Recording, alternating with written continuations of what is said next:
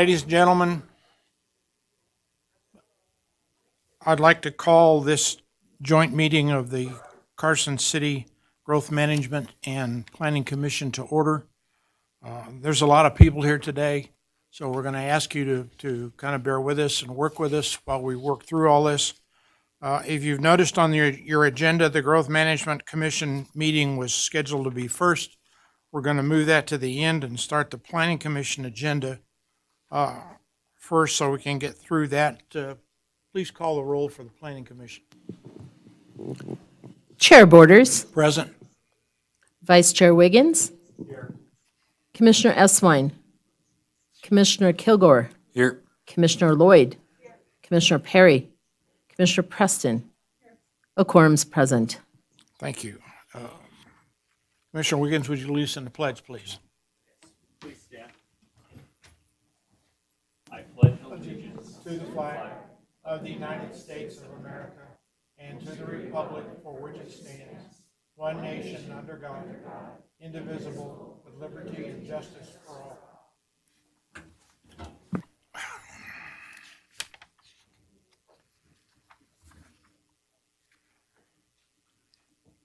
Members of the public are invited to address the commission at this time and comment on any matter that is relevant to or within the authority of the Planning Commission, including any matter that is not specifically included on the agenda as an agenda item. Is there any public comment at this time on a non-agenda item? Yes, ma'am. Please come forward.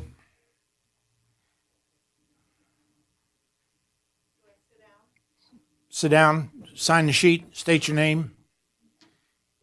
Press the button until the green light comes on.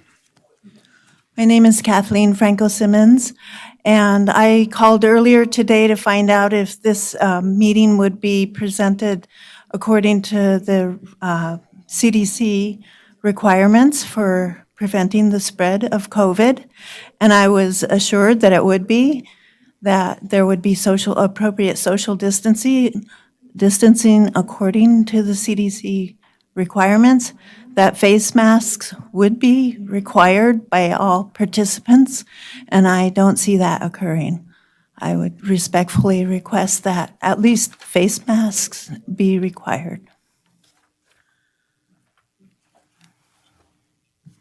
Well, you're just about a jump ahead of me. I was going to make a comment that this facility is a city facility, and as such, masks are required inside. We request that everybody wear a mask. When you come up to testify, you can take your mask off. Other than that, the commission itself, we're all distanced and segregated, and that's the reason we're not wearing masks. Some of us do, some of us don't. I'll also comment on the fact that there will be a lot of people, I assume, that want to speak tonight. We're going to ask you to limit your remarks to 3 minutes. Or we'll be here till this time next week. Also, if someone has already spoken and you have nothing further to add to what they have spoken, it's more than appropriate to just say, I agree, and not have to restate everything that has been said before. But that's certainly your option with your 3 minutes. Okay. Mr. Chair, Yes, ma'am. we do have masks available at the door. Yes, there are masks at the table and at the door if you need a mask. Item number 5, approval of the minutes of August 25th. Oop, wrong one. Yeah. Approval of the minutes of August 25th. These are the Planning Commission minutes that were part of your late material. Are there any additions or corrections to the minutes? If none, I'll entertain a motion.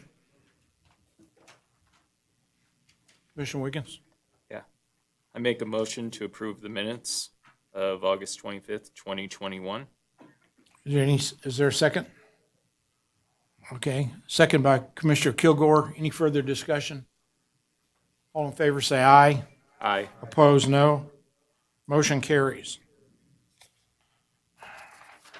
Item 13A, LU 2021-0302, discussion and possible action regarding a request for a special use permit to allow for temporary tract sales office, mobile home,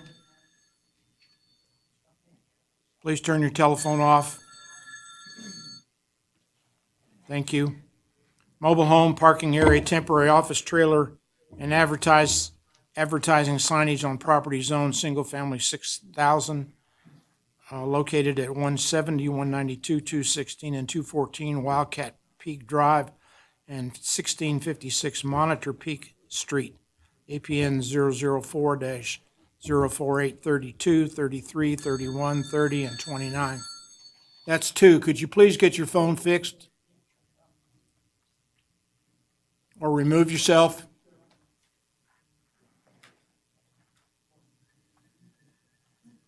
Lena, or Heather, you gonna do this? I'm going to take this one. All right. Thank you. Heather Ferris, Planning Manager, for the record. The tentative map for Blackstone Ranch was approved in March 2017, and in April 2019, a modification to the tentative map was approved. The final map for Phase 1A of the project was recorded earlier this year. The applicant is now seeking approval of a special use permit for temporary sales office with model homes and associated parking and signage. The applicant is proposing 4 model homes with parking, a temporary office trailer, and signage. The Planning Commission has the authority to approve a special use permit upon making each of the required findings in the affirmative. Staff has made all 7 findings and is recommending approval, subject to the conditions of approval included in your staff report. We've received no public comment regarding this project. I'm available for questions, and the applicant, Steve Thompson, is here and may wish to address the commission. Okay. Is there questions for staff? And the applicant's here. Please come forward.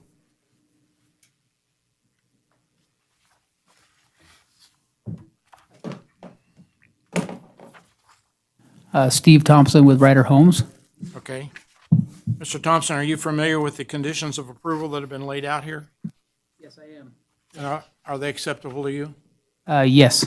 Okay, just push it once until the green light comes on. Okay. Okay. Do you have any, does anybody have any questions for the? I have one, and I think it's just, maybe it's an oversight. I noticed on your site plan, you also have an ADA bathroom. Mm-hmm. I'm assuming that's a portable. Yes. When you remove the trailer, does the ADA bathroom also get removed? No, it stays. It stays? Okay. Until such time as everything's converted We back? leave it for the duration of the project Okay. to allow for ADA access. All right. Are there any other questions for the applicant? Okay. Is there any public comment on this? Hearing none. Commissioners? Commissioner Lloyd? I will offer a motion. I move to approve special use permit LU 2021-0302 based on the findings and subject to the conditions of approval contained in the staff report. Thank you. Is there a second? Second. Commissioner Preston, I saw your hand first. I'll second it. All right. Any further discussion? All in favor, say aye. Aye. Opposed, no. Motion carries. Thank you. Thank you.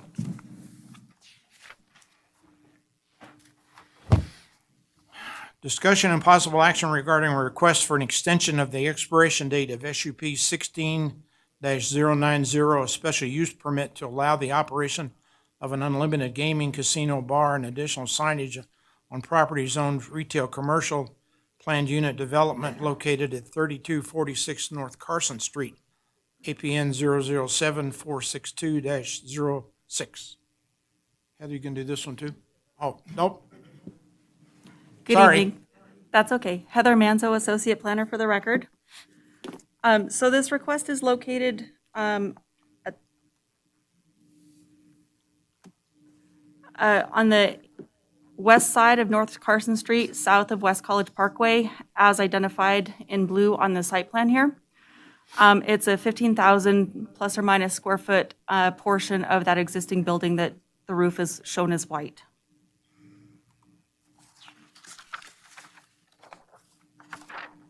And so this request was originally approved by the Planning Commission, and an appeal was heard by the Board of Supervisors. This Board of Supervisors upheld the Planning Commission's decision to approve the request in 2016. The original request included a special use permit for unlimited gaming casino, a bar, and additional signage at the project site.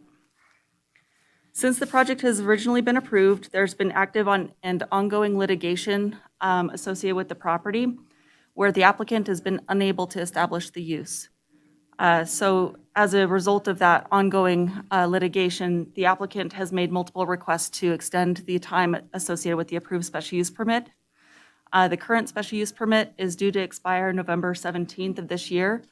The applicant had filed a request to extend the time to where it would expire a specific time frame after the end of litigation. However, there's not really a date associated with that end date for litigation, and so staff didn't feel comfortable providing an open-ended recommendation for approval. So as you'll see in the recommended motion, staff is recommending a 3-year extension that would then expire November 17th of 2024. Staff is recommending approval of the request and has not received any public comment on this item, and the applicant is here should you wish to speak with them. Okay. Are there any questions for staff? Commissioner Wiggins? Commissioner Wiggins, for the record. Just a question. I don't think this was way before I was on the commission, but there was one commissioner who voted no on this. Do you have any info on why they did originally? That was also before my time, so I apologize. I don't have an answer for you on that. Okay. I did want to note also that there was some late material provided in your packet. The staff report, the way it was printed, didn't include the recommended conditions to be modified. Staff has removed all of the conditions that are already code requirements, so the total number of conditions is now dropped to 11. Heather, I have a question on timing. On condition number 11, about the sewer line. If the sewer line is already at max capacity, do you think we're really going to need a study? Or should we just say that they're going to be responsible for their share? Or Stephen, can you? Stephen Potato, Development Engineering for the record. So the thought process behind that condition is that we need the study to determine what that pro rata share would be. Okay. But there will be a pro rata share. Mm-hmm. And it doesn't make any sense to try and figure out what it is now. Correct. Okay. All right. Commissioner Preston? The other question I have is because I'm very familiar with this property, and in here it discusses the signage. And my question is that for the monument sign that exists there now, that's on kind of a mid-entrance? The reason is that I can see that that sign is actually used by not only these two buildings, but it's used by the former Kmart building, and it's used by the former McDonald's building. So are they assuming that sign?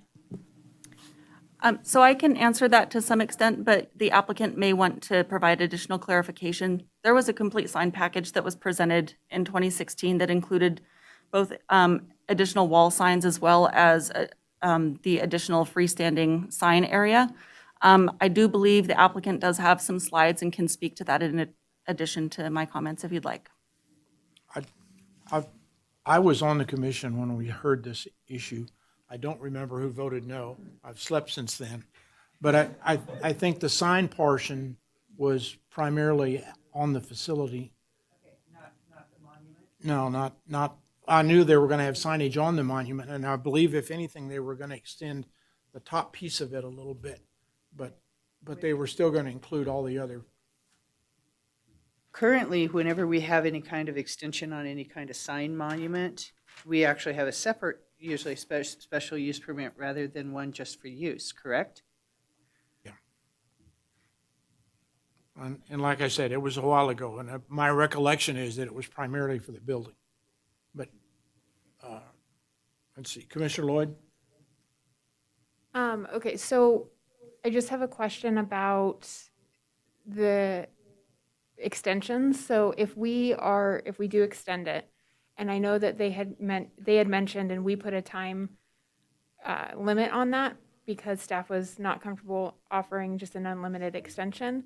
Is there a period of time where there are so many extensions, or there is a time limit on what that looks like without it coming back to the board? Thank you, Commissioner Lloyd. In answering your question, it is up to the Planning Commission to, number one, decide whether or not it's appropriate to provide an extension to the application, and number two, what the time limit would look like. So we didn't feel comfortable with an open-ended timeline just in case, development character changes there, or we have a new code that comes into play in between now and then. So we did make the 3-year recommendation, but it is the Planning Commission's decision on that. Okay, so a follow-up question to that is, let's say we extend it and it gets extended a few times and the area is further developed in a different way. Can we then not allow an extension at that time? That's correct. Any future extension will need to be reviewed against the findings that are in place at that time. Thank you. Is the applicant here? Yes, they are.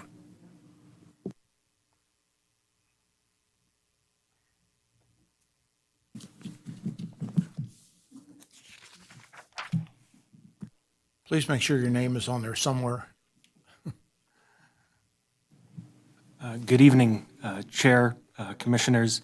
Sev Carlson with Kempfer Kroll. For the record, I'm here on behalf of the applicant, Silver Bullet of Nevada. To give you some history, Silver Bullet, through its parent company, GPEG, owns and operates Bodine's Casino, Slot World, and a couple of other properties in Douglas County. They were looking at Bodine's North for this site at Northtown in 2016, using the grandfathered non-restricted gaming license from the Horseshoe Club. This site is in redevelopment area 2, so under state law, we're allowed to relocate the license to that location. Under city code, we needed an SUP for the non-restricted gaming use and the bar use. We have it accompanying with a restaurant. That was approved. We had competitors who opposed the SUP. Ultimately, the Planning Commission did grant the SUP.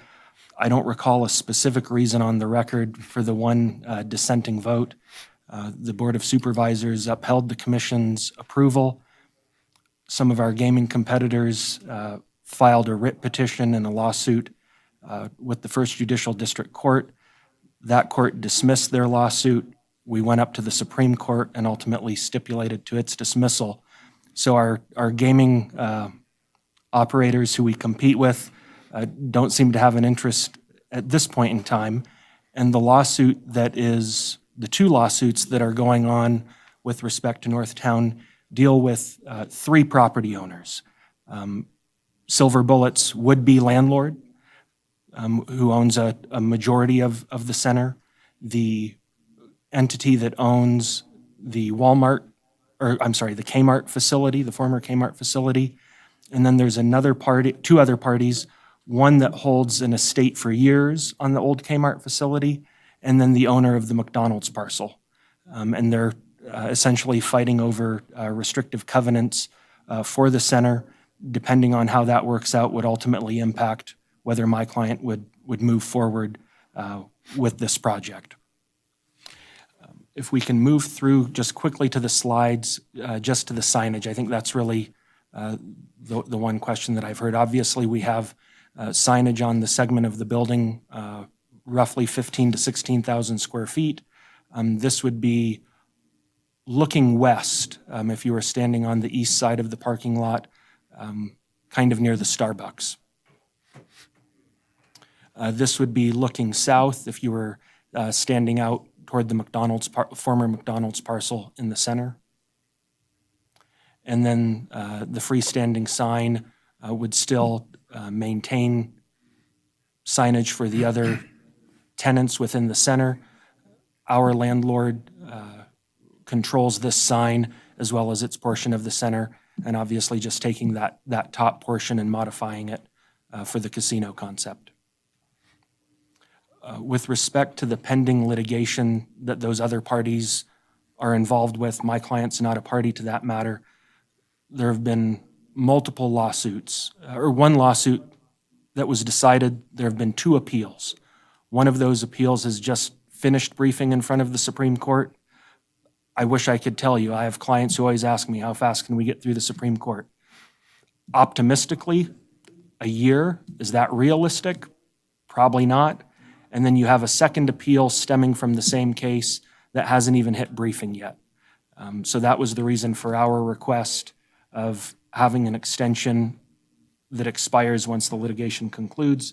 We're comfortable with staff's recommendation of 3 years, and we're comfortable with staff's recommendations on the conditions. Okay, well, the conditions of approval are acceptable to you? Yes, sir. Okay, and I think you probably appreciate the concern of the commission and the staff about doing anything open-ended.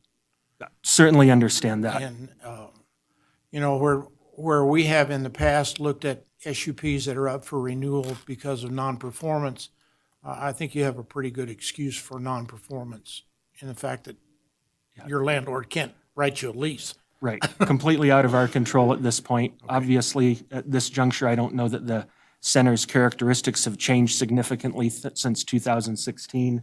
That's the discussion we've had with staff in support of an extension. And again, we're comfortable with the limitation of 3 years. And if we need to come back, I hope we don't have to. We'll certainly look to see that it's, you know, that we're following code from a development standpoint and that you're comfortable with it. Okay. Any other questions for the developer? Or the applicant, I'm sorry. All right. Is there any public comment? Hearing none, how about it? Commissioner Wiggins? Sure. Commissioner Wiggins, for the record, I move to approve an extension of the expiration date for SUP-16-090 to November 17th, 2024, as the approved special use permit continues to be appropriate, and the activity permitted by the special use permit will not adversely impact other properties in the area or the public interest. Thank you. Is there a second? Commissioner Lloyd? Oh, Commissioner Kirkpatrick? Kilgore? Second. Thank you. I'll get you all straight one day, I promise. All right, any further discussion? All in favor, say aye. Aye. Opposed, no? I think the ayes had it. 5-0, yes. Thank you. Thank you, Mr. Chairman. Thank you.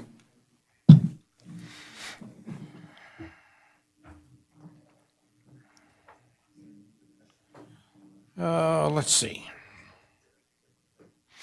Discussion and possible action regarding the request for a special use permit to construct a detached accessory structure that will result in 1, the cumulative square footage of accessory structures exceeding 75% of the size of the primary structure, and a secondary accessory structure that exceeds 5% of the total lot area of a property zone, single-family 1 acre located at 1055 Valley View Drive, APN 009-143-06. Heather? Good evening again, Heather Manzo for the record. So this request is located on the west side of Bigelow Street and the south side of Valley View. It's on a corner lot. There are multiple existing detached accessory structures on the site today. The applicant has requested removal of all of those accessory structures and the construction of a new 50 by 50 or 2,500 square foot accessory building, kind of central to the southern portion of his property. The accessory structure does trigger both exceeding 5% of the total land area of the parcel, and depending on how you count up the square footage of the house, it would exceed 75% of the primary structure. So we did include those 2 elements as part of the special use permit request. With this request, the owner will need to install 1 driveway, a paved driveway leading to the garage door. There are 2 existing driveways off of Bigelow today. He can pick which one he would like to pave should this request be approved. The structure is constructed of metal and will be colored to be consistent with the existing residents. I did receive one call, and you received one email and late materials in support of this request. Staff was able to make all of the necessary findings for this and is recommending the Planning Commission approve it. And that concludes my presentation. The applicant should be in the room should you have questions for him. Thank you. Questions for staff? Commissioner Wiggins? Yeah, this might be for the staff engineer. I think we've had these before, and previously you've made folks do street improvements, and I think the one gentleman had to do 2 driveways. Am I remembering this correctly, or? And I'm just curious, I just wanted clarification on why this one only requires 1, and it seems like minimal street improvements. Stephen Poteo, Development Engineering for the record. After the application that you were thinking of and that discussion, staff looked at that requirement, and we did decide that that was inappropriate, requiring paving of the existing driveway of the main structure rather than just the accessory structure. So we told the applicant that they would be okay with just the one that was in question. And so moving forward, that's what you'll see on all accessory structures. But this driveway just has to cover the right-of-way, correct? Doesn't have to go past his property line. Correct. Okay. Thank you. I like the little guy not having to spend all his money for the city requirements. Any further questions for staff? Is the applicant here?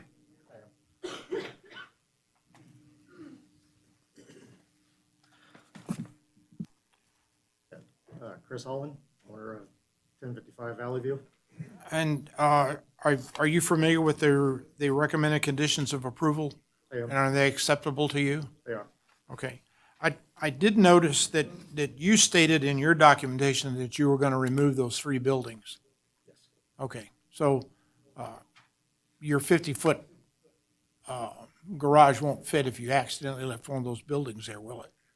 Actually, it still would fit, but I'm taking them all out. Okay. Well, that's what I wanted to hear you say. All right, thank you. There's a lot of room back there. Yes, there is. Are there any other questions for the applicant? All right, sir, thank you very much. Thank you. Is there any public comment? Hearing none, any further discussion from the board? Is there a motion? Which one are you going to do it? All right. So I'd like to. Commissioner Kilgore, go ahead. Commissioner Kilgore for the record. I'd like to make a motion to approve special use permit LU-2021-0321 based on the ability to make all findings and subject to the conditions of approval contained in the staff report. All right, I assume Commissioner Preston will second that then. All right, is there any further discussion? All in favor say aye. Aye. Opposed, no. Motion carries.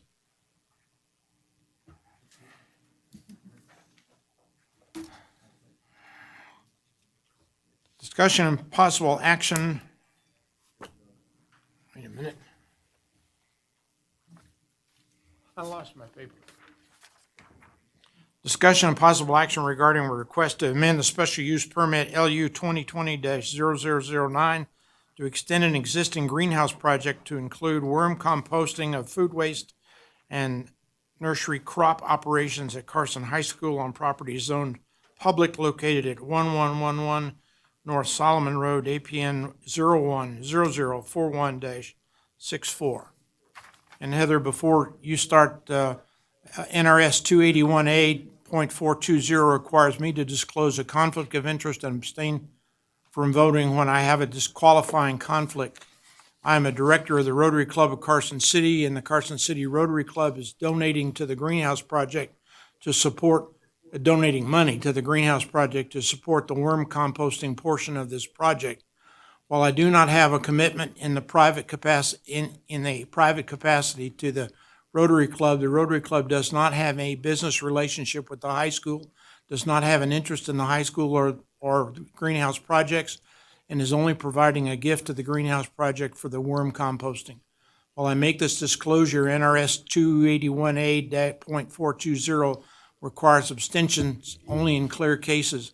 I do not believe that the independence of my judgment is materially affected by my comments to my commitment to the Rotary Club. Therefore, I do not have a disqualifying conflict and will be voting on this matter. Thank you. Heather? Thank you. Heather Ferris for the record.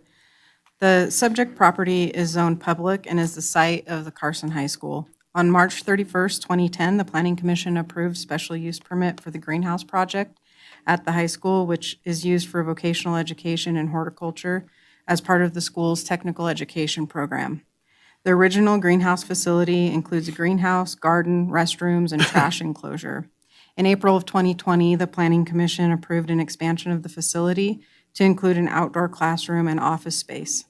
The applicant is now proposing to expand the operations to include worm composting and nursery crop operations on an adjacent 1.75 acres of the Carson High School property.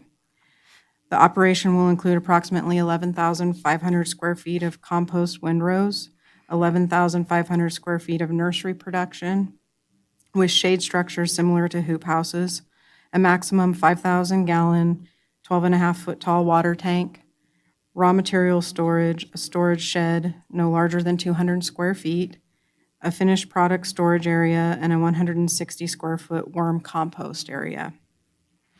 As you know, the public zoning district requires approval of a special use permit prior to commencing any use. Neither the original SUP or the amendment included the proposed worm composting and nursery production operations. Therefore, an amendment to the special use permit is required. The Planning Commission has the authority to approve a special use permit upon making each of the required findings in the affirmative.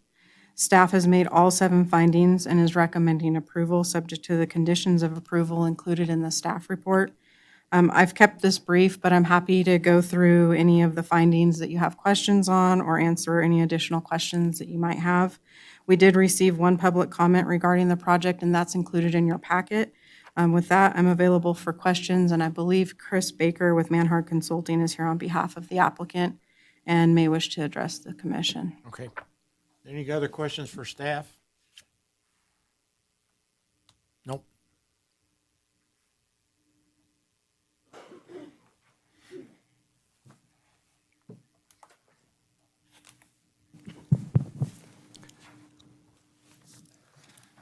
Good afternoon, Planning Commission. Chris Baker with Manhard Consulting here on behalf of the applicant, joined to, I guess, still this afternoon, by Karen Aboud with the Greenhouse Project and Mark Cornig with the school district. We agree with staff's recommendation for approval, any conditions as laid out. We'll do our best to answer any questions if you may have them. Okay. So all 8 conditions are acceptable to all the parties? Yes, sir. Is there any other questions to the applicant? Commissioner Lloyd? I have one, and I'm not sure if you guys will be able to answer it, but I'm just curious as to how many more students a year you think this will be able to impact and allow for more vocational training. To answer your first question, no, I cannot answer that, but I know someone who can. Karen Aboud for the There you record. go. Sina, I couldn't hear. Just about how many students that this would be able to impact in a year, like how many additional students by expanding the project? Well, currently, the ag program at Carson High School has 200 students, and that includes all aspects of what we provide now. This expands, as you saw in that packet, the career and technical ed opportunities for the students. How much that increases, of course, depends on the population, but what it does is it broadens the categories that this program appeals to. So in other words, marketing for packaging the composting, things of that nature. So that's just one example of the expansion of what this does. Thank you. Okay. Any other questions for the applicants? No?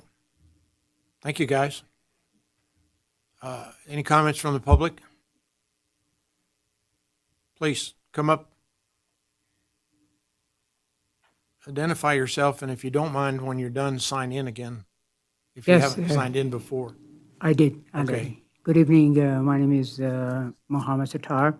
Okay, I'm with El Pollo Loco. This restaurant is very close to this greenhouse project. We are not opposing a greenhouse, but the process that they're using, this worm composting, that according to our research, that it causes a lot of odor and smell, creates a lot of flies. So we are at a very situated on the backside of El Pollo Loco. So that's the biggest fear that we have, that it might cause difficulties for our operation. Okay.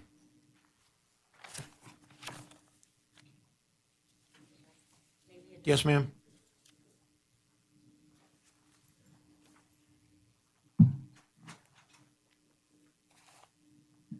Corey King with the Greenhouse Project. We are currently doing composting already as part of our existing operation, and so we do have some experience with composting. But there's a lot of different mitigation techniques when it comes to composting to making sure that those issues are minimized. And the number one, I guess, is the fact that as long as we're doing it properly, then there won't be a problem with that. As long as we have the materials that we need to use the proper mixes, any of those issues are just not existent. But in addition to that, we have some buffers around the property to also mitigate any issues with that, including on the north side of the property is a berm with vegetation that we will maintain. And so that is one of the main ways that we'll be mitigating. And I will add to that as well, because we had to go through an Nevada Department of Environmental Protection application as well. Okay. And the answer to that question was provisions for odor prevention and control. Putrescent feedstocks will only be received when appropriate high-carbon feedstocks are on site and available for immediate mixing. All putrescent feedstocks will be pre-composted prior to entry into the CFT units. Applications of labs, IMO, and/or EM to aid decomposition and arrest odors. Windbreak hedgerow, as Corey mentioned, planting along the perimeter to further mitigate any odors. And we are on school property, so we are conscious of this. Okay. The last thing that I should say about this is that as we manage this, it will be constantly monitored for such issues, along with any other issues that might come up. So just the management of it itself should be sufficient. All right, thank you. Are there any further comments? Okay. Commissioner Lloyd? I would like to offer a motion. This is Commissioner Lloyd, and I move to approve LU 2021-0307, an amendment to special use permit based on the findings and subject to the conditions of approval contained in the staff report. All right, thank you. Is there a second? Commissioner Preston? I second it. Thank you. Any further discussion? All in favor, say aye. Aye. Opposed, no. Motion carries. All right. 13D, LU 2021-0307, discussion and possible action regarding a request to, wrong one. Next page. Discussion and possible action regarding a request for a special use permit to allow for a slaughterhouse on property zoned general industrial located at the south side of Highway 50 East and east of the Detroit Road, APN 008-371-38, 39, and 10. Heather. Thank you. Heather Ferris again for the record. The subject property is vacant and zoned general industrial. The subject parcels are currently involved in a lot line adjustment that in part will result in the 4.43 acre parcel as shown on the site plan here. Can you show us where the lot line adjustment is or explain where that is? So it's an adjustment between the three parcels that are incorporated into this one parcel. Let me see if I can okay. get. I got you. There's a parcel here. Yeah. Along Detroit Road. There's a parcel here. And then there's a parcel here. All right, thank you. And those are being adjusted along with some others in the area This is one of the configurations of the resultant parcel. The applicant is proposing to construct a slaughterhouse, which will include a 5,000 square foot building and a 5,600 square foot corral area for loading and holding animals. The applicant proposes processing no more than 60 animals per week, with animals being on site for no more than 24 hours prior to processing. Additionally, the applicant is requesting the ability to operate up to 3 days per week with a maximum of 120 animals on site at any one time in order to accommodate local events such as fairs. This would occur no more than 6 times per year. The applicant is also proposing the processing of wild game. The applicant will also offer on-site custom butchering, curing, and smoking of meats. There will also be a small retail component to the facility where the applicant will offer prepackaged meats for sale. The applicant is planning for the facility to be USDA certified and will be required to obtain and maintain all local, state, and federal permits and licenses, including but not limited to a wastewater discharge permit from NDEP, a Nevada Department of Agriculture license to operate, and USDA permits. A slaughterhouse is a conditional use in the general industrial district. Therefore, a special use permit is required. The Planning Commission has the authority to approve a special use permit upon making each of the required findings in the affirmative. Staff has made all 7 findings and is recommending approval subject to the conditions of approval which are included in your staff report. Additionally, development engineering is requesting an additional condition be added. This isn't in your late material. There was an oversight and they had missed adding this condition. It would read, the sewer lift station downstream of the project is at capacity and with entitled projects. The project must enter into a development agreement with the city to pay its pro rata share based on the peak flow to be contributed with an available flow of 320 gallons per minute and a total project cost of $1 million. As I noted, there are 7 findings of fact that must be made in the affirmative in order to approve a special use permit. I just really quickly want to talk about finding 2, which asks if the project will cause objectionable noise, vibrations, fumes, odors, dust, glare, or physical activity. The project is located in an industrial area with the nearest residence being located approximately 900 feet west of the project site. The perimeter of the facility will be landscaped to provide a visual buffer from the highway as well as surrounding properties. Primarily, staff felt that the findings could be made because, as proposed and conditioned, the project is relatively small and will only be permitted during normal operations to have a maximum of 60 animals on site for a 24-hour period prior to processing. Odors would be controlled with the management of the manure, and unusable portions of animals will be kept inside and treated with denature to eliminate odor and hauled off the same day as harvest by a rendering company. As you know, we received a good amount of public comments, which have been provided to you either in the staff report or as late material. The concerns that have been cited include odors, noise, home values, whether the property is zoned for such a use, noticing the proximity to residences and tourism, traffic impacts, water and sewer impacts, impacts to floodplains, and the Carson River. Stephen Pote and I will address these concerns now, but we'll also do our best to address any questions that come up during public comment.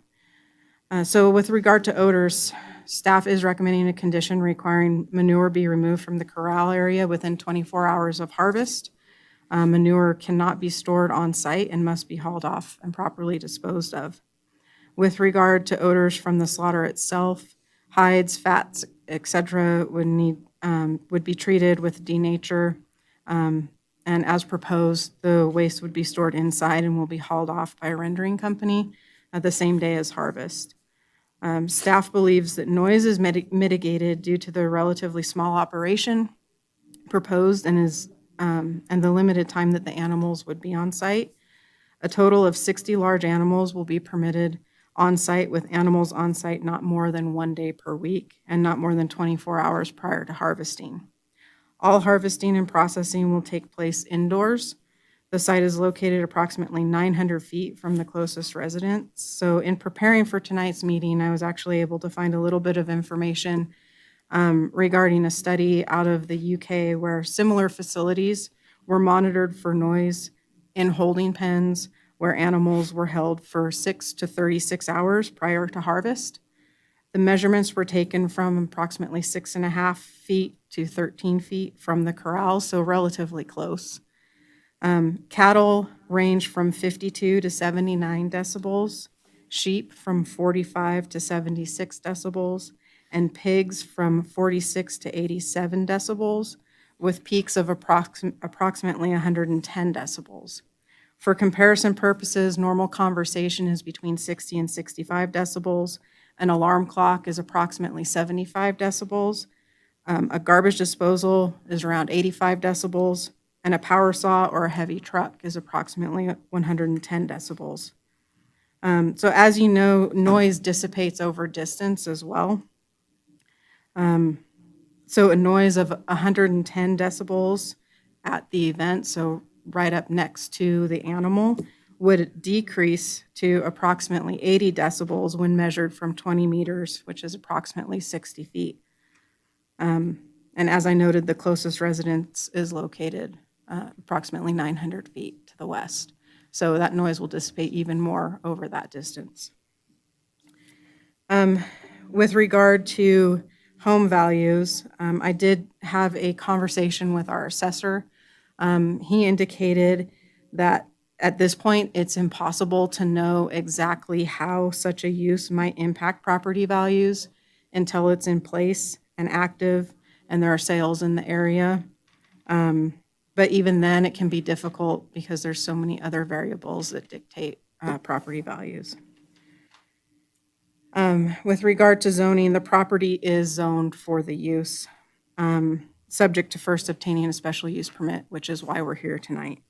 So essentially what that means for the benefit of the public is that the most appropriate location for the use would be general industrial zoning. However, there may be unique circumstances associated with the use that could result in potentially greater impact than a permitted primary use in the same zoning district. Therefore, it falls to the Planning Commission to determine if the use is appropriate and what conditions may be necessary in order to make the required findings. Noticing was done consistent with Carson City Municipal Code, which requires property within 600 feet of a parcel greater than 1 acre but less than 40 acres in size to be noticed. And notice was also published in the paper 10 days prior to the meeting. Finally, for planning, the proximity to homes and tourism. As I noted, the nearest home is approximately 900 feet from the project site. The two places that were noted in a couple of comments that folks were concerned with was the V&T Railroad and the RC Airport out there near the dump. So the railroad and the airport are both approximately 2 miles east of the project site. Chris Baker with Manhart Consulting is here on behalf of the applicant, and I'm available for questions, but first I'll pass it over to Stephen to go over development engineering's notes with regard to the comment letters. Thank you, Heather. Stephen with Development Engineering for the record. So I was going to touch on stormwater pollution, impacts to the flood zone, traffic, and then water and sewer. For stormwater pollution, we believe that conditions 9 and 19 protect pollution to the stormwater system and the river downstream. Condition 9 requires the runoff from the corral to be detained and infiltrated. And then condition 19 is just speaking to other state permits. Within that will be the requirement to get an industrial stormwater permit. So the state may actually require additional requirements above and beyond what the city requires, but that is yet to be determined by them. For the flood zone, there is a floodway, and there are also other regulated flood zones on the property. All of the grading for this project is outside of the floodway, and then any grading inside the other flood zones would be required to meet Carson City Municipal Code 12.09, which is for flood damage prevention. And as the commission's aware, we see that pretty commonly. One of the requirements in that standard is that any fill has to have a corresponding amount of cut. So you balance it so you're not adding fill to the flood zone and causing water to go somewhere else. On traffic, the applicant provided a trip generation analysis. They did not meet the threshold to require a full traffic impact study. That threshold is 500 daily trips. They're at about 10% of that at 53 daily trips. And they looked at the closest Institute of Transportation Engineers numbers that they had available. And then they also compared that to what the applicant estimated. And both of those numbers were pretty close to each other in terms of what the applicant thought they would see for traffic and how that compared to the ITE trip generation rates. As you're aware, we can require traffic impact studies if there's other issues in the area. The city engineer and transportation department didn't feel that that was necessary since North Deer Run Road does have a center turn lane. The traffic can go out on Sheep as well as Bighorn. And then as you go out to 50, there is a traffic signal at that intersection. So we felt very comfortable with the intersections involved here. And then with water and sewer, the city does have capacity to supply water. As Heather mentioned, there is a condition of approval related to a downstream sewer lift station. That was an oversight. We thought that made it into our comment memo, and it just didn't make it in. But that lift station will need to be upgraded, so this project will have to contribute their pro rata share. And with that, that's all I have for our comments. The questions for staff? Everybody? Commissioner Wiggins, for the record, what other zones would a special use permit? What would this, where else could this be? What type of zones? And I guess what I'm getting at is when I first saw this, I was thinking more agriculture areas would be good for this. So it's specifically listed as a conditional use in the general industrial zoning district. That is the only zoning district, if memory serves, without looking at my code, that it is allowed in. Okay. And then second question, do we have any other slaughterhouses in Carson City? I believe we have butcher shops. I don't believe we have slaughterhouses. So they might take half an animal and process it, but they're not actually taking the full animal from harvest all the way through. Commissioner Preston? My question is always water. How much water does this particular use use?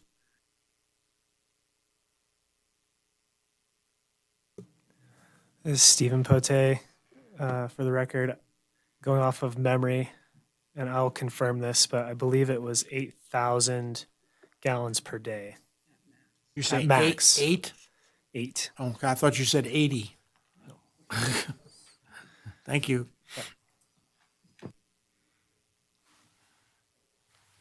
Could you put the site map up?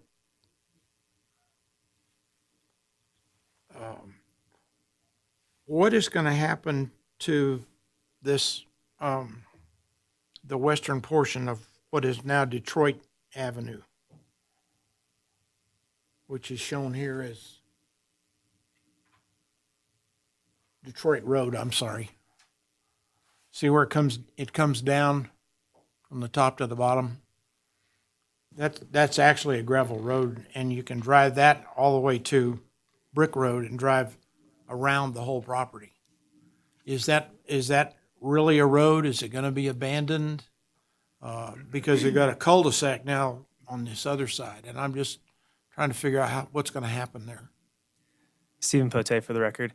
As Heather mentioned in her presentation, there is a lot line adjustment associated with this parcel and the surrounding parcels. With that, the intention is to provide access from Sheep Drive to the majority of those. I can't remember off the top of my head if there's any that will continue to have access from 50. I believe there are. I can't remember off the top of my head what they're doing with that access, if they're abandoning it or just keeping it as is. Okay. Heather Ferris for the record. I don't believe they're proposing abandonment of Detroit, so it would remain as is. Okay. Are there any other questions for staff? Yeah, Heather, I've got a couple. Commissioner Lloyd for the record. I don't know if it's appropriate, but would it be possible if this were to pass in the conditions of approval, have a condition that they maintain a USDA certification since they say that they would have one? So I believe that that's already addressed in condition 19, but if you feel that it needs clarification, we can do that. The condition states that the applicant shall obtain and maintain all required permits and licenses, including but not limited to a wastewater discharge permit from NDEP, a Nevada Department of Agriculture license to operate, NRS Chapter 583 license, and USDA permits. Thank you for that clarification. My next question is, if this were to also the conditions of approval be approved, is it possible for this project to be checked on more, frequently to ensure that they are meeting these requirements and the conditions? So if the Planning Commission would feel more comfortable having some sort of annual review or a review within 1 year of commencement to see how they're operating, to verify that they're meeting their conditions of approval, that's definitely something that we can work into the conditions based on how the Planning Commission decides on this project. Thank you.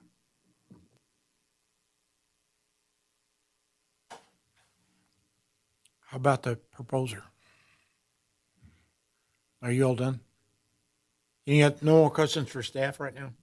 Okay. There are now 23 conditions for approval. Are they acceptable to the applicant? Chris Baker with Manhart Consulting here on behalf of Carson Valley Meats. I'm joined tonight by Karen Sinclair and Mike Holcomb with Carson Valley Meats. We have read the conditions of approval. We do agree with staff's recommendation and the added condition, I believe it's 43, as stated. Okay. Do you have any other thing you? Yeah, I have a PowerPoint that I'd like to run through real quick. I think that would complement Heather's great overview, and if the commission pleases. Then go ahead, proceed. So what you're looking at here is, Heather went over the project location, so I'm going to do my best not to be redundant. The project location is there south of Highway 50 in a very industrial area. What we have added there is that's the parent parcel boundary, and then superimposed there is the building footprint itself. I think that gives you a little bit more context of where it sits in accordance with the future lot line adjustment. As Heather indicated, the application in front of you tonight is a special use permit to allow for a meat processing facility in the general industrial zoning district. I think I'm going to state the obvious. Go back, please. This is a polarizing land use. I don't think you'd have this many people in attendance and this much public comment if it wasn't. With that, Not since vintage, right? but we don't talk about that anymore. With that, emotions tend to be involved, and that's understandable. But I think what's important to stick to is what's in front of you is an application for a conditional use permit. Carson City Code has already stated that this is a permitted use.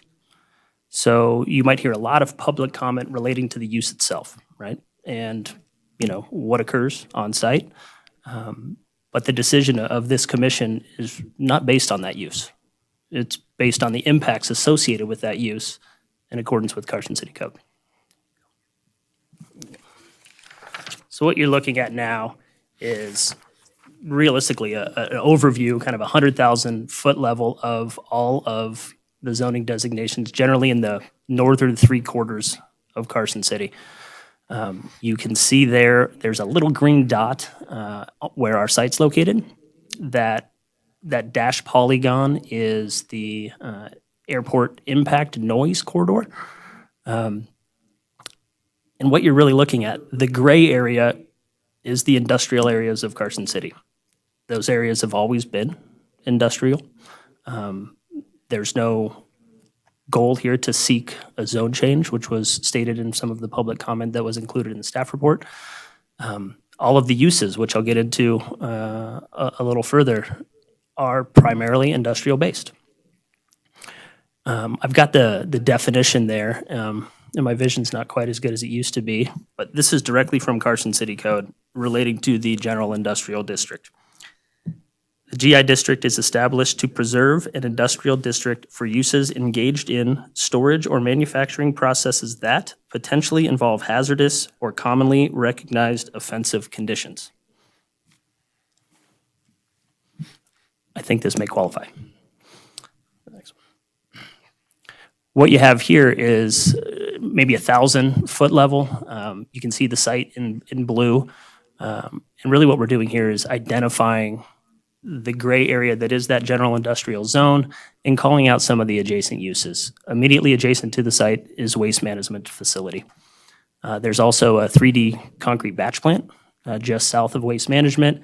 There's various other industrial uses up and down that corridor, auto, truck repair places, equipment rentals. And it's not just, north and south of our site, also east and west. And as you move through the corridor east towards the city boundary, it's really industrial all the way through. So here's a site plan of what would occur. The total site is 4.43 acres. The proposed building, as Heather indicated, is 5,000 square foot with 5,600 square foot of loading and corral area. Proposed parking is in accordance with code, 14 stalls. Proposed landscaping, which includes buffer areas and other things, actually exceeds code. We have 34% of the site landscaped. What's in front of you now is conceptual elevations. This will be a new construction since the site is vacant. Not really your typical industrial building. You've got, board and bat siding. You've got asphalt shingle roofing. It is something that will really fit in with the 50 corridor and kind of the theme that goes up and down. Go next one.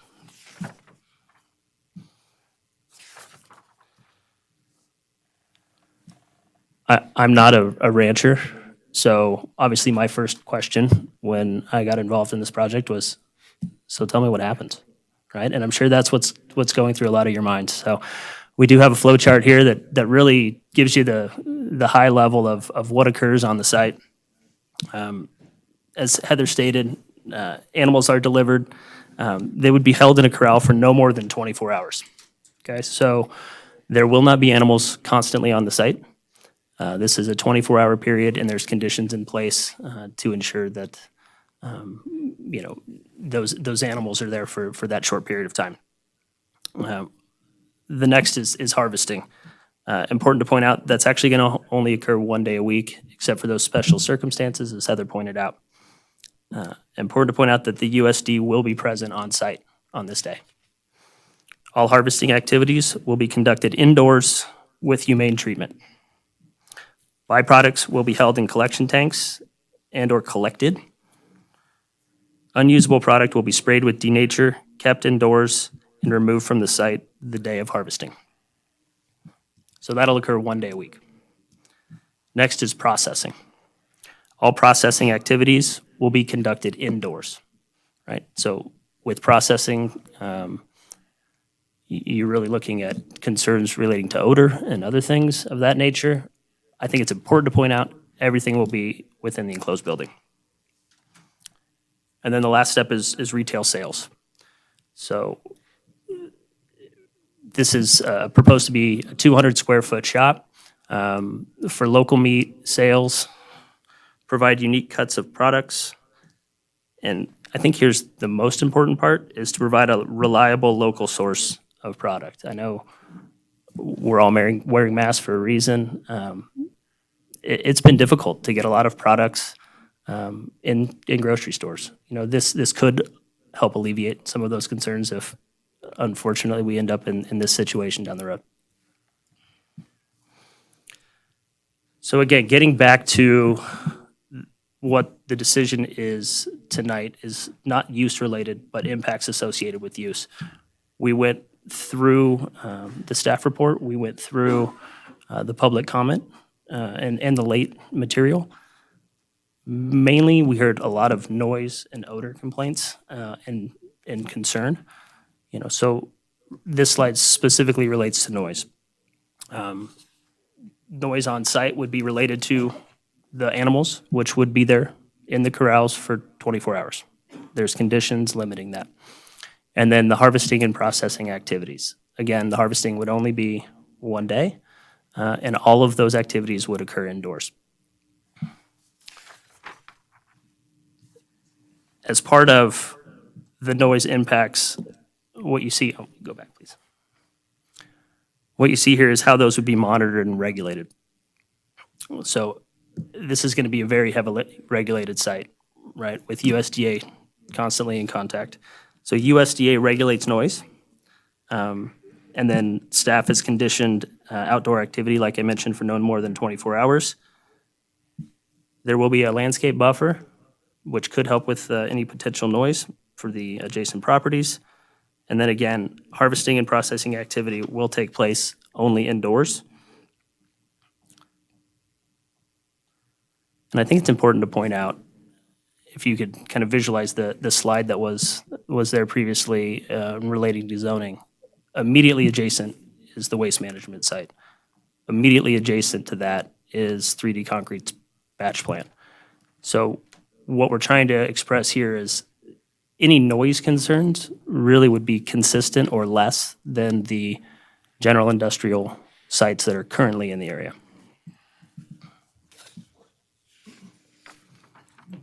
The next is odor.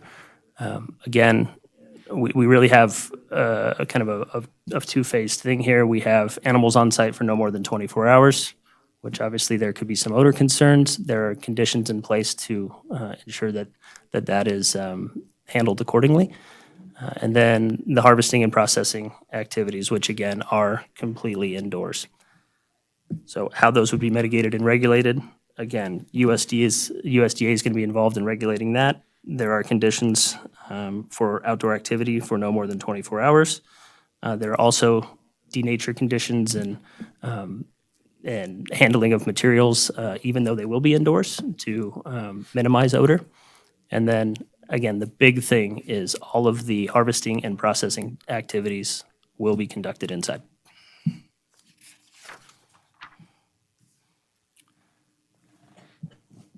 So project benefits. Again, I'm not a rancher. I don't pretend to be, but I had some interesting conversations, with the applicant and with, the general public. First of all, this is going to be a quality USDA approved facility. What I wasn't aware of is the demand for this use. As the comments that I'm hearing, the wait list for other areas, Wolfpack Meats in Reno, for example, it's over a year. So you're getting on a waiting list and hoping to get in, within that year timeline. This project does support Northern Nevada's ranching and agriculture history. It supports the farm-to-table movement with viable local alternative for the producer and consumer. All right, I think that retail sales component is a big plus for the community. And I think most importantly, it provides a high-quality, reliable, local, humane, fresh product. So with that, I will defer any of my time to answer any questions you may have. Thank you for your time. You have a site plan? Yeah, you can go back. Not of the site, the inside of the building plan. I do not have a floor plan.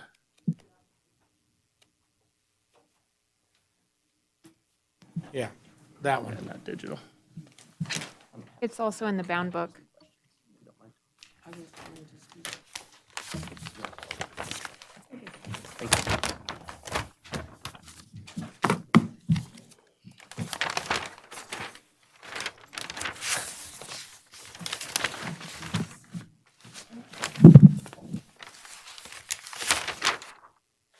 Nope.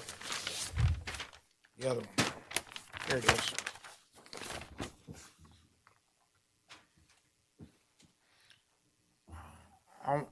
I would like you to walk me through Slaughterhouse 101. There is processing 1 and 2 and a hot box. I know what a freezer is, I know what an aging cooler is, and I assume I know what a holding cooler is. But as the product comes in, I'm assuming through the back door at processing number 2, and is slaughtered in that room? Yeah, Chris Baker with Manhart Consulting. I don't speak Slaughterhouse 101 either, so All right. I'm going to defer to someone who does, Mike Holcomb with Carson Valley Meats. That's fine. Make sure it's green.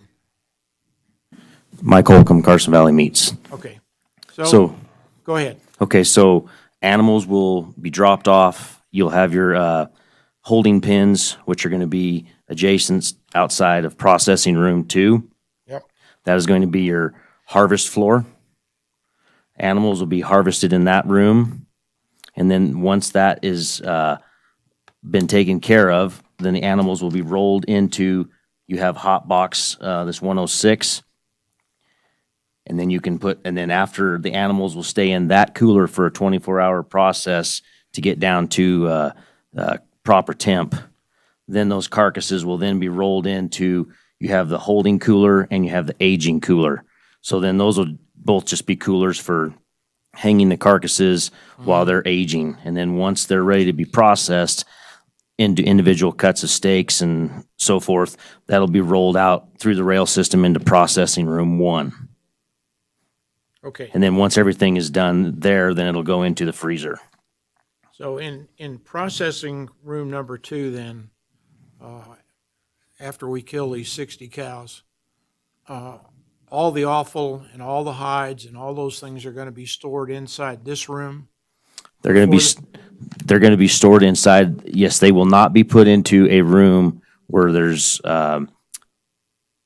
carcasses already hanging, raw carcasses. Sure. They will be in the processing room 2, totally separate, away from everything, and then it will be picked up at the end of that processing harvest day by the rendering company. Okay. Is there room in there? Yes, there will be. Okay. And in those times when you have the special events and you may have 180 carcasses? They're potentially, and we gave that number just to let what it possibly could be. Yeah. There's other harvest facilities in the community, meaning out in Fallon and Reno. Mm-hmm. So typically those fairs will disperse those animals amongst all of them. But we just wanted to cover that in case something does come where we would get all of them. Typically, we're looking at about that 60 animals per week, every week. Okay, so the result of the harvesting of the animal stays in process room number 2 until it's picked up and hauled away? Yes, sir. Okay. That was my question. Okay. Are there any other questions for the applicant?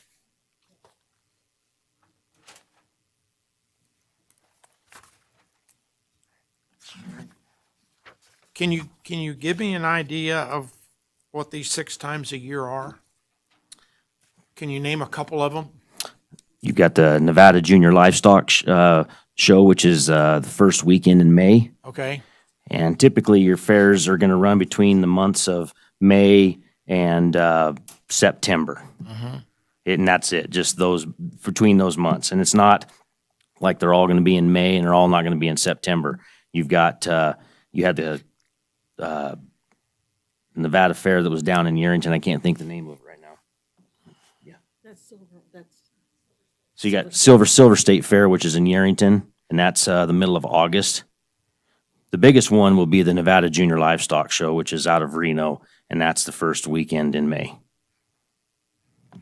Okay, and that's presumably to process all the animals that get sold at the livestock show? Yes, sir. Okay, And that's what every one of these events that we're stating would be a fair for the 4-H and the FFA kids. It's those animals from those fairs. okay. That helps that, thank you. Doris Hoskin, for the record, I would be one of those entities. I'm the one that coordinates from the fair to the harvest plants and gets the critters there and then does all the paperwork. As he says, we have a very large contingent of Douglas County and Carson City youth that have buyers who would be using this local, and it would range between probably the 40 to 80 number. I myself purchased 3 animals at the fair for our family. Okay, So that would be, and it would be divided amongst here, Reno, depending on who the buyer is and where they want it processed and cut and wrapped. And we are the largest. We had approximately 265 lots that went through the show this year. 27 of those were turkeys, but not, and it's the beef, the sheep, the market goats, and the swine. So it's not just steers. okay, It's a combination of all. thank you. Any other questions? Anybody? I have one more. The dilemma we always run into, and Commissioner Lloyd talked about it a little bit, is when we look at these special use permits, we get lots of promises and lots of things that say are going to happen, and we don't have any leverage. And my question to you is, would it be acceptable to you for some sort of a condition that says a year after you start operating, you come back and tell us how it went? Tell us if that was too many cows, or tell us that wasn't enough, or if, what I don't want to do, most people in this room are probably not familiar with it, but with the asphalt plant, I don't want to get us into a position where every year we try and find ways to rescind a special use permit because it didn't happen the way it was supposed to.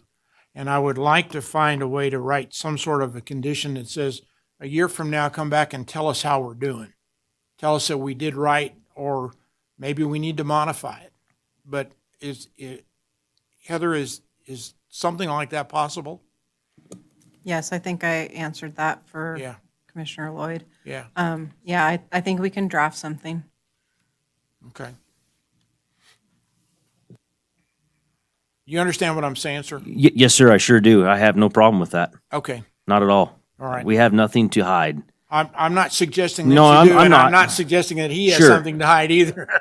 I mean, I want the community to be proud of what we're bringing to you guys. Okay. Commissioner Preston? I'm sorry. What?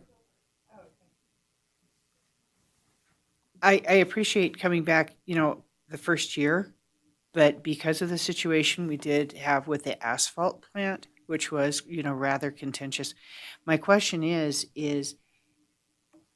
usually the first couple of years, everything is great, and it's the years that go forth, even further than that.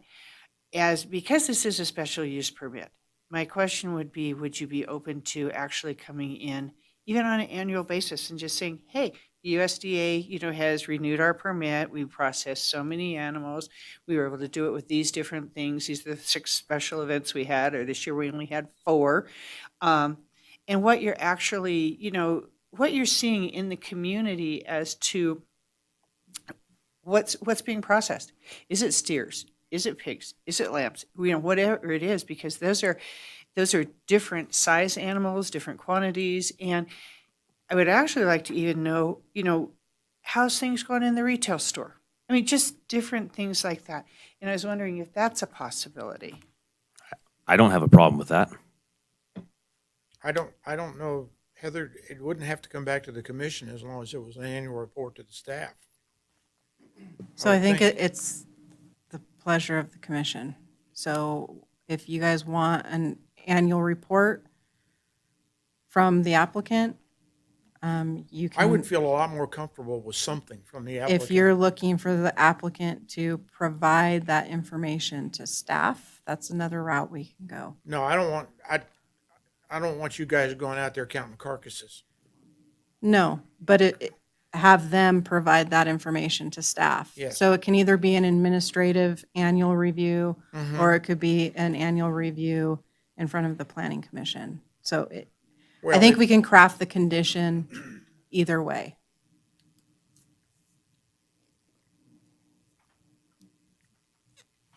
Any thoughts? Commissioner Lloyd? Commissioner Lloyd, for the record, I would, if we do go that route, I would actually like it to come before the commission, because then the members of the public who do live around the space would be able to provide their input, not just the company providing input. Okay. I do have one more Okay, question. I'm sorry. For Heather, this is for staff. When one of these slides has like the zoning on it, and I noticed that I think it's the manufactured home park is in this zoning. Is that an allowed use in GI, or did they receive a special permit for that use? So without having done a lot of research on that particular mobile home park, my assumption is that it is a legal non-conforming use, meaning that it's been there prior to this particular zoning being applied to that property. Thank you. Okay. Is there any other questions for the applicant at this time? Okay. Thank you, guys. Thank you. Do we have a list for public comment?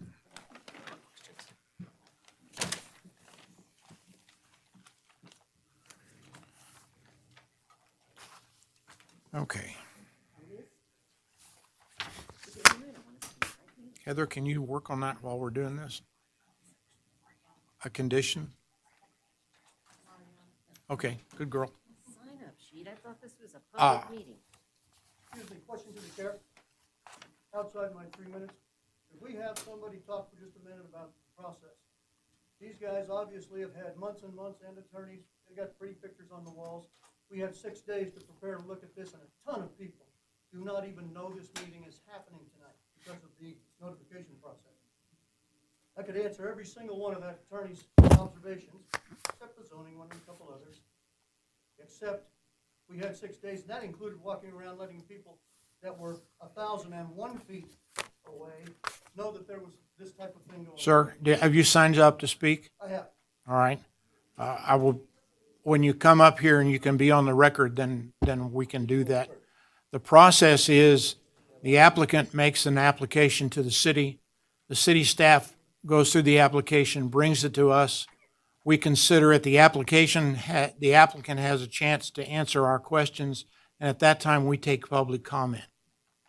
We're in the process now of starting to take the public comment.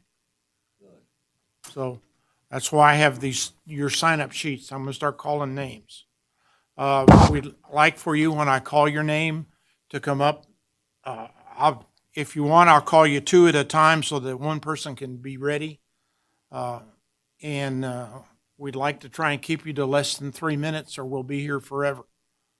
But again, like I said earlier, if you have something to say that's new, please feel free to say it. If it's the same thing that's been said 10 times, just say, I agree with them, and that's fine also. But it's your 3 minutes. You can do whatever you want to with it. All right? You get 3 minutes or less than 3 minutes? 3 minutes. Many people are signed up back here, but not on your sheet. I will get all the sheets. Don't worry. Everybody will have an opportunity to speak. We're not going to shut anybody out.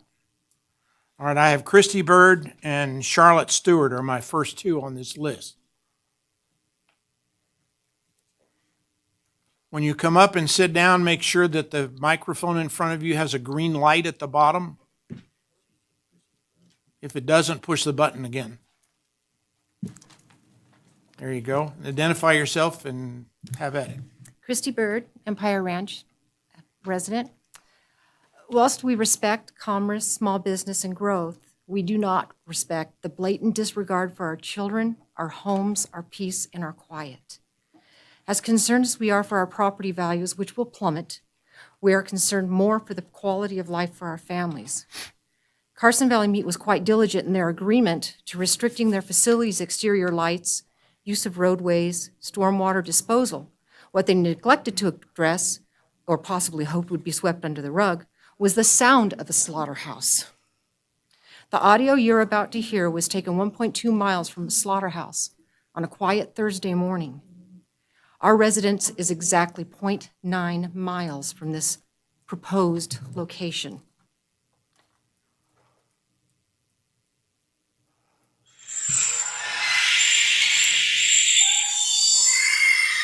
Those are animals screaming.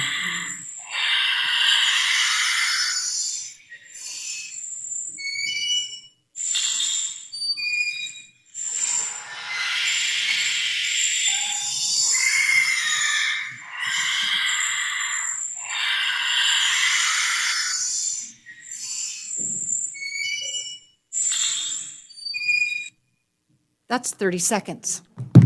I live 0.9 miles from that. Try and take the horror of that sound out of a 6-year-old's ears. My babies are not going to be awakened by the screams of animals being slaughtered. I do not want an agricultural life. If I did, I would have purchased homes in Fallon, Urington, or even off Centerville Lane in Gardnerville. We bought and put our life savings into a lifestyle of a golf course setting. A quiet, slow-paced, pristine, upkept environment. You have no right to expose my babies nor anyone else to those sounds or those vile smells. I wouldn't do it. Why can they? Highway 50 nor Morgan Mill have the infrastructure to accommodate the semis bringing beef, goats, lambs, swine, or daily game, let alone the semis from the rendering companies to remove tanks of blood, hides, bones, and guts. Graphic? Yes. What do you think is going to be in my backyard? I plead with you all to vote unanimously against this special use permit for an agricultural business in a general industrial zone. And on a side note, I'd like to remind you all, there are 2 code enforcement officers in the city of Carson. They are reactive instead of proactive because they are so overworked. How many code enforcement violations do you think they're going to find in this environment? Thank you.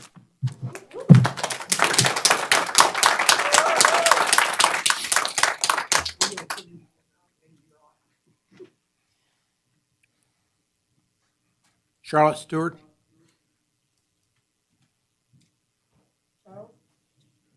She says Charlotte. All right.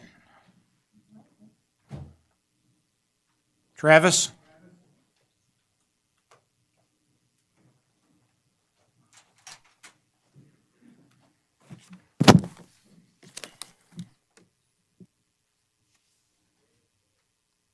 Turns green. Thank you. Travis Sagatsky. I'm a native Carson City, born, raised here. I would like to say I'm completely against the idea of a meat processing facility at this location. I am farm to table. I love the concept of it, and I support it locally in restaurants as well as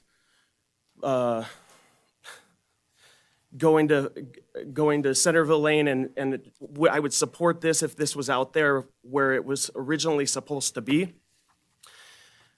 As I was reading the original plan, it didn't take into account insect infestation. And the city staff report that recommended this overlooked that completely. Even though it recommended it, which is a major blunder and an oversight for a city. In rural areas, that oversight is likely not even an issue, and they don't have to take into account the insects that come or that are surrounded on farms and neighbors, golf courses, having a problem with it. There's three major insects that I believe that are gonna come with this, and if you look at white papers on the internet, ranging back all the way from 1950, all the way to 2008, there are studies out there showing that along with common house flies, there are blowflies that come in with livestock. This site is directly near the Morgan Mill Carson River access. Lots of residents over there near the golf course walk and use those trails as well as use the river when it's high. Or when it's low, go walking in the river and people take their kids. That area will be ruined if there's livestock right there. It will draw mosquitoes, it will draw the blowflies in, and those aren't in that area right now. So being that this was advised by city staff, I appreciate the hard work that they put into this, but I believe this is a major, major oversight and possibly the kind of blunder that could impact our river at the northernmost point closest to Highway 50, where if you look into our open spaces pact that we're trying to do and our recreation that we are trying to promote, the Morgan Mill access is on our website as an attraction. So logically, when I look at that and I look at the way that people live in town that are not rural but still enjoy our recreation areas, I really think that the city and the Planning Commission should re-look into this, and the city should take back their recommendation for this plan temporarily. Those things matter for that area.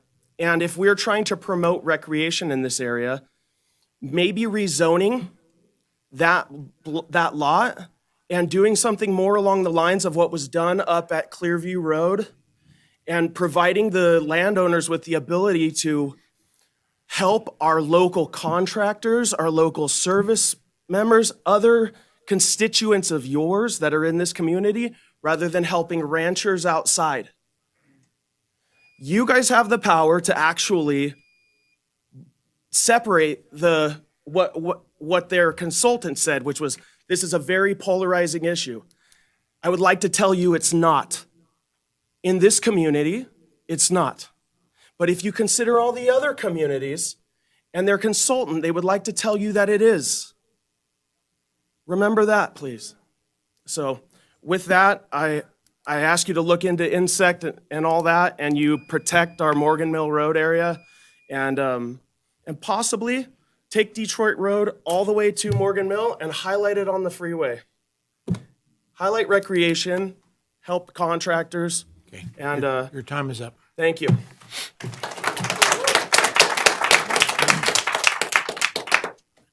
I forgot to mention that the commission will take your questions and your comments, and when we're done, we'll answer as many as we can. But we're not going to engage with you as far as having an open discussion. And also, when you hear those beeps, that means your 3 minutes is up. Robert Butner.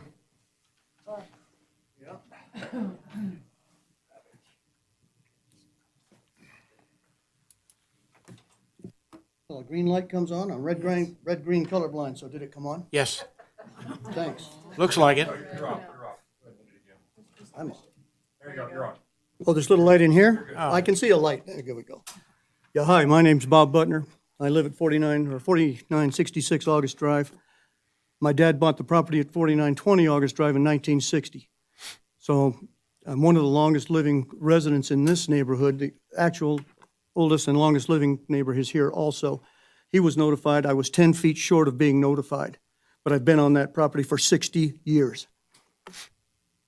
Their consultant talked about all of the various types of things that happen here. So in that 60 years, of course, I was little when I was some, so I didn't complain about anything except getting down to the river to play. There's been a huge amount of improvement, growth, change. When I was in high school, there was not a single property past Hot Springs Road. So if I jogged from high school to home, that was all empty. So that's all developed. This is the first time I've ever come and complained about a project that the city's done. And again, it's not the slaughterhouse operation, the processing, it's the location of the processing. They also suggest that this is the only operation that's available. It's not true. Down on Buckeye Road in Gardnerville right now, the same group that killed this same project in Gardnerville also helped Parker Ranch. They are going to open a slaughterhouse, a boutique slaughterhouse on Buckeye Road. It's a fully enclosed, full operation, and the neighbors that killed this proposal supported and helped them find that location.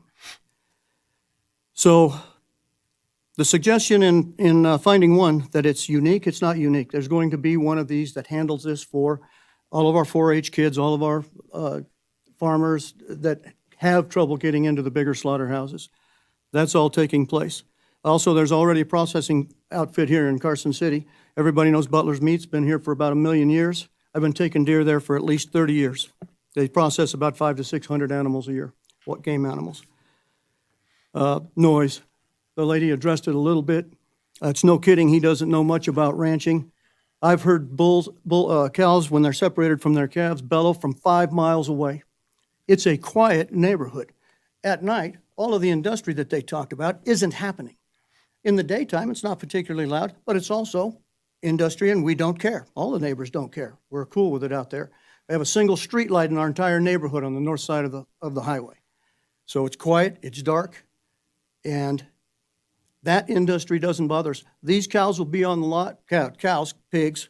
You ever hooked up with a pig and had it scream while it was being dragged to the...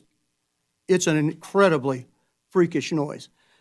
That's going to be for 24 hours, except for the days when they have these special events in which it will be for 3 days, 24 hours a day, screaming, squealing all night long, and every dog for 5 miles is going to be barking. It's not going to be a little quiet hide over there. I like their building, look cool. I think if they did the stockyard someplace else and then shipped the animals in and just dumped them into the building, there probably wouldn't even be too much complaint. We're not talking about processing. We're talking about a slaughter yard. You guys want to know if this is a popular idea? I've asked 6 girls, women of various ages, would you, without telling them anything about anything, would you buy a house within a quarter mile of a slaughter yard? There was an F-bomb followed by no. Every time, no discussion, no other question. I've talked with the owner of the property, of Old Carson Building Supply. Bob, Yes, sir. you need to wrap it up. Okay. He's not in favor of it. Think of what it'll do to his property. No more shopping markets, no fast food restaurants, no restaurants of any kind. But I thank you guys for listening to us. Thank you.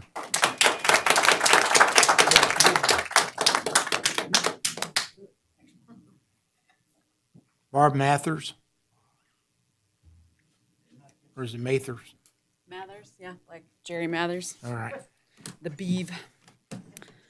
My name is Barb Mathers for the record. I'm actually going to be reading a statement for Maxine Bradshaw. She wasn't able to be here. And she's going to be submitting copies of her comments for each of the commissioners. I'm speaking on agenda item 13E, Slaughterhouse Special Use Permit Request. To be clear, I understand the need to have an industry that processes the very food that we eat to sustain life. I don't believe that this is being challenged. What is being challenged, and of the greatest concern, is environmental pollution. Every family in every community, regardless of population or geographics, wants to feel assured that they are not living in a health-compromised environment. The factual information provided to you now comes from the Environmental Integrity Project. The link provided states the IEP examined Environmental Protection Agency enforcement and compliance data from January 2016 through June of 2018 for 98 large meat processing plants. Below are some of the items listed under key findings. Most of the meatpacking plants in our study release large amounts of pollution. Of the 98 reviewed, the average discharge was 331 pounds of total nitrogen per day in 2017, almost the equivalent of raw, untreated sewage from a town of 14,000 people. Number 2, 3/4, or 74 of the plants violated at least one of the pollution limits in their Federal Clean Water Act permits at least once between January of 2016 and June of 2018. Number 3, 1/3 or 32 of the plants had 10 or more violations between the above same time period.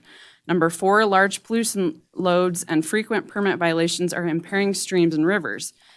59 of the 98 plants discharge to waterways that are impaired by one or more pollutants found in slaughterhouse wastewater. At least 66 of the 98 plants surveyed are owned by companies that each reported more than $2 billion in annual revenues in 2017. 27 belong to the Tyson's Corporation, the nation's biggest meat producer with more than $41 billion in annual sales in 2017. Second, JBS Holdings realized nearly $34 billion in revenue last year and owns 12 of the plant studies. In considering these astonishing statistics of massive pollution practices, I urgently request that this special use permit be denied. Please read the entire EIP report and act accordingly to protect the people of our community, and please follow the money. Thank you. And for the record, on behalf of myself, I would ask each of you, especially Chris Baker, to put yourself in the position of any of the people who live in the houses 900 feet away from the slaughterhouse. Would you really like to live 900 feet away from a slaughterhouse? The cows and animals aren't going to be pooping inside. They're pooping outside. So that smell is going to be smelled. We live in Nevada. If you've lived here for longer than 5 seconds, you know how strong our wind is. Everybody's going to be smelling this. It doesn't matter if you're 900 feet away, you're going to be smelling it. And I would like to ask who's benefiting from this location? Who's making money on this? Because this is not a good location for a slaughterhouse. There should not be a slaughterhouse anywhere within city limits, anywhere near to residential areas. So who's making money off of this? Who's benefiting from this? And especially because this was already denied in Gardnerville, closer to where the processing, the company is, it needs to be denied in Carson City too. We do not want this within our town limits.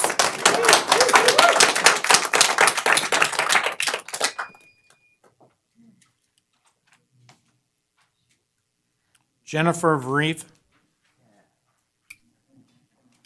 No, you can give it to them. They'll give it to us. It's still on? I think so. Yeah. Go Should I ahead. start? Yep. Good evening, Commissioners. My name is Dr. Jennifer Varivi. I live next door to Bob. In a point of rebuttal, instead of needing assurances from people, why don't we just put this where it belongs, not somewhere where we need assurances? Second, I hear the airplanes going over my house. They last that loud noise for 30 seconds, not 24 hours. Third, Waste Management collects things like newspapers and tin cans, and they put even those things in covered bins. I've already submitted written comments regarding the slaughterhouse, and I'm here to urge you to deny the permit because the verbiage for additional conditions number 20 and number 22 is vague, and because the application fails to meet findings number 1, 2, 3, 4, 6, and 7. All that will result in harm to the health, safety, and general welfare of Carson City citizens. The evidence-supported harms that I documented in my letter, I hope you read them, from a decrease in property values to people getting sick to water systems being polluted are not theoretical. These are real events that have already happened to people and communities across the country. Please don't dismiss these outcomes because some of the studies were done on large operations. Our potential outcomes may be less, but there will be some impact. I'd bet on those odds. I believe the application fails to adequately address very real and substantive issues. First, it seeks to double the number of animals it holds and triple the number of days it harvests simply by saying that there's a local event. There is no definition, there is no listing of said events in the application. Second, it fails to provide any mitigation for odor, noise, or dust during the time that animals are in the outdoor corral. Landscaping isn't going to do it. During a local event, manure is removed just once a week. By that time, there will be around 5 tons of manure in there, having spread fecal-laden odor and dust all that time. Third, it fails to provide any mitigation to minimize the breeding of disease-carrying stable flies, as Travis mentioned. Fourth, the estimations for water use in the application seem extremely low. There's no rationale for it, and it doesn't seem to be an industry standard. Our calculations using an industry standard ratio were 3 times higher. We're talking major water use when we have drought conditions right now, and we know there are talks about water issues going on. There's a difference between what is possible and what is practical. How's this going to work? A tourist driving into town crests the hill of our eastern gateway, gazes down into Eagle Valley, and sees, hears, and smells 120 cattle. They wrinkle their nose, saying, "Holy crap, what's that?" They smirk as they realize it really is crap. They glance at the dozens of neighborhoods and businesses near the highway and say, "How do these poor people live with it?" We shouldn't have to live with it. We have the right to be healthy and safe, and it's your job, commissioners, to protect our rights. We also don't need to do this. The Buckeye Road facility by David Parks has been granted conditional approval. It's going in. It will take care of all of the needs for our local ranchers. This will not be a unique service anymore. I want you to know that I'm all in on this matter, and we'll see it through to the end. I urge you to deny the special use permit. Don't slaughter our community.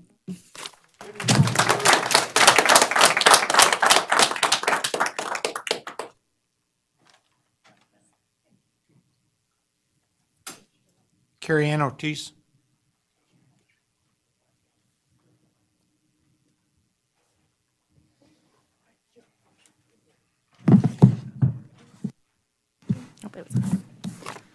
Hello, guys.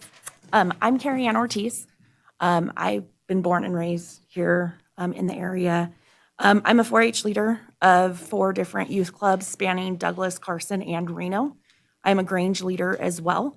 I do sit on the board for a local fair, and I am a consultant for 3 other fairs in the area. Facts for you guys. Our shows, there are 3 in the area. The first one is NJLS, May 6th through the 8th. The next one is the Silver and Sage Youth Livestock Show, which is now the Nevada Agricultural Fair, and that's July 8th through the 10th. And then the last one is Silver State Youth Livestock Show, and that is August 8th or 19th through the 20th or 21st in Fallon or Lyon County. We have these 3 shows. For our show last year, or this year, I should say, our last show, we processed a total of 35 animals locally here. My club serves 68 youth, roughly, spanning 3 counties. You guys just approved something for Carson High School that's 200. I'm responsible for 68 youth. This facility is important for sustainability. I'm a small-scale farmer. I have no place to have my animals processed right now. So for me, we have to process all of our own animals. I can't sell any of them. So all of our funds come from people purchasing our animals so that we can feed more of our animals. I can't sell our meat because I don't have any way to process them. With the youth shows, we have to get on the list over a year in advance. With opening this facility, it gives us another option so that we don't have to be that far out. We give our people that are buying our youth animal and supporting their career paths another option for them to have meat processed. I also want to say that Karen and Mike have been instrumental for our youth organizations. They have contributed so much to all of our fairs. They come and they support our youth.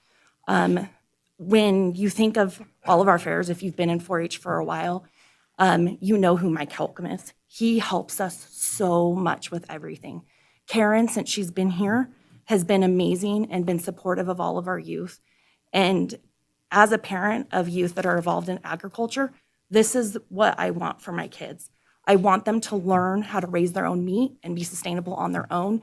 And Karen and Mike both do an amazing job of being role models for our youth. Thank you. Candace, are you? Cadence. I'm sorry. Are you ready to speak also? Do you have a green light? Yes. Move that a little closer to you, okay? Okay. The microphone. And state your name. My name is Cadence Ortiz. I'm from Minden, Nevada. I participate in 4-H as a president to Douglas County Cluckers, a vice president to Carson Cluckers, a treasurer to Arrowhead Livestock, and I'm also a Grange teen leader. I raise goats and poultry as a part of 4-H and Grange, and I participate in our local shows. I feel that the Carson Valley Meat Processing Facility is going to be really important for one, local processing. So those who want to get into agriculture or have simply just bought an animal for meat, they can take it there if they're not ready to butcher it themselves. That really helps with, I like to know where my meat comes from. So that's a good farm to table aspect. It also helps at the auctions at all our local shows for a buyer to be able to have the meat processed locally. At the moment, our closest processing plant is in Reno. So I think it'd be a lot easier for our buyers and make them a lot more willing to buy the animals if it's maybe a little bit closer, because it is really good for our projects, because that gives us funds to fund more to do more projects. So thank you for listening. Thank you. Good job.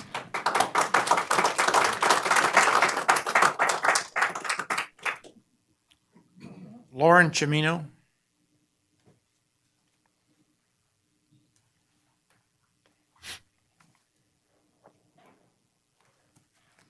Lauren Chimino, for the record. I am here as a community member, representative of Montgomery Creek Ranch grass-fed beef, as well as a resident of August Drive. I am here in strong support for Carson Valley Meats and the proposed processing facility location. The benefits excuse me. The benefits far outweigh sorry. This rabbit brush. The benefits far outweigh the side effects of Carson Valley Meats opening a processing facility. It will support economic growth within the community, provide job opportunities, allow us to shop for locally grown protein sources, provide a much-needed facility for regional ranchers, and impart educational opportunities for our youth in FFA, 4-H, and Grange programs. Mike's previous employment with UNR's Wolfpack Meats is a testament to the fact that he is more than capable of teaching youth the skills and knowledge about this important industry. Montgomery Creek Ranch grass-fed beef would like to heartily recommend that the Carson City Growth Management and Planning Commission approve this special use permit for Carson Valley Meats. The safe, clean, and locally controlled production of protein has never been proven more necessary than during the supply chain interruptions of the COVID-19 pandemic. The Carson Valley Meats facility is offering a crucial link in a local and regional food supply that would complete the circle from producer to consumer. The facility planned is the pinnacle of food safety and facility design, and the combined professional knowledge of the management team in the meat industry is profound. As producers of grass-fed beef solely marketed in a local area, we currently have a complete inability to meet consumer demand for local beef due to a lack of expedient processing. The proposed Carson Valley Meats facility would afford us, and many producers like us, the opportunity for expedient processing in the safest, cleanest, and most professional environment possible. Please support our community and allow us to grow in favor of Carson Valley Meats opening a processing facility in Carson City at the proposed location. Thank you.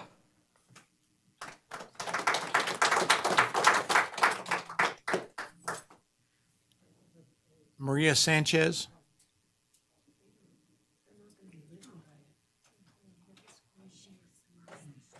You raised your hand. Yeah, because I was going to say, did you skip me? I was like number 4, but oh well, here I am.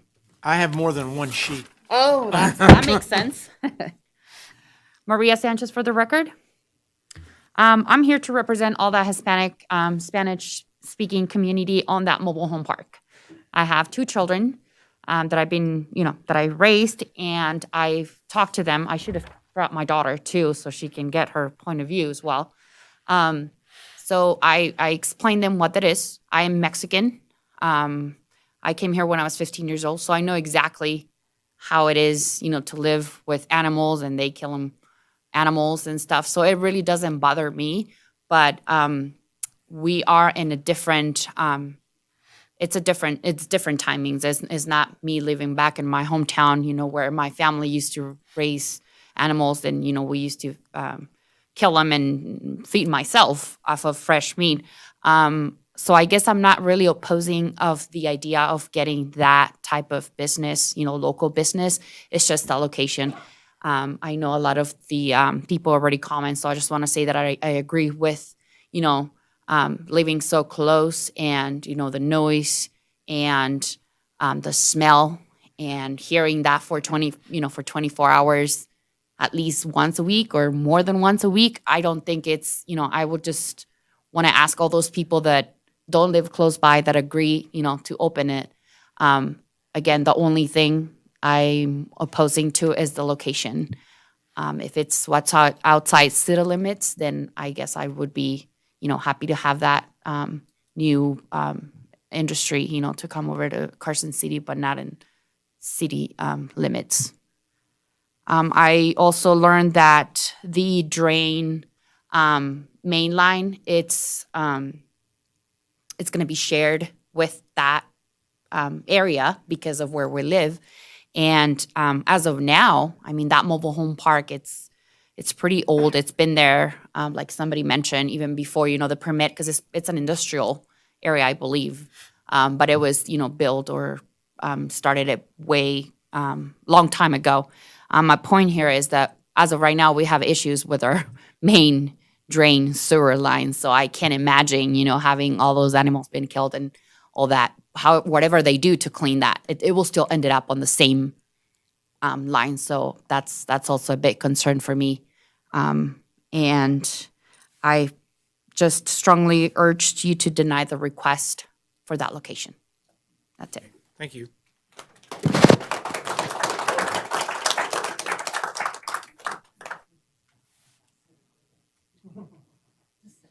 Kathleen Simmons.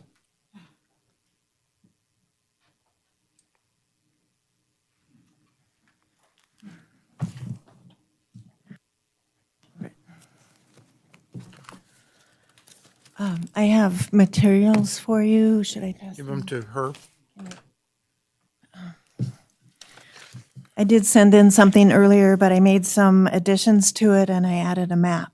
I'm Kathleen Franco Simmons. I'm speaking on behalf of myself and my parents, Diane and George Howard, who live on August Drive, 913 feet from the proposed slaughterhouse. We're speaking in opposition to the special use permit. I'd like to remind you that in order to approve the special use permit, you must make all 7 findings listed in the staff report. We believe you cannot make finding 2. The project will be detrimental to the use, peaceful enjoyment, economic value of or the development of surrounding properties or the general neighborhood, and will cause objectionable noise, vibrations, fumes, odors, dust, glare, or physical activity. My parents have lived on August Drive for 60 years. I was born and raised in Carson City, and I and my siblings grew up at this residence in this neighborhood. We've passed across this property and throughout our childhood to use the hill for snow sledding, to go to the river to play and fish. My father was born in Carson City. My grandfather was born in Empire City, which was located in part where the currently proposed slaughterhouse is located.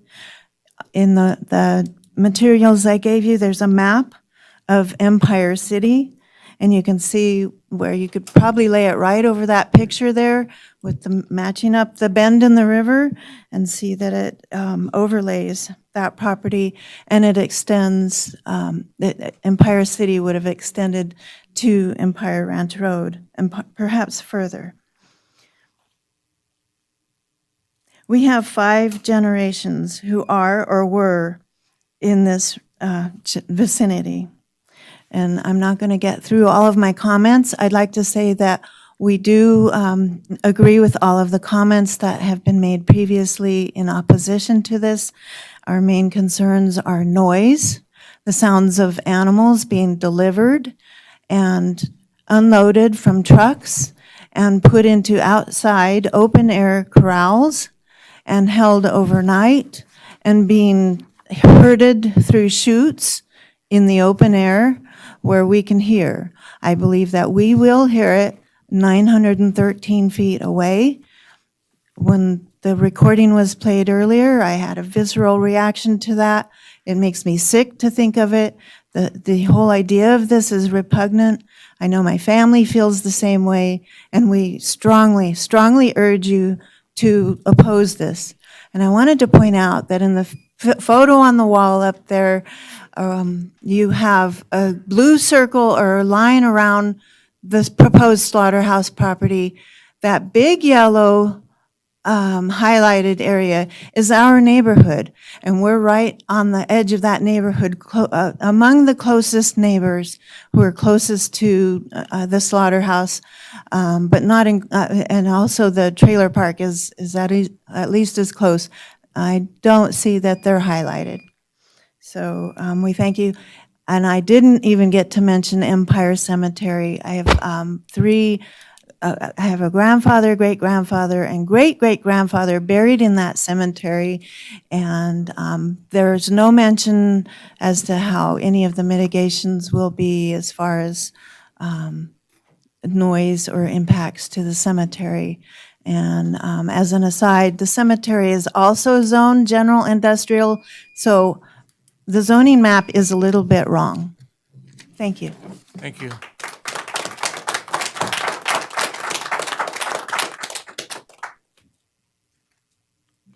Marford Rakow?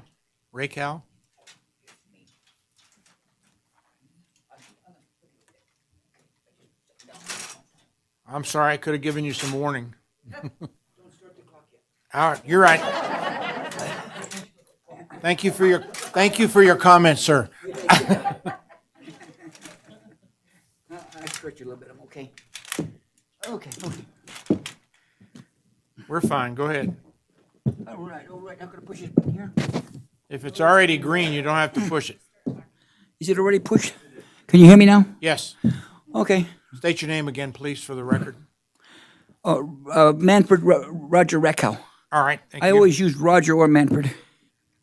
When I was going to school, I was in FFA, and we went down to the slaughterhouse there in Gardnerville, and we were judging meat, you know. So I went in there, and it was a big mess. So we've seen a few cows get slaughtered, you know. We judged some meat, and we had this old guy judging the meat in there, you know. He had a stamp, USDA stamp. He was stamping all the meat, you know. And I think he was drunk. But anyway, this guy went by with a knife and sliced off a piece of liver. He started eating it, you know, raw liver, you know. And I said, well, you can't do that because that's not good for you. And he said, well, I don't have no flukes in it, you know. He says, you can eat it raw, you know. So he ate that, but it was just a mess in there. And they were running all their stuff down back, you know. They didn't even open. It was all open, you know. So I was just, this guy down here on the end, he had some common sense to make about this flooding over there. And every once in a while I get a letter from the city saying there's a dam up there that could break by the golf course. And they said, well, I got to protect myself from that, you know. I said, well, I can't protect myself because what the heck can I do? Build a big berm around my place or something, you know. So I just got to kind of live with that. And then my thought is we got groundwater out there on Sunrise Drive, which heads right down there. If it rains a lot, it runs right out of the ground. The water does. Right through the asphalt in the part of the road, you know. So I got thinking, you know, if that dam ever broke, it's just going to take that manure and wash it right down in the river. It's probably going to wind up down in Lahontan, you know, because it's a pretty big dam. And they said it might break. And I've got 2 letters on that. I guess it don't matter if it breaks. I don't think it's going to wash me out, but it's going to wash down the road, you know. So, well, anyway, we got a lot of groundwater out there, you know. Right now, that place where they want to build this thing should be a wetlands. The city should buy that to make a wetland out of it because it's got water in it right now, willows, Water's coming up out of the ground all over the place. Right now, you know, it's really how the water, when it rains a lot, the water comes right within a foot of the ground. It just comes right up and we're floating on water out there. There's water all over the place. So it's something to think about when you go building a building out there and stuff like that, you know, and then washing down 8,000 gallons of water. Where's that going to go? Go down to Lahontan with the blood in it and animals and hair and all that stuff, you know. It's going to go somewhere. So that's not practical at all to, it's kind of dangerous right there anyway, you know, with the groundwater the way it is. You can't have it that way, I don't think. That's it. All right. Thank you, sir. Okay.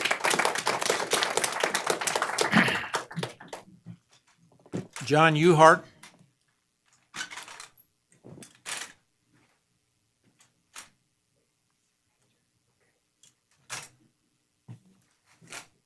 No, you turned it off. Sorry about that. Hello, everyone. My name is John Uhart, and I'm a second-generation Basque, born and raised in Carson City. My family were here in 1886, and we're a big ranching family, sheep mainly. Last 30 years, we've been raising cattle, and we spend a lot of money raising our animals to have good animals. And I've taken my meat, we processed ourselves for years at the ranch, and about the last 10, 12 years, I've gone all over northern Nevada, finding a good plant where I can take my meat and get the meat that I've raised and get the meat that I spend thousands of dollars on graining, and I haven't found that plant. And about, a year ago or so, I met Karen Sinclair and Mike Holcomb, and they've been processing my meat now for a couple of years.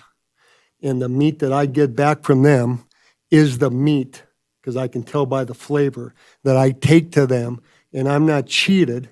One steak, one hamburger, nothing. They're an honest operation. They run a good operation. They're a clean operation. And they're governed, as I've heard here, and I know they are because I've raised that way, governed by the USDA, the NDEP, Carson City Health Department, I'm sure will be on them as well. And there's not going to be any issues with we've got cows in Carson right now. The Anderson family runs cows on King Street in Ormsby, where I live. They're there 6 months out of the year. 80 pair, mooing, and that, people love it. I don't hear any complaints from any of my neighbors about having cows there. The Lampa Ranch on 5th Street, they have cattle. There are cattle at Brunswick Canyon and down at the Mexican Dam. They've been there for years. This is the West, and we have animals, we need this type of facility for our children who are being raised, and there's hundreds of families in this community and outside of this community that goes out and buys 2 steers or a couple of wether lambs or maybe a swine, and they're having a hell of a time finding a place to get that butchered and get the meat that they want, that they've spent hard-earned dollars fattening, and they don't get that meat back at these other processing plants. But this plant here is a top-notch operation, and I want you to consider this special use application. We need it in this community, whether there's one in Douglas County or not. We need one in this community to help the people in in the surrounding communities of Carson City. Thank you very much.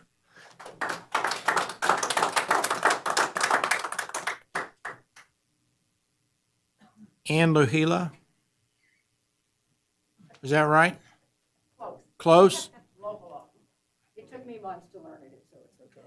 All right. I hope it was after your wedding instead of before. Let's see, I'm looking for a green light. It's right at the bottom. I believe it's on. Okay, I'm on. Yes. Thank you for the opportunity to Please speak. state your name again. Okay. My name is Ann Lohala. I am here tonight in support of the proposed meat processing facility in Carson City. I'm not a rancher. I do not live in Carson City. I live in Reno. But I do have a knowledge of Nevada agriculture, including meat processing, both from a professional and a consumer's point of view. I've been employed in Nevada agriculture for more than a decade. I'm project director for a small farm agriculture program at Western Nevada College. I'm president and director of Nevada Grown, a nonprofit that promotes Nevada agriculture, and I've been involved in projects regarding meat processing facilities similar to this one. Some of you here tonight are concerned about and opposed to this facility because you do not want it near your home or business. I understand your concerns, and I'm here to tell you that I live near a similar facility, just a few miles from my home. Wolfpack Meats in Reno, and I'm here to tell you it's a good thing. It benefits our community. It's clean, it's well-maintained, no foul odors, no traffic congestion, no insects or bug problems, and they have the best steaks and pork chops. So, Wolfpack Meats is located in the midst of a heavily congested area. Thousands of cars drive by this facility every day, but it is so indiscreet that only a handful of people know that it is a meat processing facility. This is the facility that will be in your backyard. Please, please, please do not confuse this facility with the concentrated animal feeding operations that you've heard horror stories about. Noisy, smelling, fly-infested with thousands of animals. These are the large operations found in Colorado, California, Nebraska that provide millions of pounds of meat to grocery stores and big corporations. The facility in Carson City will only process 60 animals a week, and they will be housed for a couple days at most. Written plans ensure that there will not be problems with odor or waste. I've known Karen Sinclair and Mike Holcomb, who will manage this facility, for more than a decade. They are highly respected industry experts. They live in this community, and they will be the best of neighbors. They will listen to, and they will address your concerns. Nevada is in dire need of local meat processing facilities, that there are not enough, and there are extended waiting lists for Nevada ranchers to get their meat processed. Their livelihoods are at stake. I ask that you support this project and welcome Carson Valley Meats to your community and enjoy the benefits that this meat processing facility will provide, including jobs and the best meat in Nevada. Thank you for your time.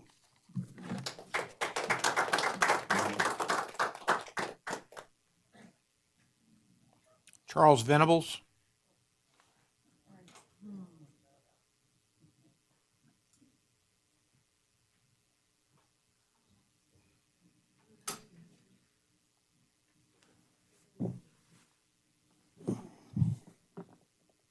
I believe your green light is on. Nope, you just turned it It's on. off. There you go. Yeah, my name's Charles Venables. I'm the owner of the Cam Ranch, a beef cattle ranch in Smith Valley. It's going to be a long night, so I'll keep it short. I'm just asking that you approve this application. Let's get it done. We need it. Thank you, sir.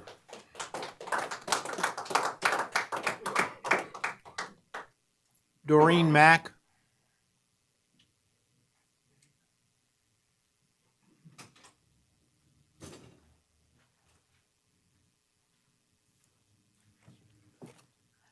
Good evening. I am Doreen Mack, president of the Downtown 2020 Group. We're a 501c3 organization.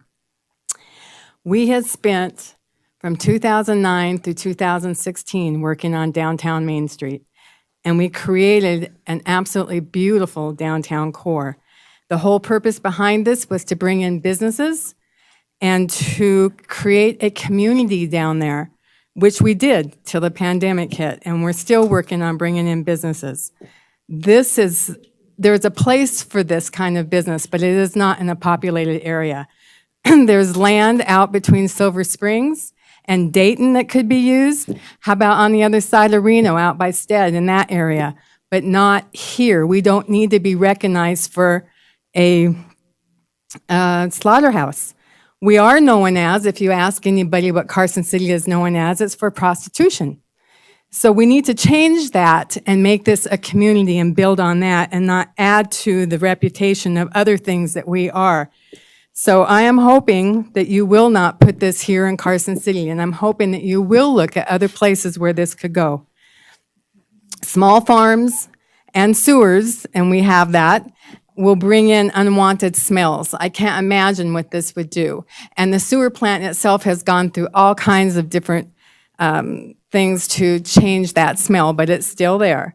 So I'm asking that, again, that you do not locate that here in our town and that people are not greeted with that smell when they come down the mountain to visit Carson City. Thank you.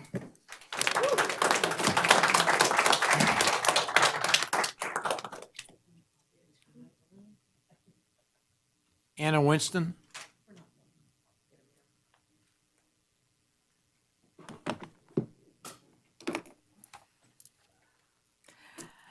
My name is Anna Winston. We bought a lot and built our forever home in Empire Ranch Estates 18 years ago. We chose to buy and build in the residential area because of the proximity of the golf course, the Carson River, the historical trail, and the tranquil area surrounded by nature and habitat for animals, not a slaughterhouse. First of all, we were not giving proper in advance notice. A week or 7 days, whatever it was, is not enough. The location of the slaughterhouse is less than 1 mile away from our properties. It would destroy our property values. It was asked of over here, this person, I can't think of her name, have they assessed the property values?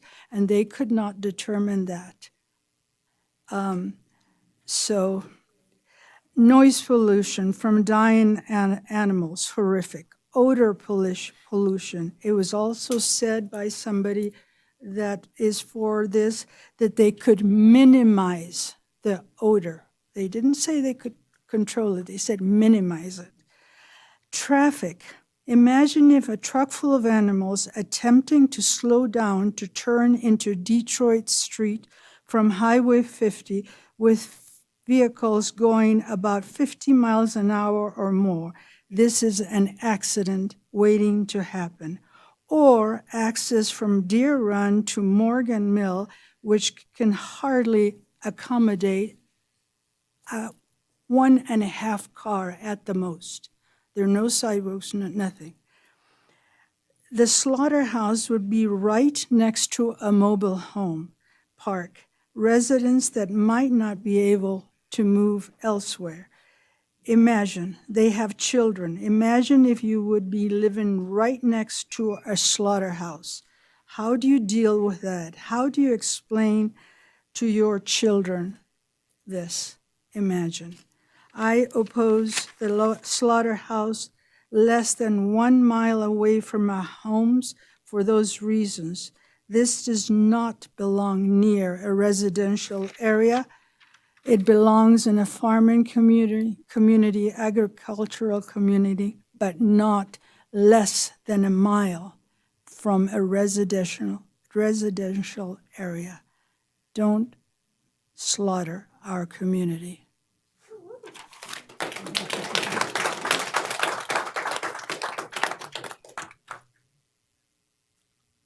Let's see, Donna? Arg? I can't read the last name. Is there a Donna that wants to talk? Is it Donna or Shauna? Says Donna, D-O-N-N-A. Like All right. the song. I'm sorry? Like the song. Yeah. All right. Well, hold on to that one. Shauna Ingram. See? You put a bug in my ear. Sorry. For the record, my name is Shauna Ingram. I did not know what to expect tonight, so I just wrote a few notes. I do respect the ranching community. I was once a hunter. I was brought up with 4-H and went to school with FFA, joined the military and all that. So my concern is the livestock trucks coming off the highways or even into town. Coming down from Mount House is a dangerous highway, and you start adding cattle trucks or big horse trucks or small versions of livestock transport, we're going to have some issues there. especially coming off 50 with those, you could hardly make it with a car right now, let alone a livestock truck. I don't know if you've been behind one of those, but the manure, the smell is going to be, the excrement is going to come out of those vehicles. I quit eating pork in 2010 because I was at a gas station, and to hear those screaming animals in the heat absolutely made me go berserk. And remember, I was a hunter. I have shot and killed big game. But when you hear animals in a panic situation, I don't know where they got that decibel information, but anybody with a goat, a sheep, a cow, well, one-on-one, lulling in the fields is no big deal. You got them packed in where they know they're going to, that fear factor, they smell death. The bleating, the screaming of those animals is going to be immense. Flies are there. The dust will be there. The urine soaked. You might be able to scrape up manure, but you're not going to get that urine out of the ground.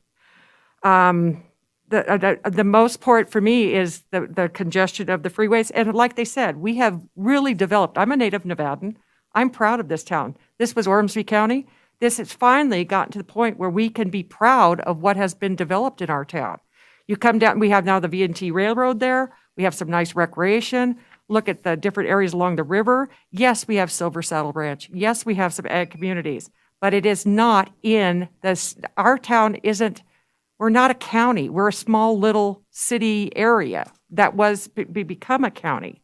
But if we bring in this type of manufacturing and slaughter of these animals, I'm concerned about the well water. Where is these, and where's the rendering? They keep saying the rendering truck's going to pick it up. Well, where does that rendering product going to go? Our local dump up the road so we can smell it up there and have all the seagulls and stuff bringing it around?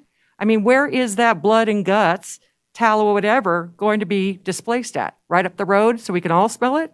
So again, I don't think you could take it into consideration, the smell and the noise and the congestion this type of project is going to bring in. So I adamantly oppose this project in our county. Get it out of here, go to Lyon, go to Douglas, or even Washoe Lake area, where they have more of those open areas that can take and tolerate that kind of noise and pollution, but not here in our home city. Thank you.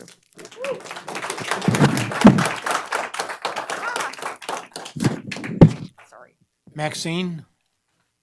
Nitz? Neats? Neats. Got it right the second time. Maxine Neats, homeowner, citizen, voter, community volunteer, and activist, and I have sat where you all are sitting now. And I have served this community on many boards and commissions. And I have to say, are you kidding? Are you kidding? We are not a farm ranch community anymore. We are a city. The mayor is going to give a speech on the 14th of October about development and the building of homes, families. We are not here to take care of ranchers who are disappearing from our county. Do we have more than one left? Mr. Uhart spoke of his ranch. I don't know of any others that are here. I live up against what was formerly the Anderson Ranch. I had cows butting up against my fence. I had flies. I loved those little cows, but they decided that it was more important for us to be a city than a ranching town, and they sold that property to a developer, and it's going to be covered with homes, not cattle. That's what we are now. We have to face the fact that we are a city and not a ranching community. As has been pointed out, animals will poop and pee and upchuck emesis onto this outdoor property. The stuff will seep into the ground. They will do it at night when there's no inspector there to come and pick up the poop, although how you pick up the pee, I don't know. But there's no inspector going to be there at night or during a snowstorm to pick this stuff up. It's going to seep into the ground, and because its altitude is higher than the river, it's going to leach down through the soil and pollute our river. Do we love our Carson River or don't we? That's one of the questions you have to ask yourselves. Yes, there's going to be odors. There's going to be insects. They upped it from 60 to 120, and now they're talking even higher numbers than that. They upped it from 24 hours to 3 days a week now. Where is it all going to stop? This is a facility that belongs in a small farming, ranching community, not in our beloved city. You just heard Doreen Mack talk about how hard it has been in the last 20 years to work on our downtown to get it fit for people to come down there and enjoy restaurants and museums and cultural opportunities and to bring tourists in. This is not the appropriate place for this facility. I have nothing against the facility itself, but it's just not belonging in the capital city of our great state. And I urge you and ultimately the Board of Supervisors to disapprove this application. We don't have the ranchers. We don't have the need for it in this town. There may be a need for it in Fallon or somewhere else, but not here. Thank you.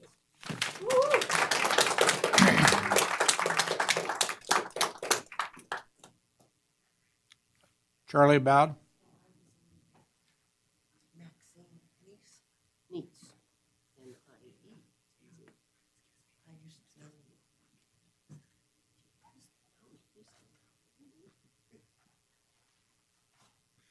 I believe both of them are still on. Take your pick. It's green. Yes. Yeah. Okay. For the record, Charlie A. Bowd.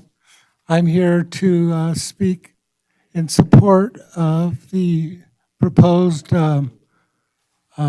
processing plant. I'm not an engineer. I'm not an architect.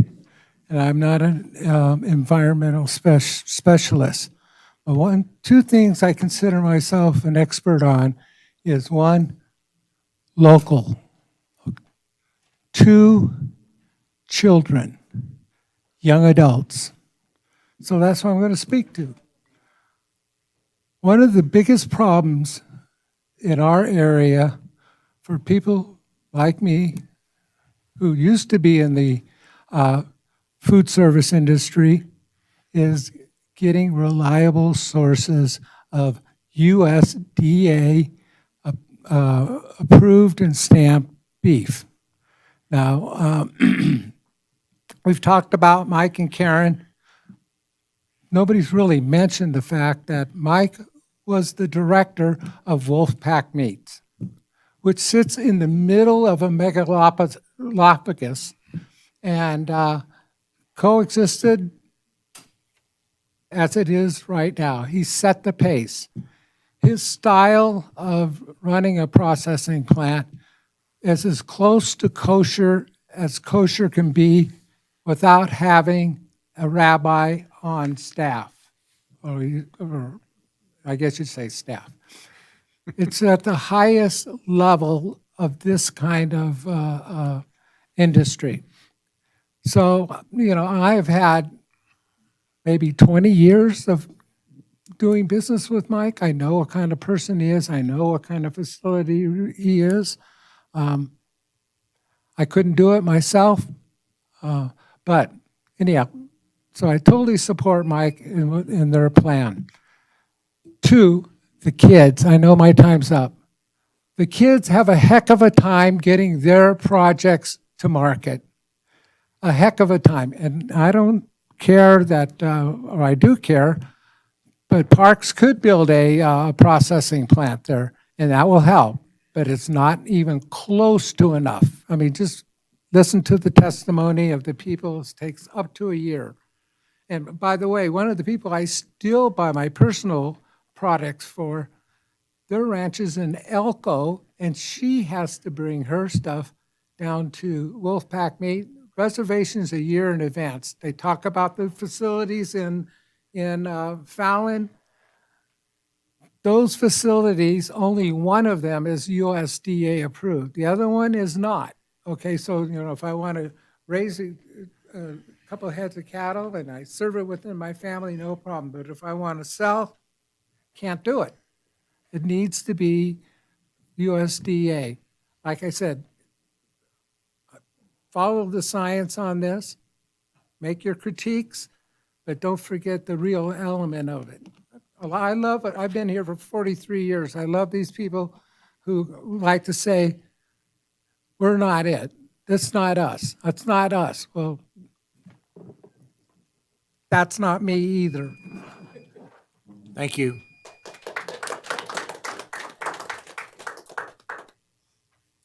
Oh, goody. Fritz Richards. I'm sorry, my tongue slipped. Fritz. You're good. Fritz Richards. Yes, sir. For the record, my name is Fritz Richards. My qualifications would be I've been in the ag industry all my life in one form or another, as a producer, as a consumer, former vice president of the Nevada Junior Livestock Show Board, former swine superintendent for the Nevada State Fair.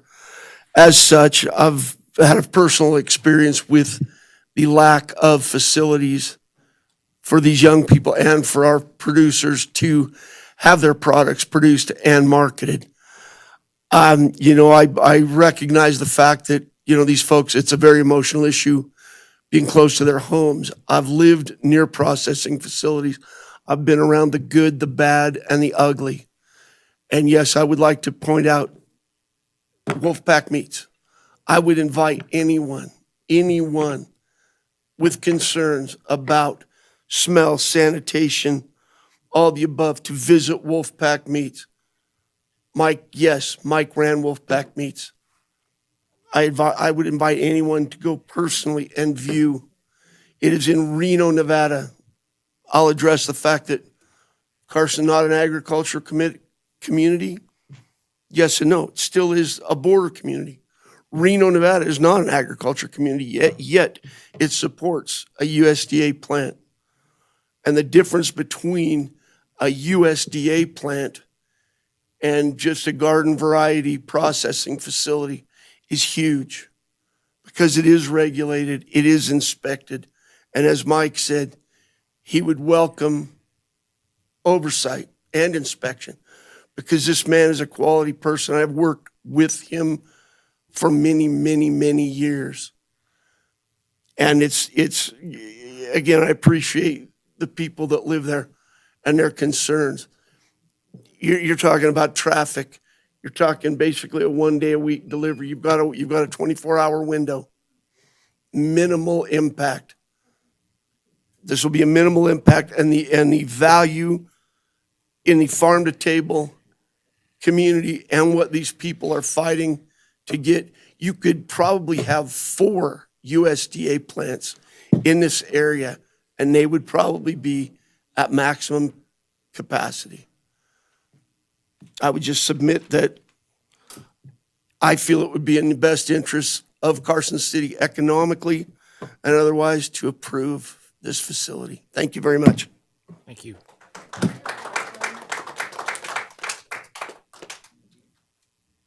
Mary Bowers. You wanted to speak so bad you signed up twice. Well, you skipped me the first time, so I could put my name. I wanted No, to make sure I didn't get forgotten. I did not skip you. Well, I was on the same sheet as Anna. She talked a long time ago. You say you're saving the best for last, right? No, I said I'm working through all 4 sheets at the same time.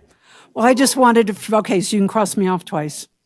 For the record, my name is Mary Bowers. I am a resident of Empire Ranch Golf Course. When I moved here from California, I left California for a reason. Nevada is turning into Little California. We are a city. We are not the country. I respect the need for the ranchers, for FFA and 4-H.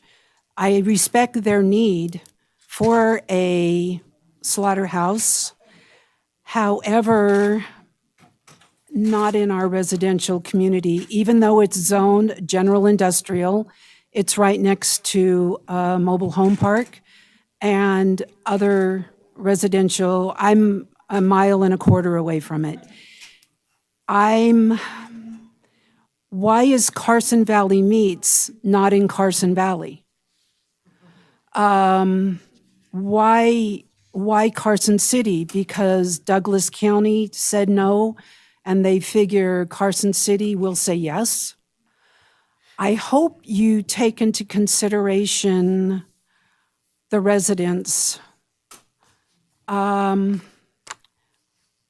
husband brought up a point about the flooding of Morgan Mill when it rains. And then others have brought up tonight, which I agree 100%, the runoff. And we already know there's an issue at the golf course and the changing of the floodplain. So is that going to address with the runoff of the slaughterhouse or the seeping into the ground into the river? I walk that Empire Ranch Trail. That's a city-maintained trail. And I know I've gotten bit by mosquitoes and flies, and I just can't fathom how much more. I'm sure the facility itself is going to be pristine. I'm not questioning any of that. I know it's going to be USDA, and it's going to be top-notch inside, but what about outside? That's what I'm concerned, what it's going to do to our environment.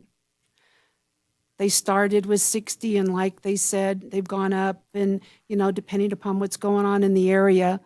How's Carson City going to maintain that, if you approve the special use permit, to the number of animals, to the number of days a week? Are you going to have your paid employees go out and monitor it? Are they going to do a log that they have to report? Who's going to monitor that? Would you guys like to live next to this? I'm just, you know, I understand the need, but there are communities designed for this, and the location is just wrong. Thank you.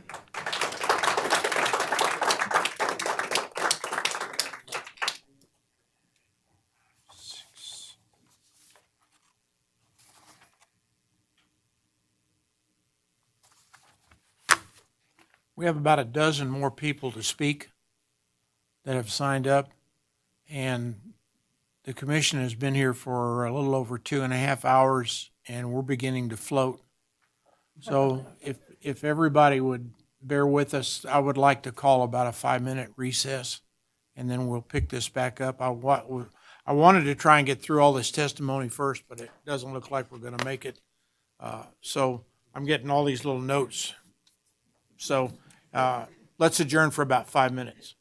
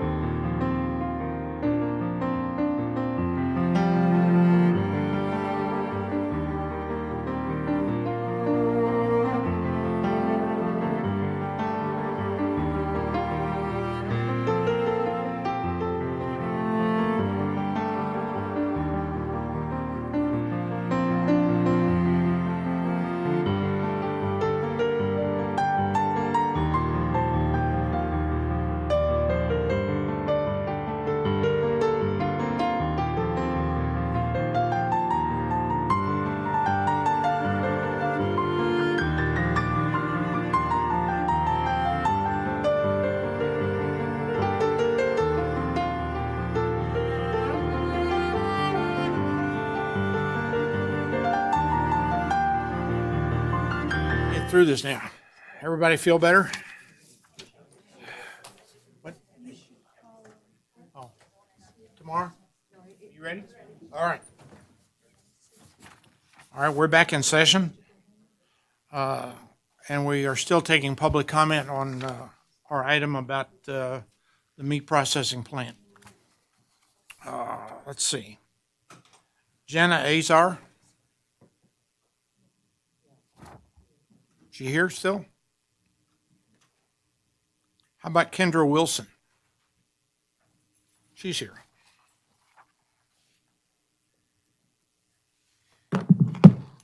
Green light is on, I think. Yes. Okay, so my name is Kendra Wilson, and I have lived in Carson City since the first grade.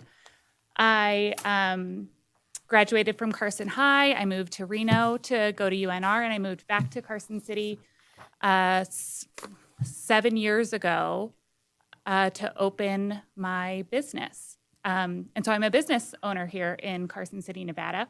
And last time I was in this room was because my mom was nominated for Teacher of the Year a decade or so ago. So Carson City girl, really proud of this town, and I want to talk a little bit about what I love about it. I love the community here, and I guess first and foremost, I just want to say I'm here to stand with the neighborhood that this is affecting. If I had a slaughterhouse knocking on my door in my neighborhood, I would be fighting against it, and I would hope that our community members would rally and stand with me and say, Carson City is not a slaughterhouse town. A couple of things that I thought about when I was listening, with respect, I don't think it's fair to say you don't know what's going to happen to these local property values in the neighborhoods around. Just honestly think about, would you want to live by a slaughterhouse? No, I wouldn't. Like I said, if a slaughterhouse tried to come in my neighborhood, I wouldn't be stoked. Also, I really appreciate Commissioner Lloyd when you said, what about some follow-up? Because I wonder if we all have this feeling like, this slaughterhouse sounds really nice when they present it to us. And I just know it's not going to be like that. So I appreciate the sentiment of some follow-up. I just think that'd be too late, right? It's built, it's there, it's operating, it's already impacting the neighborhood. I appreciate that sentiment. I just I think it's got to be a no vote. We've got to reject it. It's not for Carson City. I've got my in-laws out in eastern Nevada with a ranch outside of Wells. There's so much Nevada. It doesn't need to be in town. It's got to go out of town. That's all I've got. Thank you, guys. Thank you. Charlotte Stewart. God, we should have taken a break sooner.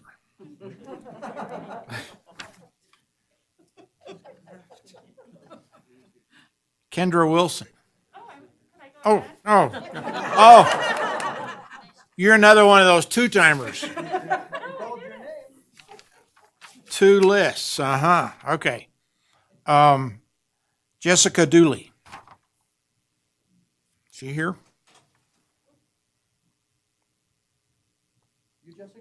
I am not. Jessica is my wife.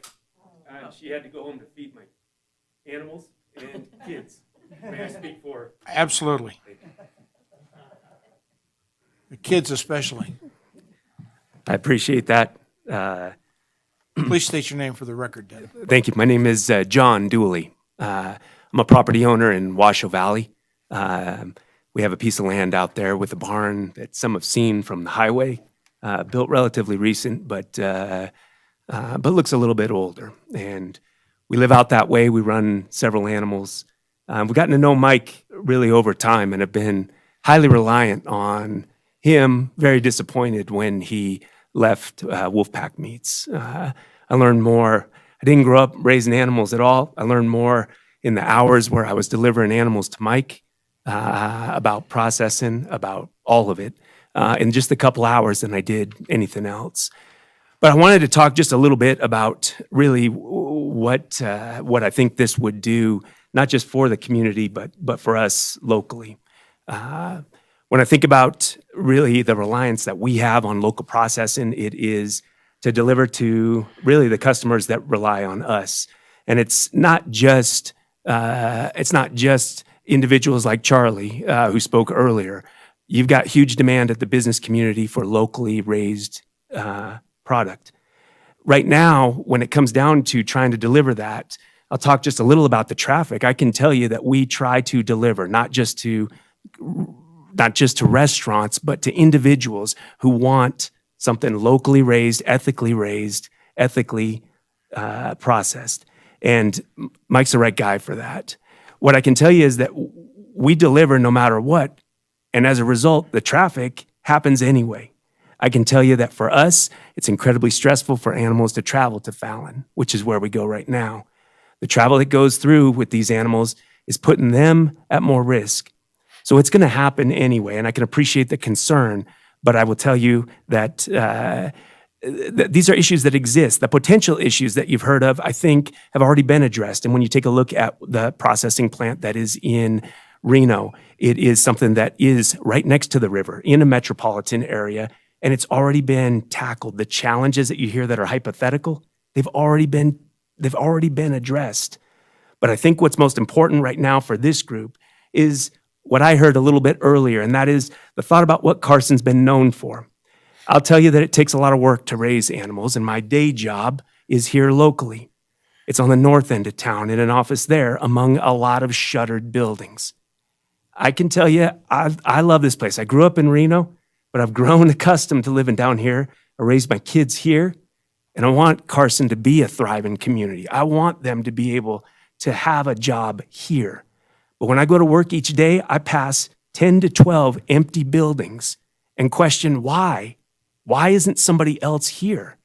This is an opportunity for us to have somebody who can deliver locally, who's an expert at what he does, who really, if you are around a facility that Mike ran, you don't see the things that have been proposed or that are a potential issue. The last that I'll tell you is this. Had a lot of offers to subdivide property out there. I know this group has to constantly weigh open space and development. I'm going to tell you that animals and the ability to raise animals preserves open space. It allows us to do what we want to do, and it helps with the clients that we serve. I appreciate the time. Thank you. Thank you. Russell Scosa? Is that right, sir? Close enough. Scasa. Scasa. Sorry.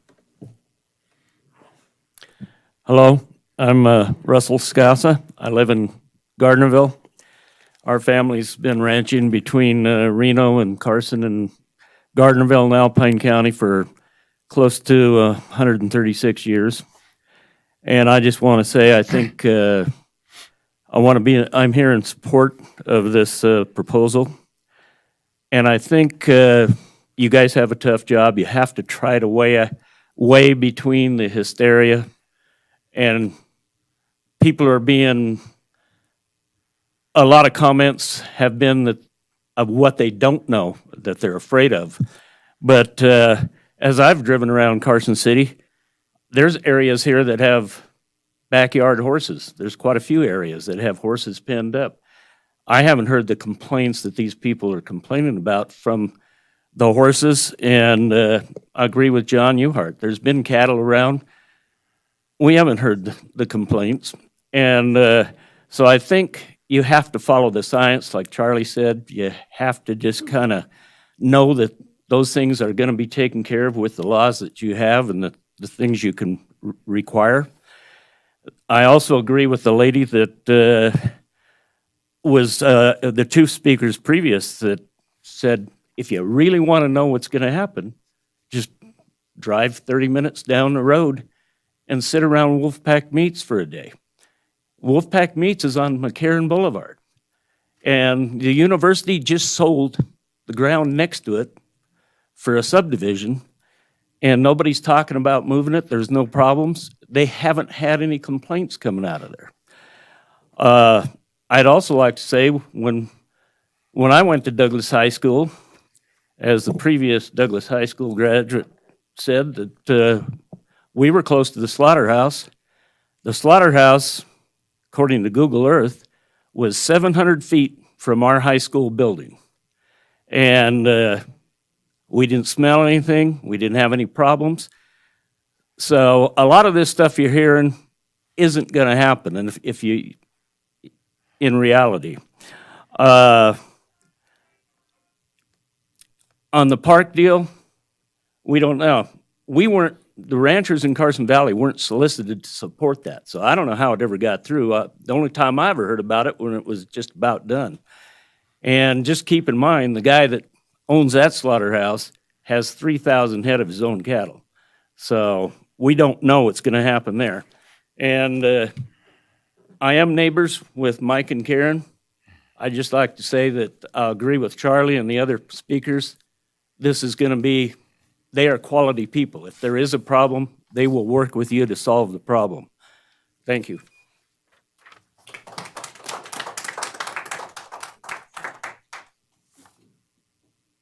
Scott Larkin. Hi. How are you, sir? Very good.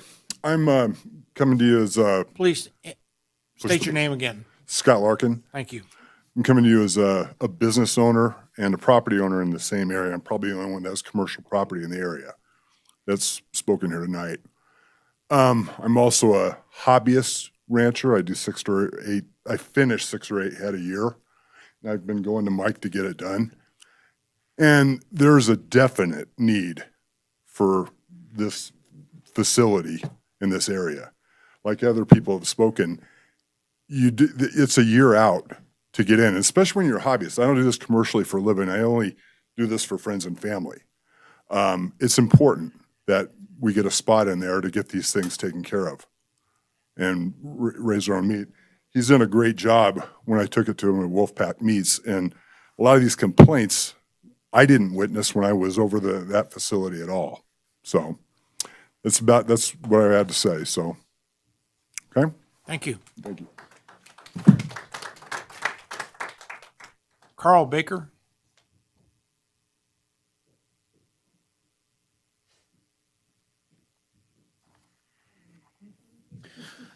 Good evening. My name is Carl Baker. My family owns a small cow-calf hay operation on the east slope of the Sierra Nevada, near the small town of Doyle, California. I'm speaking in support of this special use permit. And all I can really say is that there is a need. And whether Parks gets theirs or not, doesn't matter. There's plenty of room at the trough, so to speak. Karen and Mike, they've got the experience, years, decades of experience.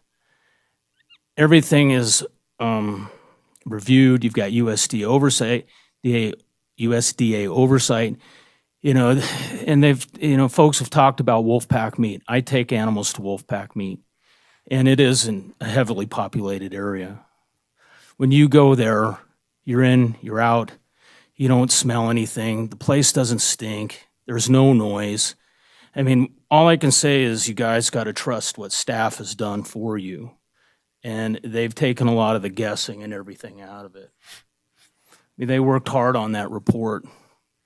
Mike and Karen will, help mitigate any of these lingering problems. It is what it is. There's a need for this. This is an opportunity to bridge the gap between rural and urban suburbia, so to speak. Is Carson City a city? Well, no, there's outlying rural areas in it. So, I see this as a huge opportunity to bring everybody together, not divide people. Do you want to know where your food comes from? That steak you ate, was it a cold cow from Minnesota? How many miles did it travel? on and on and on. I mean, there's so many reasons for the support of this. Yeah, so source local, support local, you know where your food comes from. Thank you.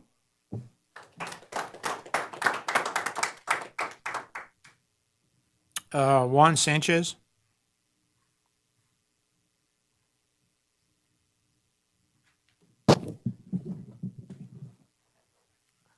Hi, my name is Juan Sanchez for the record.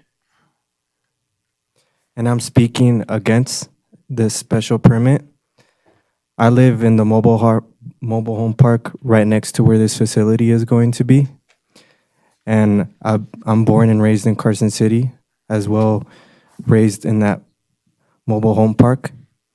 And from living there my whole life, I can tell you that the mosquitoes from the Carson River are vicious. And with these new insects added to that environment, it's gonna make it worse. It gets to a point around like right when the sun goes down, the mosquitoes come out. And I'm also speaking as an older brother, and for all the children that live in my neighborhood, I had the opportunity to grow and live not near a slaughterhouse, and I would like the same for them. And they keep bringing up the slaughterhouse in Reno, but you cannot compare Carson City to Reno.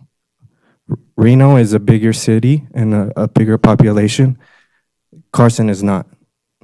And also, it's going to be located on Death Highway. There's always a lot of accidents in Reno, but not as much as there is on Death Highway. And that's why it has that nickname for Death Highway, because there's always accidents there. And people always take Detroit Road to go walking to the trail near the Carson River. And I'm only against it where it's going to be located. Just how one of the speakers said, why isn't it in Carson Valley? Yes, Nevada is known for agriculture, but why are you going to put it in a city where there's no agriculture of slaughtering animals? Why not put it somewhere where it is used? Like Gardenville, perfect example. And also, Death Highway, it gets to a point where it's always packed, especially rush hour. And if there's always going to be a 24-hour window, when exactly is that 24-hour window going to be? Because it gets to a point where Death Highway, it gets packed and it's very dangerous. And semi-trucks already go through there, and you're going to add more to it. And especially with that tight turn you got to take there, it's pretty dangerous. And waste management is not as close as the slaughterhouse will be to the mobile home park. And the waste management, they don't house trash or anything like that. They house recycling stuff. And it's not noisy and you can't smell anything. But how close the slaughterhouse will be to the mobile home park and to the other community across Death Highway, you will be able to hear it and smell it. And also, my other concern is the runoff as well, especially to the Carson River. Thank you. Okay, thank you.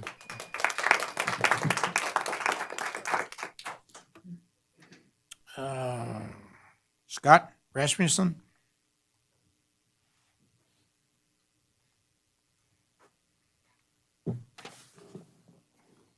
I guess it's on. It looks like it is. Okay. Scott Rasmussen. Yeah, I don't think there's anybody here. Most of the people here probably don't mind having a good steak, a good piece of hamburger, and a good pork chop. Like some of the previous people have said, do you know where your meat comes from? I had an uncle that was a butcher, had Carson City Meats for many years, and I had a friend of their family who was a butcher in Reno for many, many years. They warned me what to eat and not to eat when it come to processed meat coming through large stores. So you can take that for a grain of salt if you want, but I believe them. I worked in a butcher shop. I know what goes on.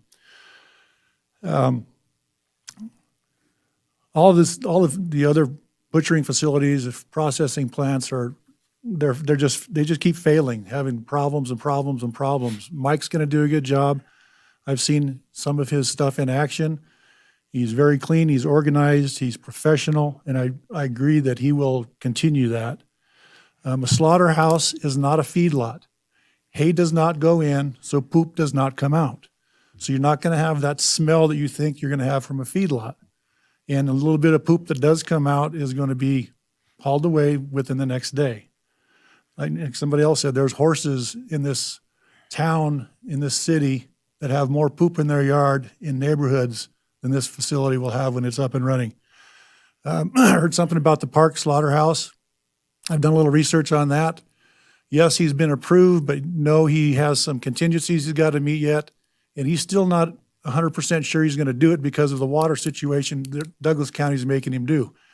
And I also believe, not a true fact, but you can check into it, he's held at 60 head a day also.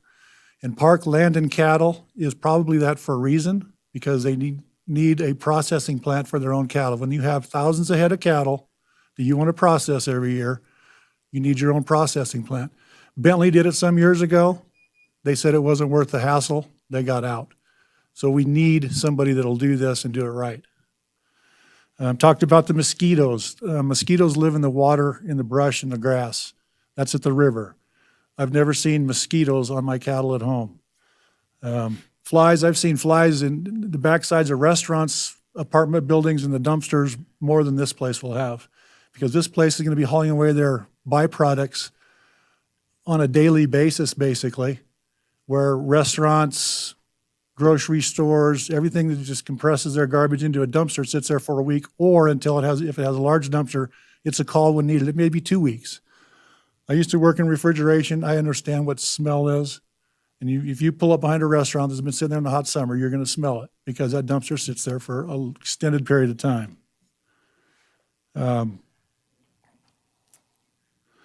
There's multiple dumpsters downtown. There's nothing at all smells like rotten garbage. And this place will not smell that way because he's going to keep it clean. So that's all I've got to say. The 1 year scheduling is no joke. If I raise a beef today, I've got to schedule it out a year if I can't get a hold of Mike. And that beef may be overdone where its quality is just garbage, or it may be underdone to where its quality isn't ready yet.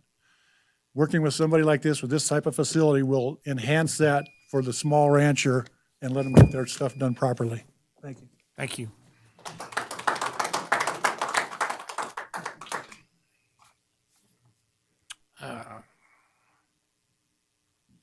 Kayla Holcomb. She here? Maureen Cassidy.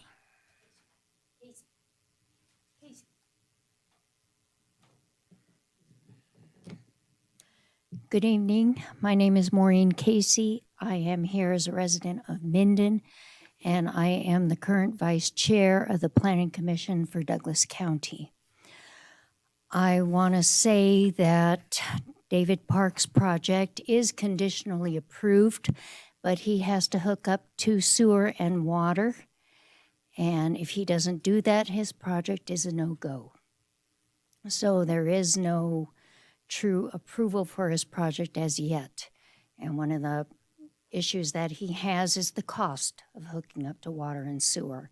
So to say that it's a go and that this project is not needed is not true. So for this project to be approved is definitely a must for the small ranching community in this greater area. This project, when it was conditionally approved, so to speak, for Douglas County, it was a hung planning commission. It was a 3-3 vote, and it was appealed to the Board of Commissioners. The issues that the Board of Commissioners had were emotional. more than anything else. They didn't like that it was in the 100-year floodplain, and they had issues with traffic. The Planning Commission felt the need was there, but they too, the other half, felt that the floodplain was an issue and the emotional from the neighbors, even though the neighbors, the closest neighbors, were pretty much 3 miles away. So we felt there was a need, but to send it to the Board of Commissioners was where Mike and Karen could get the fairest hearing, and it didn't turn out that way. So for Mike and Karen to come here, it was important for them to come here because the infrastructure is there. The project is no different than what we heard in Douglas County. The only thing that's different is the location and that they have access to services here, sewer and water. The conditions for the park project are the same. Sewer, water, 60 animals per day. The big thing is that this is the first step, the conditional use permit, and then they are subject to all the same conditions with the state permits. The monitoring will be state and federal, and the conditions that you will impose, the yearly check-ins and the monitoring, come back to the Planning Commission, let us know how you're doing, what are you processing.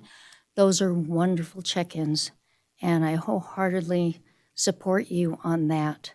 I think that you have a wonderful project before you, and I support your approval from staff. Thank you very much for the opportunity to come and speak to you. Maureen. Maureen, thank you, and I apologize. I can read Casey on there.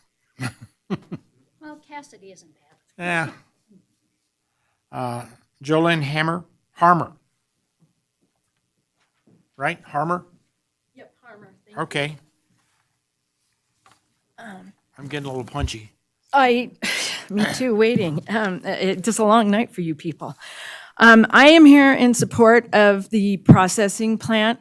I have daughters that were involved in 4-H, and so back in the day when Mike was over at Wolfpack, everybody's saying, well, go look at it, and some people said, oh, well, it's not the same. Well, back in the day when Mike was in charge of it, he ran a clean, efficient, ethical place. When I drove in, I had to ask to know where to leave my animals because there was no noise, there was no bugs. I was directed to corrals that were holding probably 45, 50 animals that day. No sound, no smell, no problems. They process them clean, quickly, efficiently. They're going to be hauling the waste off. People have already said everything. I mean, you're not going to have any more bugs attracted than Empire using the effluent water to irrigate. I think you should support the staff's findings and give this a yes vote. We need this here. The timely harvest is just critical, and a year out is insane. I'm here also for my father, Julian Smith, and my nephew, Josh Smith. They could not be here tonight. They still are, like several people who spoke, they do the small kind of hobby processing that Mike, thank God, has saved us a couple of times and gotten us in when we didn't have the year-out reservation at Wolfpack. But anyway, my final thing is, if not in a general industrial area, where? I mean, I think that this is a perfect fit where it's at. I don't think these people are going to even know it's there. When I pulled into Wolfpack, the smell of the moist soil on the right-hand side where the irrigation sprinklers were, was stronger than the animal smell. It just was non-existent. He's a good operator, and I think you should approve this special use permit. Thank you. Thank you. Loretta Marson.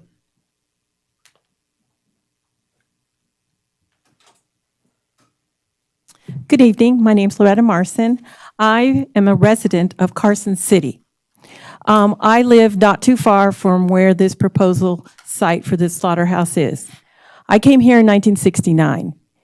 That's been some time. Back then, there was not a lot of stuff there, and that would have been a perfect time maybe for this slaughterhouse. I was in 4-H. Horses were around. I had all kinds of livestock. That was kind of general in those times because we were still called New Empire. Then the city became Ormsby County. I had gone down to the river many times, floated down the river when it was okay, went duck hunting down there. It's a beautiful open space. And I know that this city has pride themselves on open space. Now, as far as smell, we have no idea what that's going to be like. The fact that remains is you're here for a special use permit. That's because it's not zoned for this type of business, as far as I understand. This type of business, as I said, would have been more practical 50, 60 years ago. In 69, there was only 15,000 people in Carson City. There is what, over 50,000. We are a city. Why isn't this put in an agriculture area? Smith Valley is a beautiful area. Gardnerville is a beautiful area. There's nothing against the slaughterhouse, and it's, from what I understand, it's going to be a good run business. But we are here tonight talking about where this business is going to be located.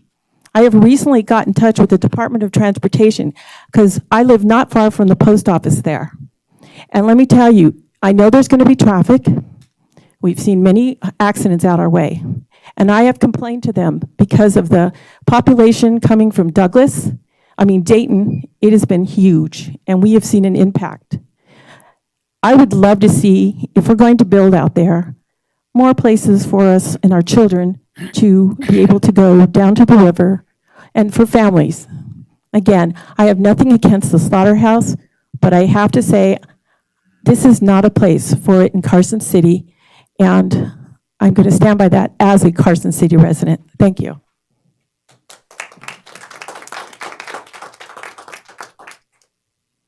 That's the list. Is there anybody else? That's what I was going to just say.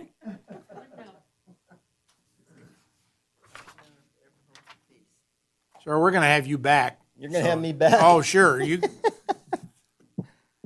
We're probably going to have a discussion with you, but if you'd like to say something on these 3 minutes, you may. Okay, that's good. Can you hear me?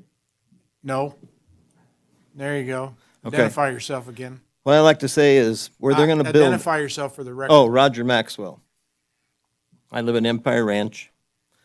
What I got to say is where this is going to go, we have a lot of coyotes out there already. We got bear there now. This is going to attract them more, in my opinion. The other thing I got to say is if these ranchers that have all this land and everything, why don't they sell 4 or 5 acres to these people and put the slaughterhouse there? That way it takes it away from everybody else. And that's pretty much all I got to say. Thank you. Okay. All right, that concludes the public comment. Heather? I guess in order of precedence, you want to answer some of those questions first, or you want to give us our condition first? Why don't you answer the question first? So I didn't hear a whole lot of questions that I didn't already answer in my presentation. Okay. But I can go over those again. So with regard, most of the concerns are regarding noise, odors, traffic, insects. So the insects are monitored by the USDA. So that portion of that issue would be enforced by the USDA. It's not something that we would have oversight on. Okay.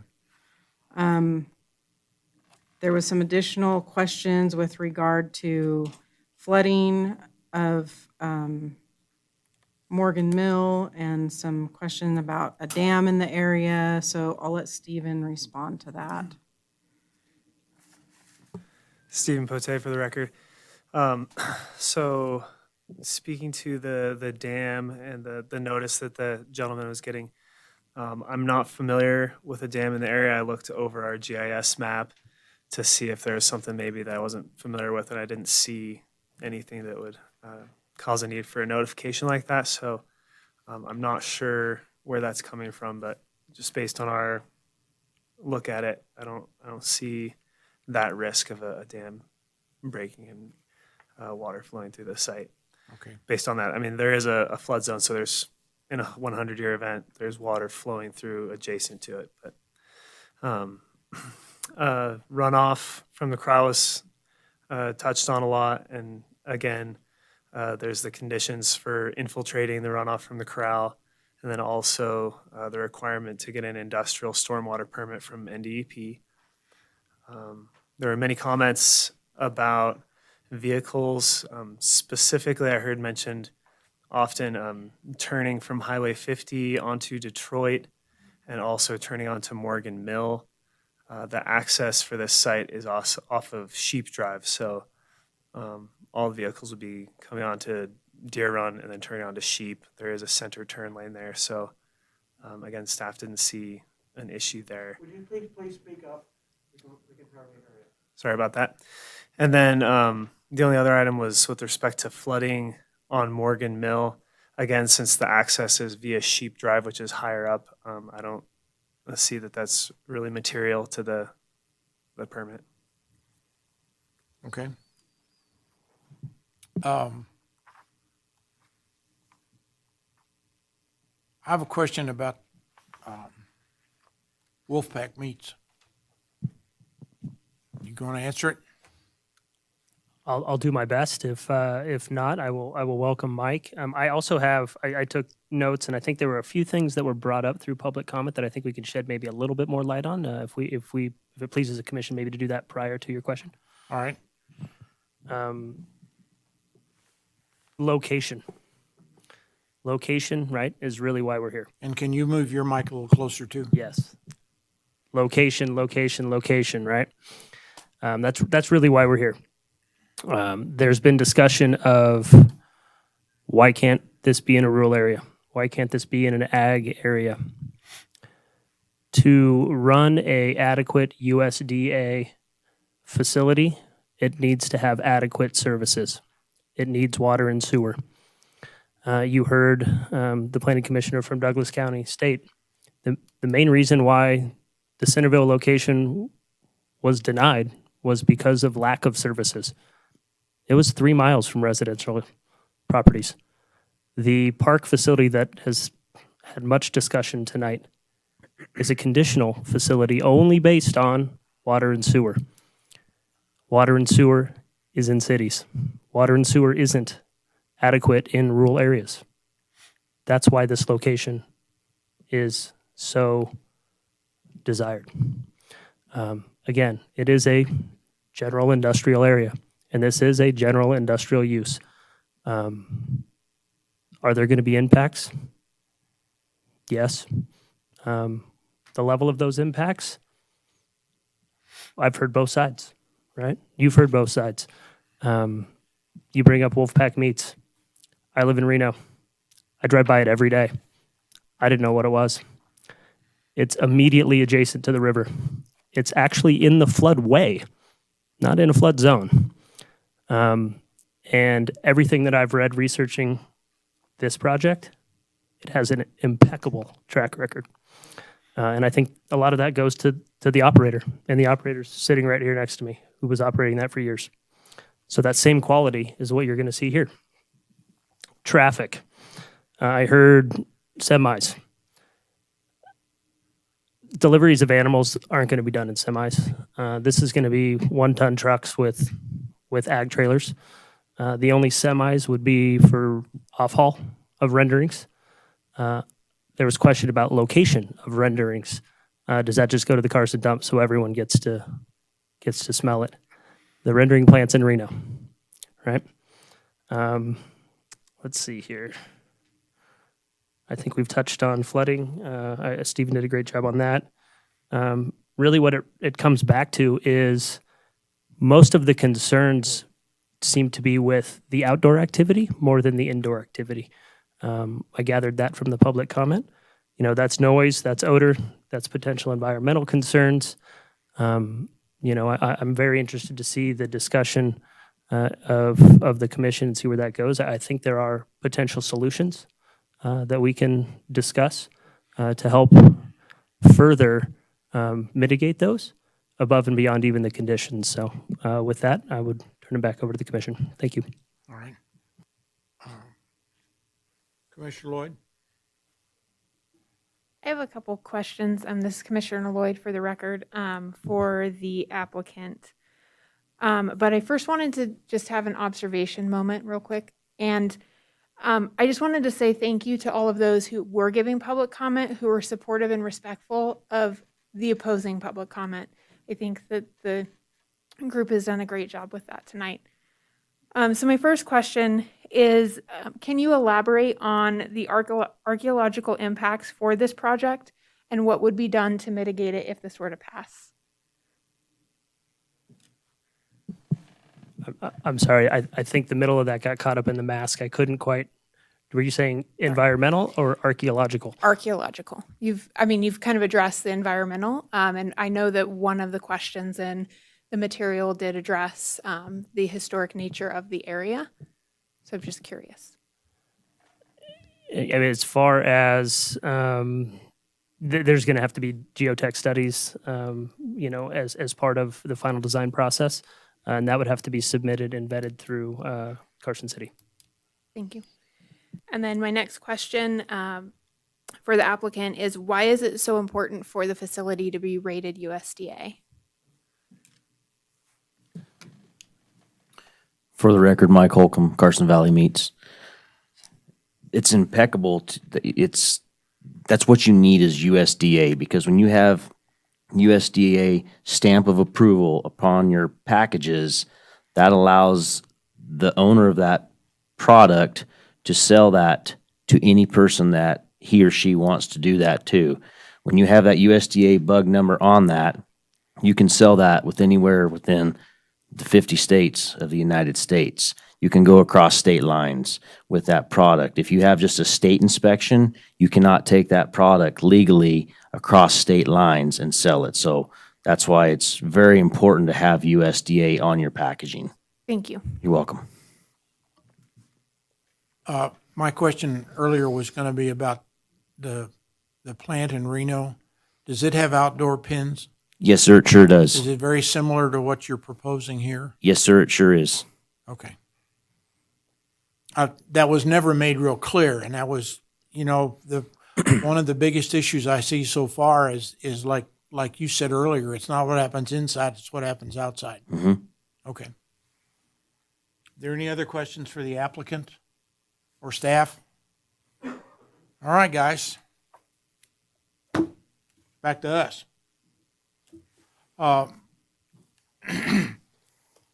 What I would kind of like to do is to have everybody at least give us their feelings on the findings and how they feel like they can, where they're squishy or not squishy. And if you bear with me, I'll even go first. As far as approval of this project and the findings, in fact, I think what was most obvious through all the testimony was the concern over finding number 2, as to whether or not it would affect the peaceful enjoyment of the people in the community and create the vibration, fumes, odors, dust, glare, and physical activity that's going to happen at that site. And I think that's probably the crux of the issue that I see us as trying to determine. I have no problems at all with any of the other 7 findings. I think the one that I was wrestling with was the one about, there's always the concern of not in my backyard. And I understand that. And this probably exacerbates because it's not a drive-in movie theater or something like that. It's a meat processing plant. And I have to weigh on the other side of that the benefits to the community and the fact that there is some sorts of track record. Now, having said that, I also want to see if we can come up with some wording in the conditions to make sure that we don't buy that pig in a poke and we're left not being able to make sure that things happen the way we think they want to happen and we want them to happen. So I can make in my own mind an acceptance of condition number 2, but I would like to work on some of the conditions for approval to make sure that we have a mechanism to guarantee that in the future. And you've indicated a willingness to do that. And so that's all I got to say. Who's next? Mr. Lloyd? I'll go ahead and go. So Commissioner Lloyd, and this is tough. It's a tough decision. It's tough for us up here on the board. I appreciate everyone's public comment. I feel where I'm leaning is similar to Chairperson Borders, where I think that there needs to be additional conditions so that we can address this issue. I know that in some of the public comment, there is concern about crime in the area due to having a slaughterhouse present. And so I think that any condition of reporting back to us, I think needs to include information from the Sheriff's Department related to whatever actions or things that are going on in that area to give us a better idea as a commission, but also to give the public a better idea of how that business is impacting the local part of that area and the community. That's my feelings. Mr. Preston? My question is for you, Steve, is that the one thing that comes to mind that's been made clear that wasn't really clear was that in order for this to operate, it has to have the infrastructure of the water and the sewer. Now, you indicated, and I think just kind of briefly, that particular area requires a step system that has been failing. Now, that step system that has been failing, is that the same one that supports the mobile home park? And does it also support Empire Ranch residential? What does it support?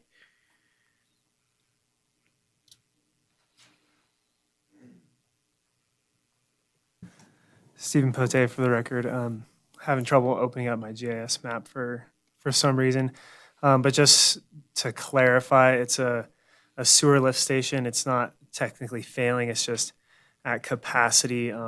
One of the requirements, as I understand it, for that lift station is to have a certain amount of emergency reserve space. That's one of the concerns on that one. And then also the build out flow as developments are coming forward. And I believe it does serve all of the vicinity area, but I can't open up my map right now. Because one of the ladies spoke for the mobile home park and said that they had been having some problems. I don't know if those are individual lines or the ones that go into the main. So what I'm asking is, if this system is upgraded, could that possibly be a benefit for some of the neighbors in this to put in the reserve that's required?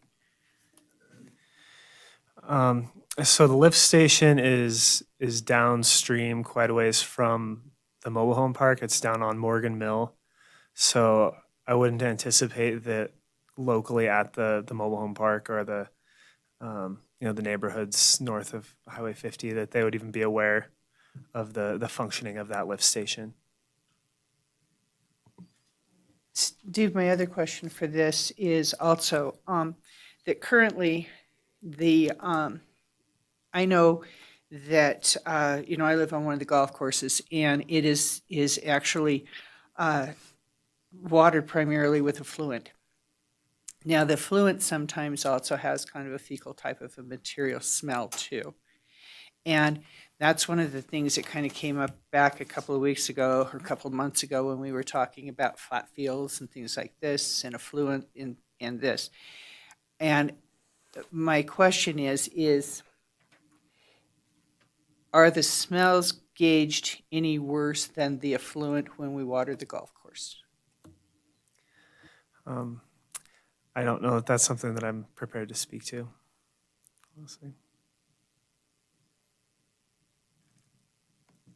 Anything else? Mr. Kilgore? Commissioner Kilgore for the record. So in my findings, I see quite a split decision out here. This one is real tough, and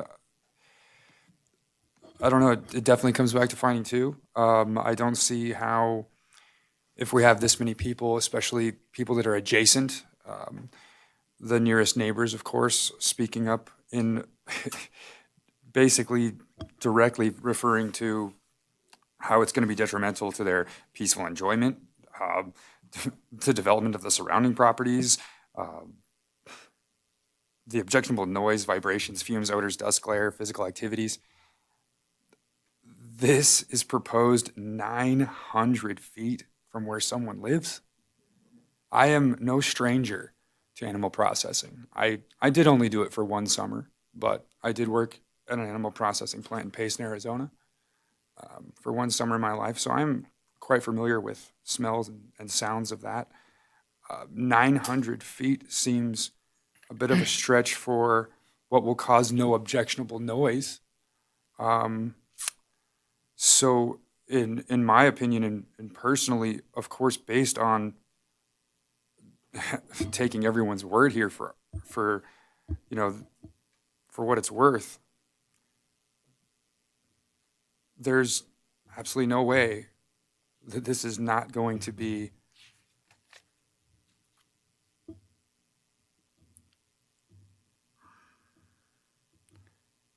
it's not going to add peaceful enjoyment. Let's just put it that way. To make it short here, sorry I've kind of dragged on this. I can't vote in favor of this. I absolutely have to not, because once again, we have the people that live adjacent to this property. They are the people that are telling us that it is going to cause harm to their peaceful enjoyment. And so because of that, obviously, I'm not living next door to this place, or I'd be one of these people saying the same thing. So because of that, I don't find that it meets the findings for two, and I will not vote in favor of it. Okay. All right. Heather, on the conditions for approval, condition number 18, should that also apply to, again, or just by stating it once, is it assumed to be throughout the document? We have items number 21, 22, and 20, which are, quote, additional conditions which apply during local processing events. Shouldn't 18 also fit within that same area? That's correct. So the 20, 21, and 22 are in addition to everything that precedes them. Yeah, but I'm saying it is 20, 21, and 22 are conditions for this festival event. Correct. And everything else applies as well. All right, well, that's what I wanted to make sure of. Yes. All right. And condition number 20, the testimony was there's 3 a year. There's 3 events a year, not up to 6. And I would feel much better if we started at 3 than to say 6. And also, if we're going to write some sort of a reporting document, then that can certainly be part of that. And if it shows that we need more than 3 or whatever it is, then we can certainly go through that. And also it says that we'd be noticed. Who gets noticed? The Community Development Department. Okay. I just In 21? Yeah. Yeah, so they need to provide written notice to the Community Development Department. Okay, Yeah. all right. Did you manage to draft anything? With regard to a potential review? Review and reporting? Yeah, so I think I captured kind of what was discussed earlier, but open to any suggestions. 1 year following the commencement of operation, the Planning Commission shall review the special use permit to ensure compliance with the conditions of approval. The applicant shall at a minimum submit to the Planning Commission documentation of the actual number of large animals harvested per week during the first year of operation. And to add to that, what Sina suggested, any crimes in the area associated with the facility. During this review, the Planning Commission may determine whether or not continued annual review is necessary. Okay. Commissioner Lloyd, does that sound okay to you? Yeah, real quick, why would we say large animals? It's like, is a turkey a large animal? So specifically in their application, they requested processing of large animals. We haven't included in their permit processing of poultry or rabbits. So turkeys would fall under poultry. Okay, thank you. Okay. I guess one other question. You got 50 head of cattle in the pen and the machine breaks, and you only get 45 of them processed. What do you do with the other 5? Mike Holcomb, Carson Valley Meats. If that situation arises, we will remove those animals from the property. We'll take them down to another facility, to the ranch, hold them until we get the equipment repaired. Okay. Well, that was the question. They don't under no circumstances do they remain. No, past sir. that? Nope. No, Okay. sir. All right.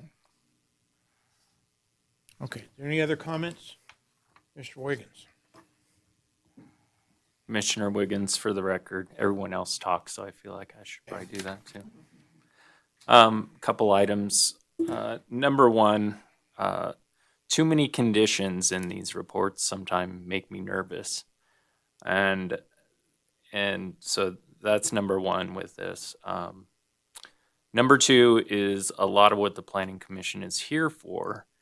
If no one was in Carson City, you wouldn't need a planning commission. But part of the reason we're here is to protect the people that are here already.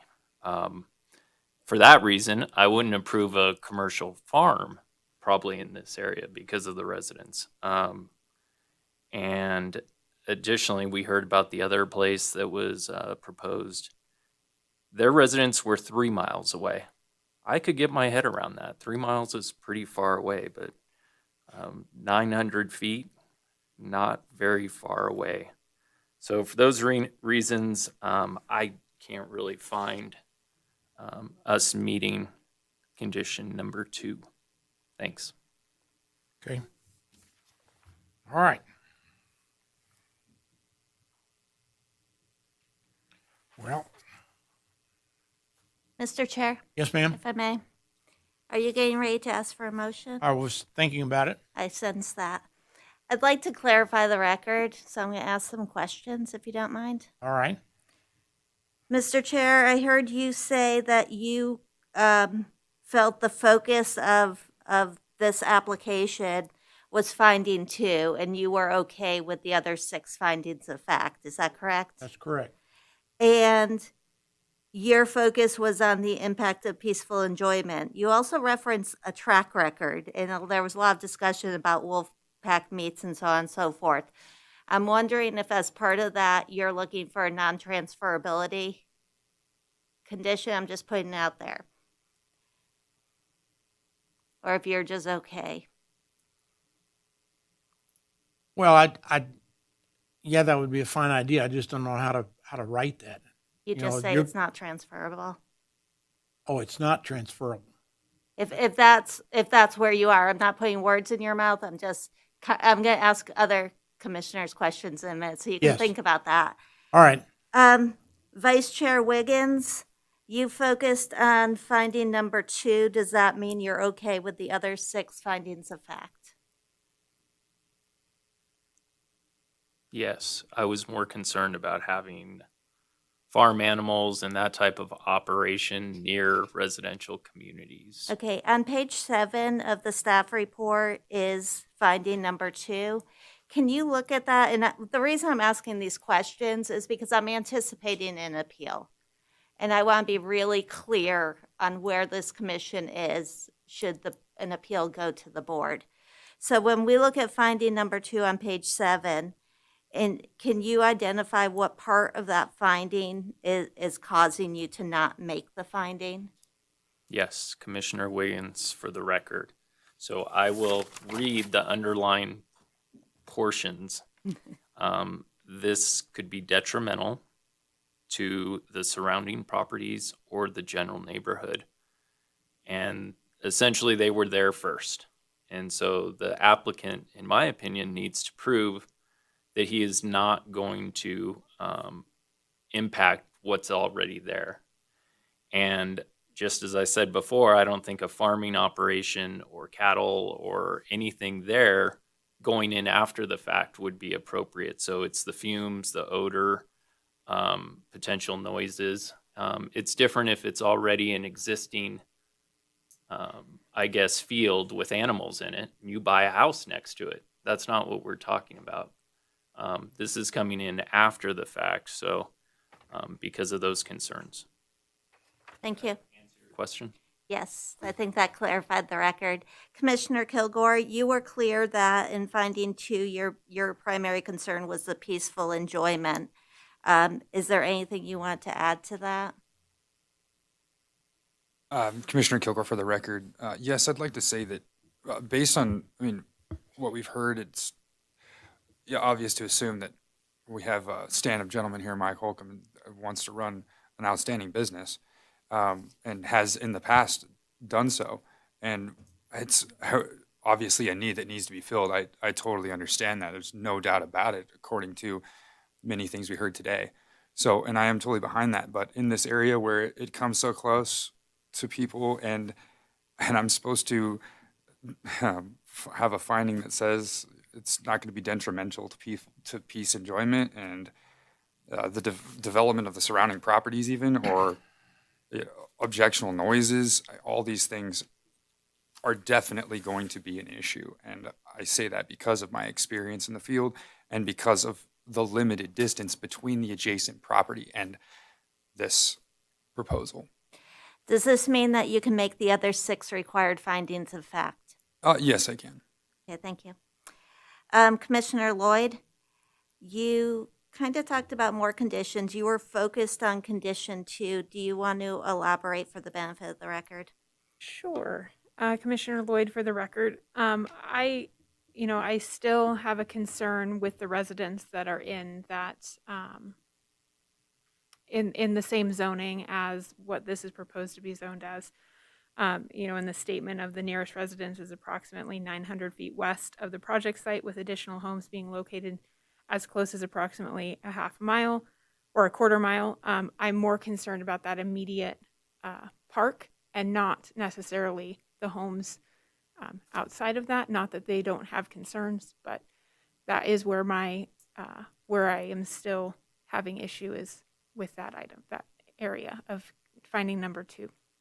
Okay, so if we look at the other 6 findings of fact, are you able to make those findings in the affirmative? Yes. So when we go back to number 2, are you still deciding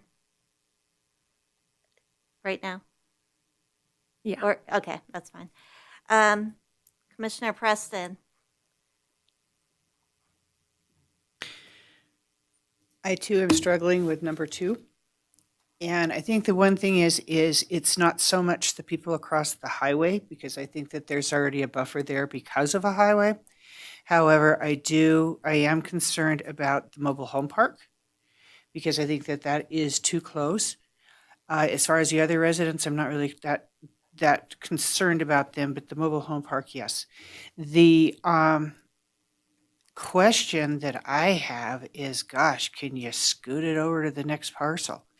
Because if you could scoot it over to the next parcel to the east, that, I look at that and say, you know, we're back into location. You've got the sewer, you've got the water, you're further away from the residents that exist. And I mean, that's where we have a problem. The other 6 conditions I have no problem with, but like you said, it's mobile home park to the east, to the west. Okay, thank you, Mr. Chair. I think that clarified the record. All right. So, is there a motion in our future? Mr. Chair, Yeah? based on the discussion that we are hearing, in my previous comments, we were talking about possible ways to mitigate some of those concerns. It sounds like the commission is kind of torn on condition number 2. And again, I think it all kind of leads back to not what happens inside the facility, but what happens outside during that 24 hours, right? I heard Commissioner Wiggins say, I wouldn't be in favor of a commercial ranch, right? Which is understandable. After some discussion, if the problem is the outdoor component, why don't we propose putting the outdoor component indoors? The facility that was recently approved conditionally, the Parks facility does have an indoor corral. So what that could do is further eliminate the odor concern, further eliminate the insect concern, completely eliminate the infiltration concern, because you're talking about a concrete floor that all ends up in the adequate municipal services. Based on what I'm hearing, based on the legitimate concerns of the unknown from the public, that's something the applicant is willing to put forward.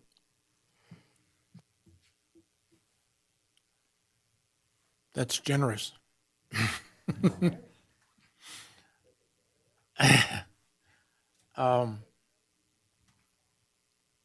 I don't think we can do anything with that unless you would like to, We would support an additional condition stating that the corrals need to be provided indoors.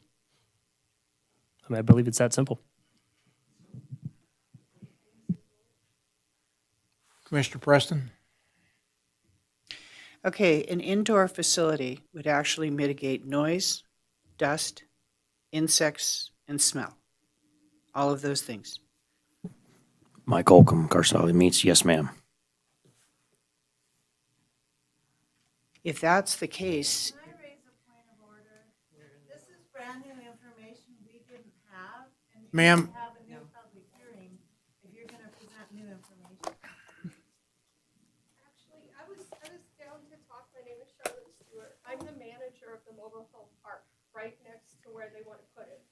If I walk out my front door, I can look over and see where they want to put it. Mr. Chair, none of this is captured on the record. I'm sorry, it's not that far.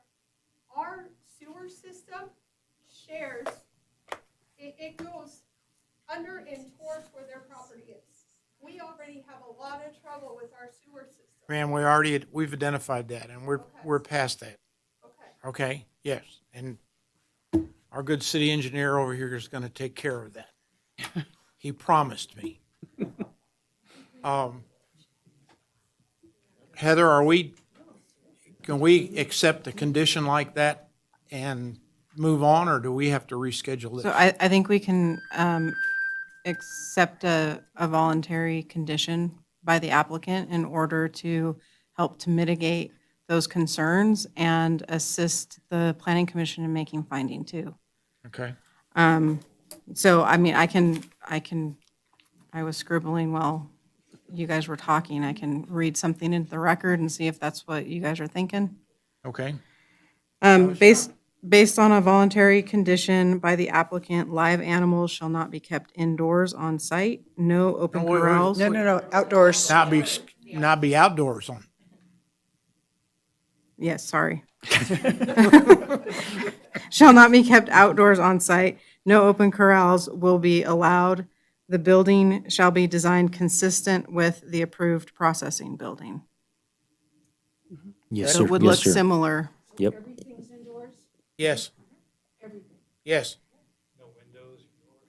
Yes. We don't know yet. Might have a door.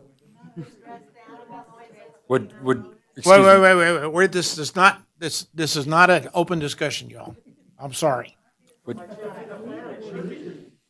Would delivery of livestock be indoors as well? Or would that be outdoors and then loaded inside? Mike Holcomb, Carson Valley Meats. So obviously, everything's in a trailer showing up outdoors, but it's going to back up to a door that they will come out of those trailers and go directly into the building. Thank you, sir. Thank you. Thank you.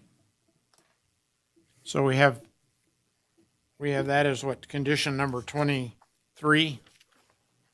Or, We've got a couple additional conditions that we've discussed. okay, We have the 1-year follow-up. yep, So that would be a 23rd condition. We have the sewer lift station, pro rata share that engineering is requesting be added.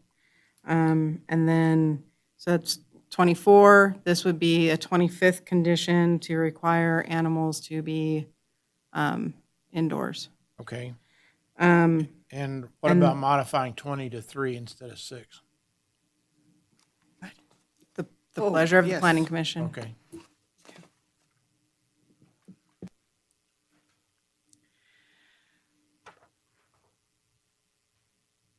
Does everybody understand where we are? Commissioner Lloyd? For the Commissioner Lloyd, for the record, for the item, I think you said it was 23 for the follow-up. Can we condition that of potentially needing or requesting additional follow-up at that 1-year follow-up? Does that make sense? So I'll read it again. Okay. See if it addresses your concern. 1 year following the commencement of operation, the Planning Commission shall review the special use permit to ensure compliance with the conditions of approval.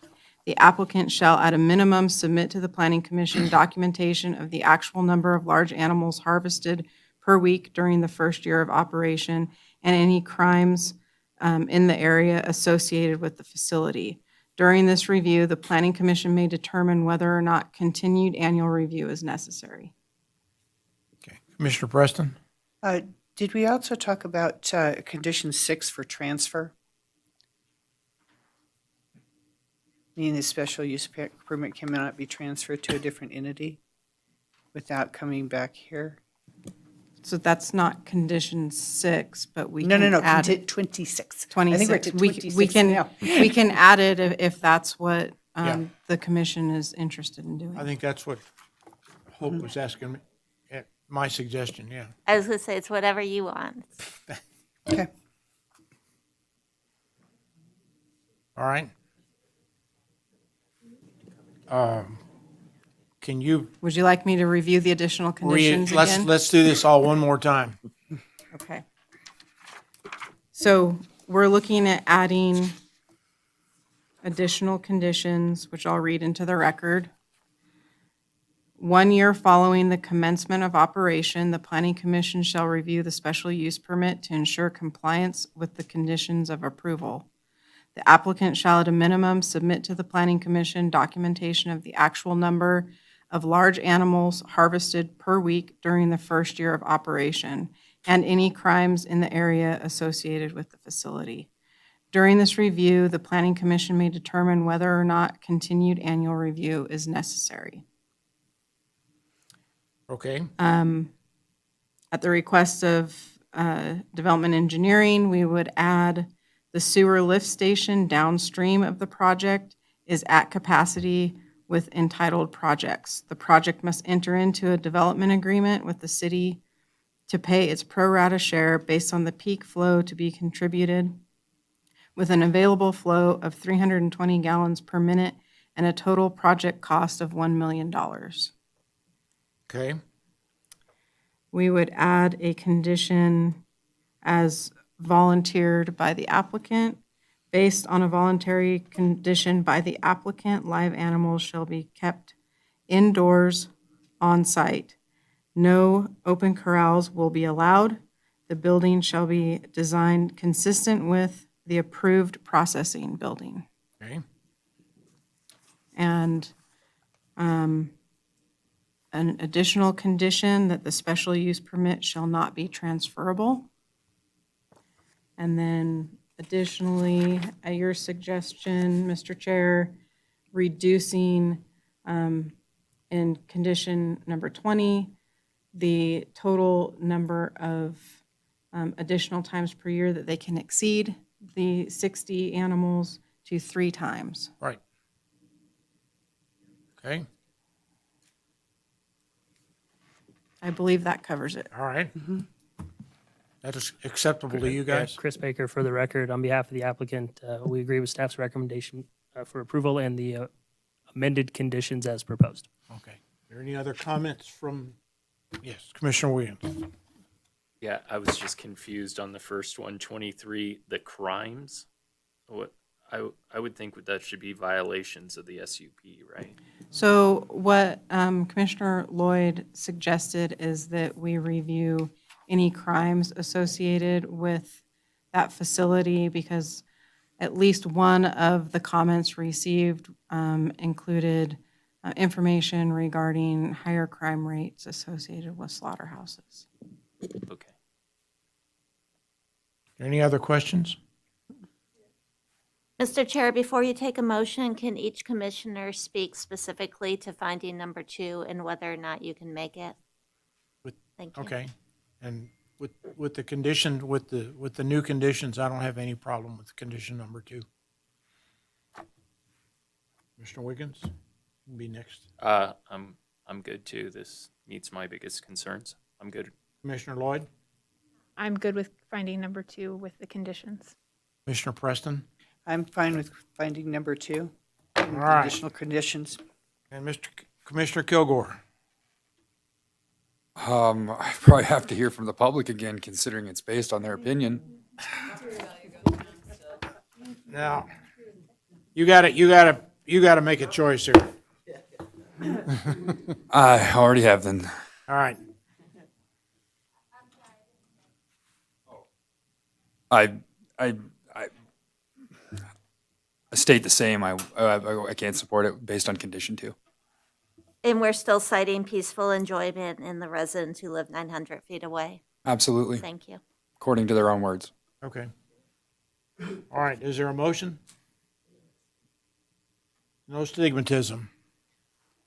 All right, I'll move that we approve special use permit LU 2021-0308 based on the findings and subject to the amended conditions approved and contained in the staff report and agreed to by the applicant. Is there a second? Seconded by I'll second. Commissioner Preston. Any further discussion? All in favor, say aye. Aye. Opposed? No. 1 no. Motion carries 4-1. Thank you all.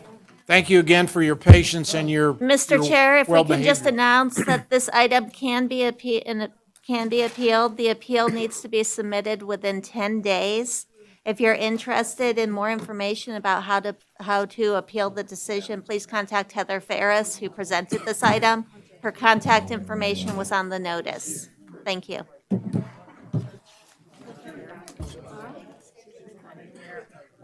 Yeah. And we're going to adjourn for about 5 minutes. If anybody cared.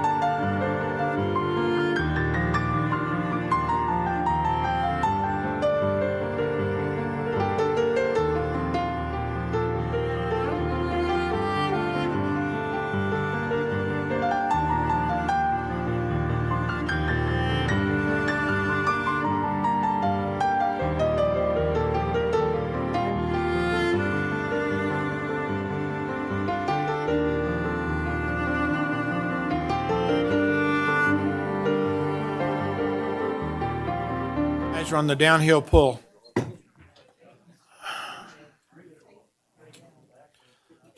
I have recessed the planning commission meeting, and as a recess, and it's going to remain in recess at this time, I'd like to call to order the Growth Management Commission. And would you please call the roll? Chair, oops, can you hear me? Yes, barely. Chair Borders, Present? Vice Chair Wiggins. Commissioner Eswine. Commissioner Kilgore. Here. Commissioner Lloyd. Commissioner Perry. Commissioner Preston. A quorum's present. Thank you. The public is invited at this time to comment on and discuss any topic that is relevant to or within the authority of the Growth Management Commission, including any matter that is not specifically included on the agenda as an action item. Is there any public comment at this time?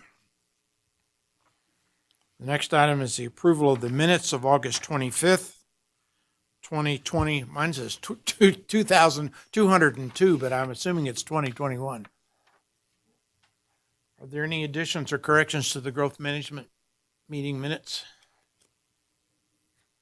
Hearing none, can I have a motion for approval? I'll make a motion. All right. I move to approve the Growth Management Commission minutes of August 25th, 2021. Okay. Is there a second? Thank you. Commissioner Kilgore seconds. Any further discussion? Mr. Chair, this is Todd Reese, Deputy DA. Just to clarify, I assume that one of the corrections is to correct the date of the minutes? No, this is on the agenda. Oh, on the agenda. The Okay. agenda has the wrong date on it. The My minutes are mistake. fine. Thank you. All right. Any further discussion then? All in favor say aye. Aye. Opposed? Motion carries. All right.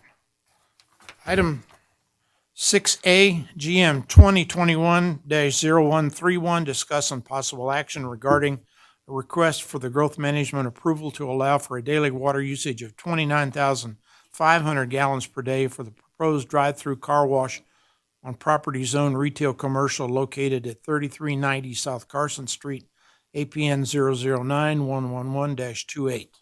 Hope. Thank you, Welcome home. Mr. Chair. Thank you. I'll be brief. The Growth Management Commission reviewed this application in August. You'll recall that at the request of the applicant, this matter was continued. Since that meeting, the applicant has suggested a reduction in the request to 29,500 gallons per day. I'll remind the commission that when you consider an application before the Growth Management Commission, it's because the water usage will exceed the threshold of 15,000 gallons per day. The commission can approve the building permit, approve the permit with conditions, or deny the permit on the basis of the effect of the project on the city's essential resources. And this is in Municipal Code 1812-070. What that section of the code says is the commission shall base its decision on the quantity of water consumed by the use for which the building is constructed compared to available water, the ability of the city to deliver water service to the structure, and other effects of water usage. The city, and then we look at the ability of the city's sewage disposal system to handle the quantity of wastewater generated, the ability of the city sewer system to carry the wastewater for treatment, and other effects on wastewater disposal. The commission has been discussing of late, and specific to this application, other effects of water usage. Our Public Works Department has advised us that with the conditions of approval, they do have the ability to deliver water service to this structure. The quantity of water is significantly larger than other similar uses, and you have that information in your packet. It does translate to the request for 29,500 gallons per day translates to 69.4 water equivalent residential customers. And so what we've been talking about is the resolution that the board adopted in July. The problem is the resolution the board adopted in July with the criteria is for building permit applications that come in 2022. We've reviewed the timeline at our last meeting, and you'll recall that this application came in for major project review in December of 2020. The MPR, or Major Project Review letter, advised them they would be subject to growth management review, but because there wasn't criteria in place at that time, they were never advised of that criteria. They actually applied for the growth management approval in April of 2021, so well before the board taking any action on criteria. So absent any criteria to rely on when we consider the effect of the water usage, or what I'll call opportunity cost, I don't believe we have anything to rely on. We're in a place where we're looking at, can we service the site with water? Yes, we can. What's the quantity of water? Well, it's more water than the other car washes. But there is an opportunity cost anytime somebody uses water, but we don't have established criteria as part of this application to look at to cause us to be able to say no, to be honest with you. So absent that criteria, staff is recommending approval of this application, similar to, I think we said there were like 9 applications since 2005 that I had included in one of the staff reports. So I'm treating this one as I would have treated the ones that came prior to it, prior to the discussions on opportunity cost. Michael Cabrera is here, and he does have a presentation, and I'm happy to answer questions. And we have folks from our Public Works Department here. We have Tom Grundy, who's with our Water Department, Stephen Pote, Randy Rice, the city engineer. So a lot of people here if you have questions. Thank you. Did anybody bring snacks? Any questions for staff before we start? Yes. Commissioner Wiggins. One of the things brought up, and since Commissioner Perry is in here, is we talked about the water rights in perpetuity, and had some, I think after I thought about that a little more, I was a little concerned about that. Is there a mechanism to not make the water rights in perpetuity? In other words, if this goes away, it's not successful, the next property owner gets these water rights and decides to just fill up water trucks every day up to his 29,000 gallons. And I don't know. Do you have a... Similar to the last item you just had, you could have a clause regarding transferability. If you feel like what you're hearing from this applicant regarding his water conservation and the things in his application regarding or relative to his operation, if that's sort of swaying you to be supportive and rather than just blanket, actually, there's that code section, it's allowed to be transferred. Let me do one thing. There's this code section that the DA's office found. Are you prepared to speak to that? Otherwise, why don't we have the applicant make his presentation? I'll reread the code with the DA's office and get you an answer, okay? All right, are there any other questions for staff before we start? Commissioner Preston? I just have a question in regards to the well. What happened with the well? The applicant is asking for 29,500 gallons. What the applicant's advised is if he has a demand for more water than that, the well may be the source of that water, but it wouldn't be, the city wouldn't be the source of that water. And what the city has in here is a condition of approval that the applicant has to demonstrate from the state that they have the authority to use that well, is my recollection. Condition number 7. Is that how you recall it? So the applicant may utilize his well. He's not seeking to abandon the well, but he's still seeking 29,500 gallons per day.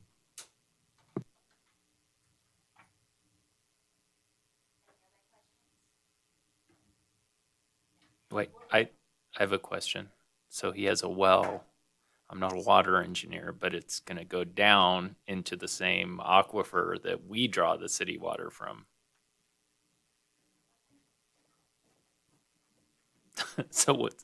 I don't. Tom Grundy with Carson City Public Works. That's not a super easy question to answer. Carson City gets water from a number of sources: groundwater, surface water. And aquifers aren't a giant continuous sponge. There's occluding layers in them. And so depending on the depth of the property owner's well compared to the depths of our wells in the area, just the way the underlying geology works, it may or may not come from the same aquifer. Our wells are pretty deep. Okay. All right, go ahead. Okay, good evening. Michael Cabrera for the record. And thank you again for having us. We just want to pick up where we left off from the last meeting. Towards the end of the meeting, Hope Sullivan asked all of you to identify concerns and to discuss, what you would like for the applicant to do to come back with that would be palatable to this body. And so several commissioners identified concerns related to the amount of the request in light of the city's current drought conditions. And so we discussed this at the last hearing, but again, Carson City policy encourages the use of professional car washes rather than washing their cars at home. And in other jurisdictions around the country that have drought conditions similar to this or worse, home washing has been outright banned. So we know that residents are going to wash their cars. The question is, to what extent should that car washing occur in efficient facilities like the one that we've proposed, or rather than, in driveways or in less efficient facilities? Specifically, Vice Chair Wiggins recommended extending the verification of our compliance with the conditions to 5 years. It had been 3 years. We agreed to that term, and so the condition has been revised to reflect that. Last month, Chair Borders and Commissioners Perry and Preston indicated that they liked the project but thought the amount of water requested was too high and suggested that we try to reduce the request and find other sources of water beyond any entitlement that you would grant to us. So we've reduced the overall request by 36% and modified the conditions to provide non-city water options if we need to exceed this entitlement, if they're feasible. Chairman Borders and Commissioners Preston and Lloyd indicated that they would like for the applicant to work with staff and come back with a lower request. So we have done that. And again, our request is 36% less than the prior request. Commissioner Kilgore specifically indicated that the request was about twice as high of a request as he would support. So, we just want to note that the trigger to coming to this body for an entitlement is 15,000 gallons per day. Everything before 15,000 gallons per day is by right.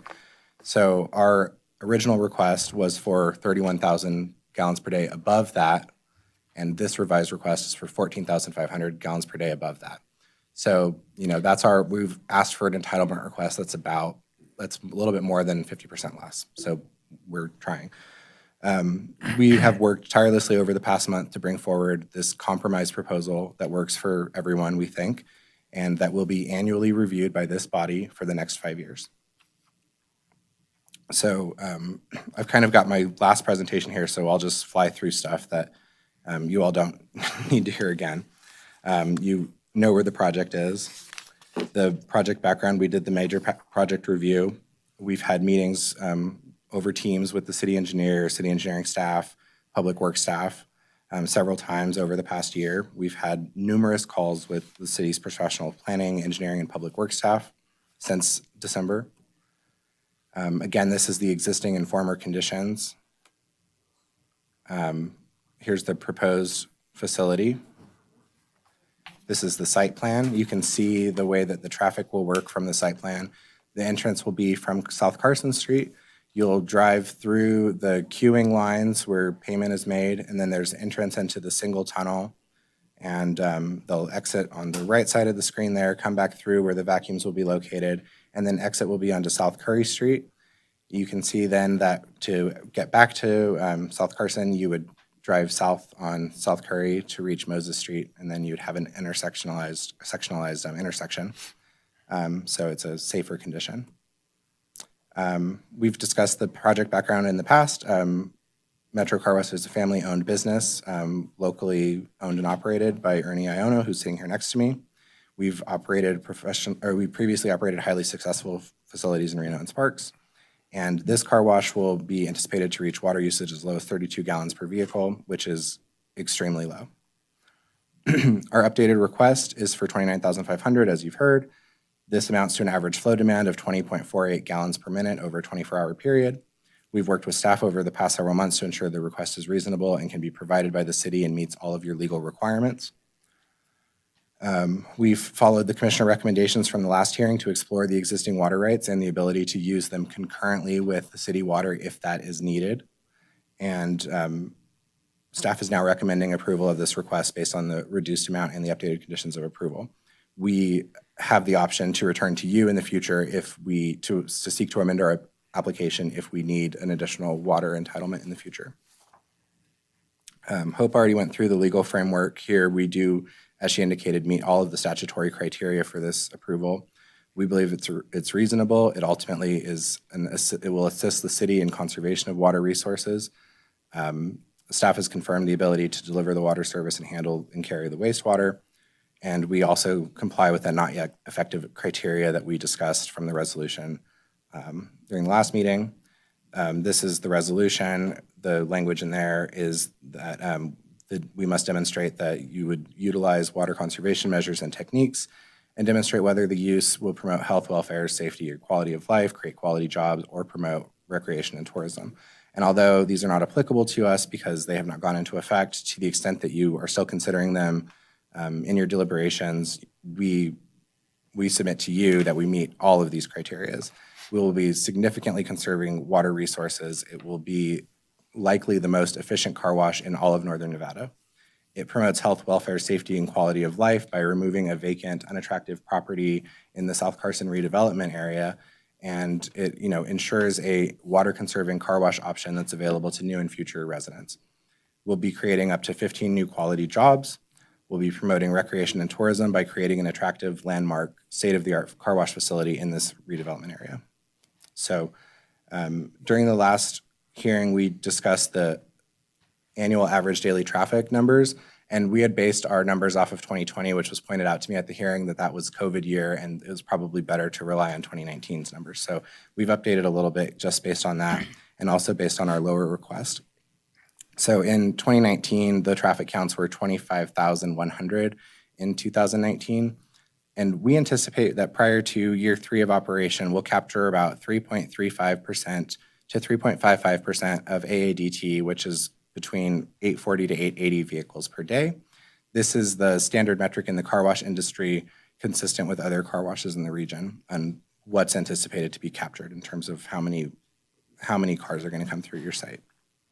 So at 35 gallons per vehicle, that's approximately 29,000. It's actually 29,400 gallons per day on the low end if you anticipate 840 vehicles a day.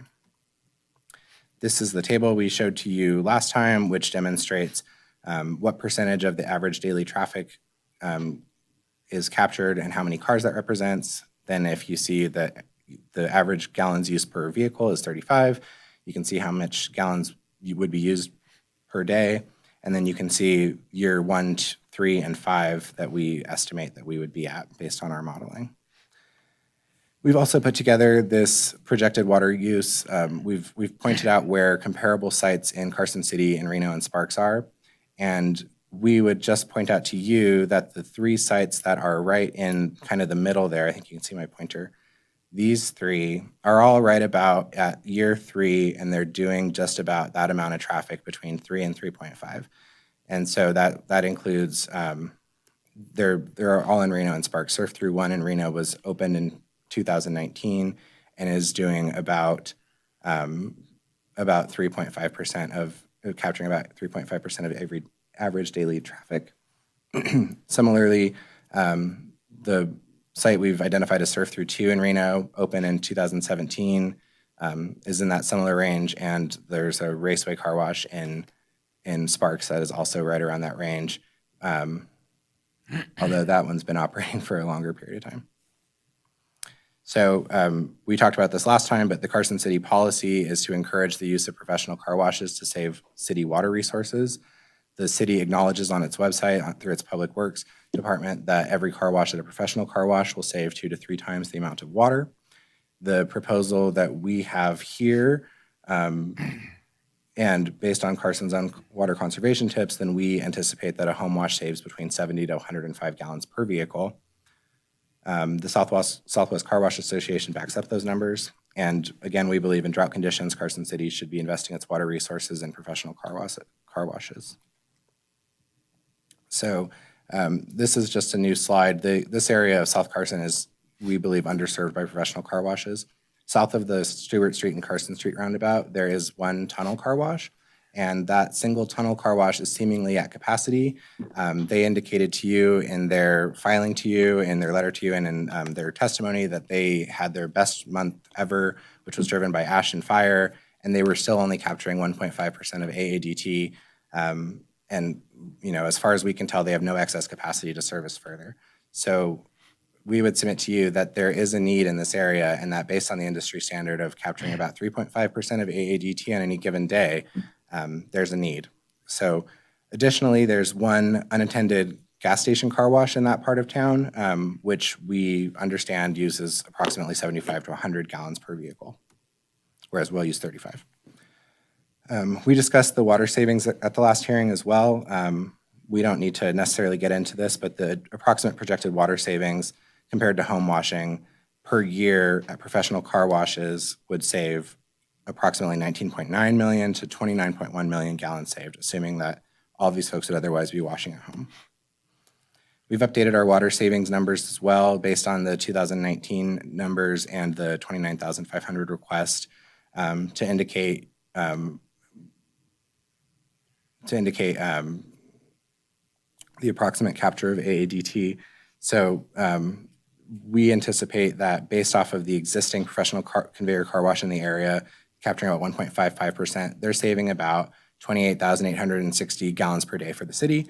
And if we were doing 3.35%, we would be saving you about 54,600 gallons per day. But clearly this part of Carson City is likely using home washing because they're not doing it at the car wash that exists. So we've discussed the water conservation measures and techniques that will be implemented in this system. It's a closed system that's brand new state-of-the-art facility. We'll return nearly all water to Carson City for adaptive reuse and your golf courses or however else you will reuse the water. It'll be the most modern car wash equipment, water reclamation systems, and advanced production line control technology, which is anticipated to reduce the freshwater consumption by 10 to 15% over other car washes. And assuming that every car wash at a metro car wash is going to save water for the city. I don't think we need to beat a dead horse. We submit to you that we will use 32 to 36 gallons per vehicle, as opposed to home washes, which can use 75 to 100, or in-bay automatics, 75 to 150 per vehicle. These are the sites that Metro operated in the past in Reno and Sparks. They were already in operation before they were purchased, and we refit them and remodeled and reconditioned, and we're able to save a lot of water per vehicle. Nothing like what we'd like to be able to do in Carson City. We believe that we meet the requirement or the suggestion, I guess, or the criteria to promote health, welfare, safety, or quality of life through the extensive water conservation and recycling. This provides a great benefit to the long-term overall welfare of Carson City residents by assisting in the longevity of water resources.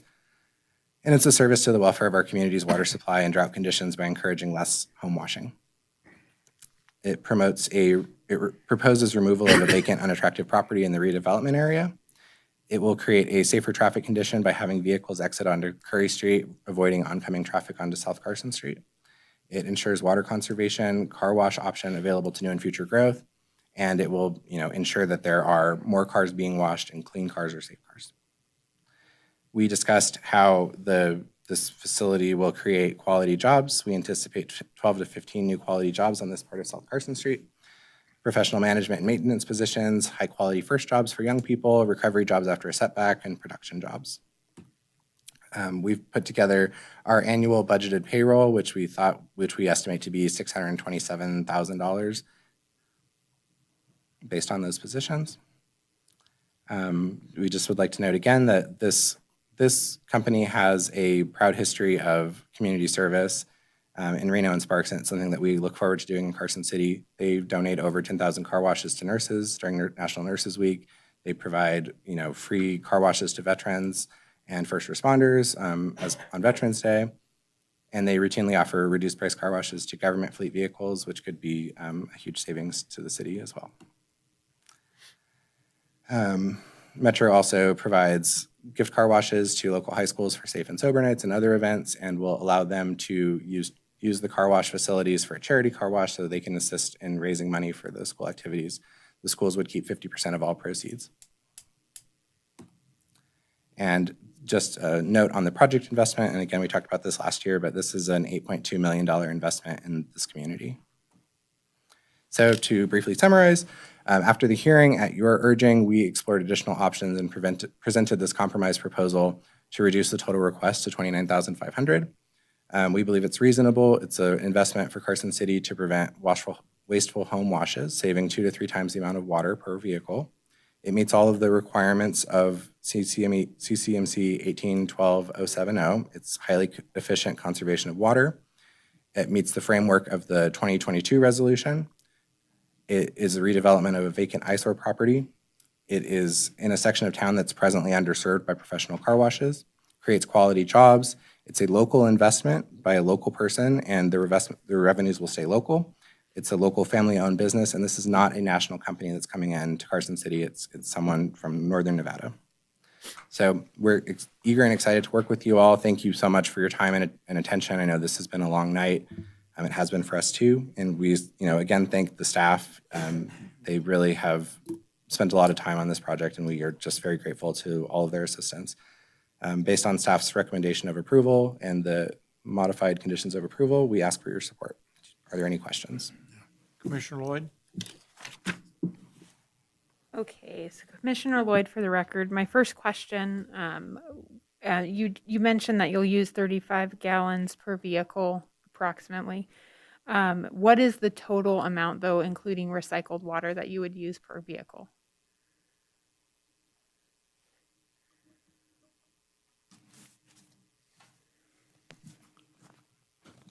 Ernie Iono, for the record. Approximately 70 to 80 gallons of total wash water to wash a vehicle with reclaimed water and fresh water.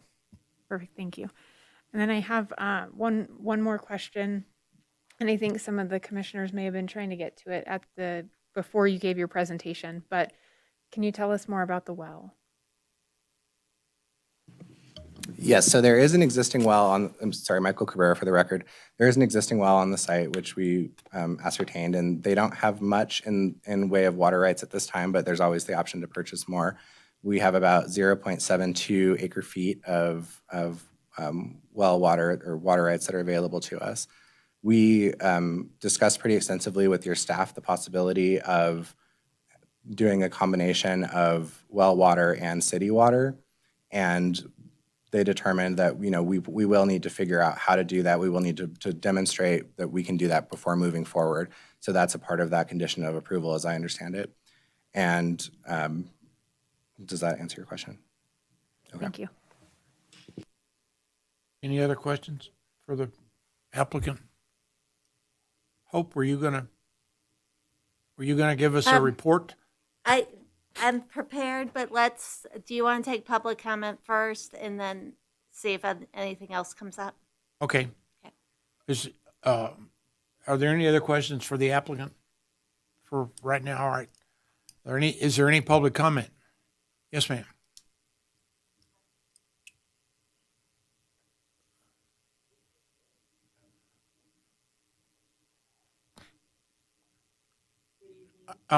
You need a green light. Got There it. you go. Got it. Good evening, or maybe it's good morning, I'm not sure. I'm Ronnie Hanneman, for the record. I'm the Executive Director of the Carson City Chamber of Commerce, and thank you for listening to me. I do feel that this could be a very good thing for South Carson Street, which is in the redevelopment zone. And the property in question has been blighted for years. In fact, I believe it was this commission that basically voted for the other business to to leave, to be shut down. It also fits within the auto row. Right now, the auto dealers are having problems finding people to wash their cars. This would probably be very perfect for them.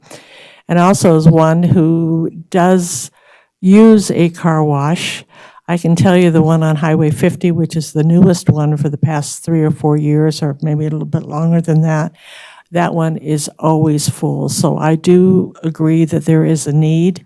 And also, I will tell you, and you know better than I, Carson City is growing by leaps and bounds. So therefore, I think this is another reason that we could probably use that. And there's many apartments, especially down in that area, that are going.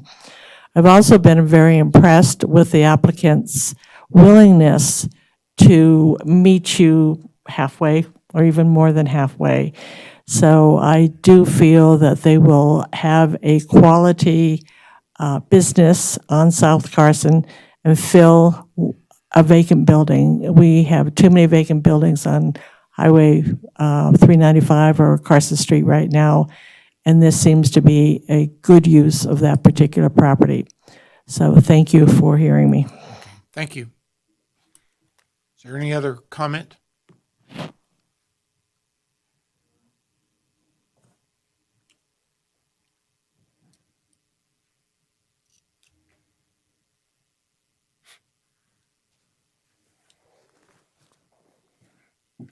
Thank you, Mr. Chairman. Members of the commission, Jim Cavilla from Allison McKenzie on behalf of Raceway Car Wash. I applaud you all for your, I don't know, endurance tonight. You've been through a lot. You didn't bring snacks either, did you? I might have some for you in the truck.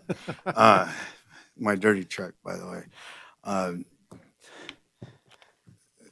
So I guess, you've got my correspondence, you've got my position, you heard me last time.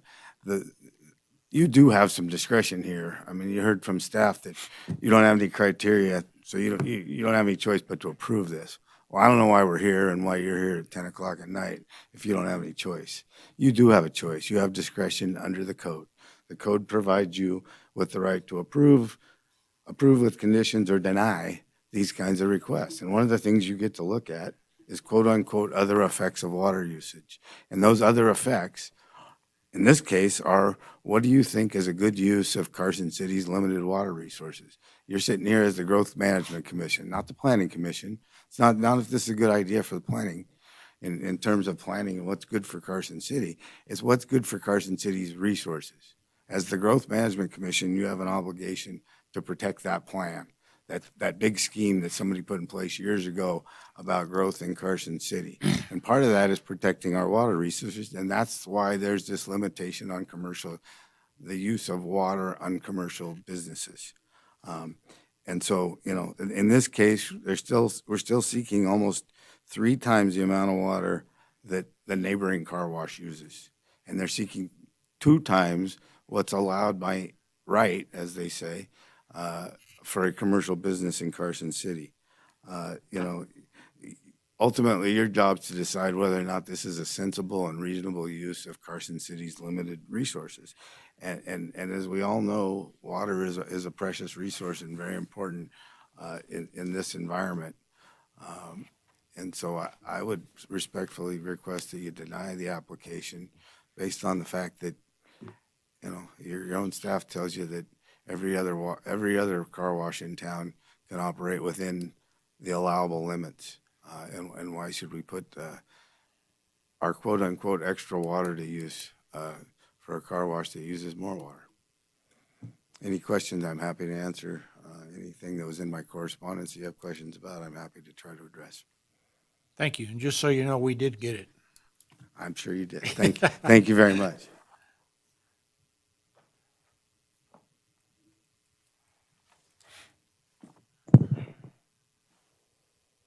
Good evening. Do I have your permission to stand? This is the way I was trained. Is that all right? As long Can as you hear me okay? You must be a lawyer. Yes, I'm sorry, I am. But all right. Yeah. Identify yourself for the record and speak loudly. Absolutely. Thank you very much, everyone. My name is Mark Ray. W-R-A-Y is my last name. And I just want to respond to the comments by our competitor's lawyer who just spoke to you.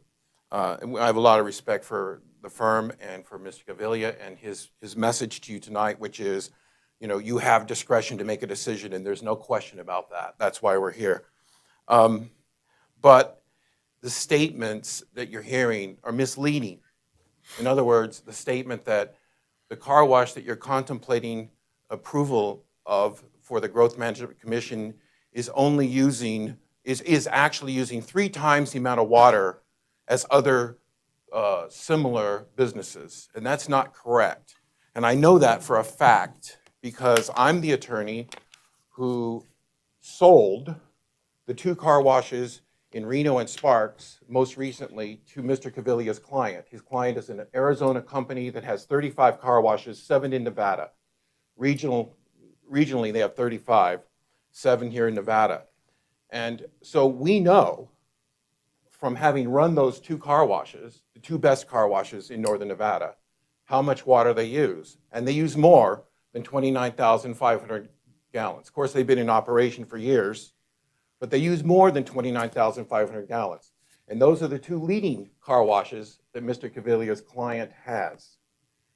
So it is not correct to say, and it's misleading to say, we're going to use more water than car washes of similar, that serve a similar amount of cars. The second thing I wanted to say was something about the opportunity costs that one of you all asked about.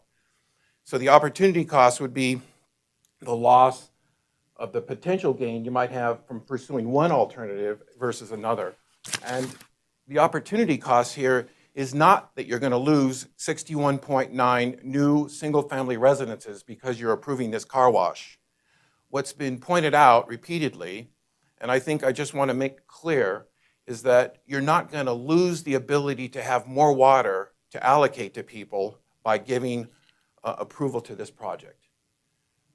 When you approve a car wash that's this efficient and attracts this much business, as this one will, because those are the gentleman here is the best that you could possibly have to run a car wash, not just in terms of efficiency, but in terms of everything.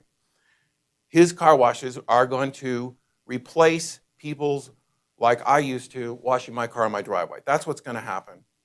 So there is no lost opportunity cost here. You're increasing the available supply in a very practical way. To demonstrate that, after the last meeting, I went back to my office the next day and said to Carla, who works with me at my office, I said, Carla, Google something like, I called it drought and washing in your car in your driveway, or drought issues, municipalities with droughts and car washing in driveways. In a few minutes, she came back to me and said, how many articles do you want? Because there's so many. So there's all these communities, Texas, California, Idaho. There was a couple of the articles were from Europe about communities, places, jurisdictions that don't allow car washing on your driveway. Even if you put the car on your lawn so that the water falls off in your lawn, they don't allow it because it uses too much water when there's a drought. So the more you're concerned about water, the more you want a project like this. The more you're concerned. Because it is a car wash, yes, it's using more gallons of water than another business would use, but it's using it wisely. It's using it productively.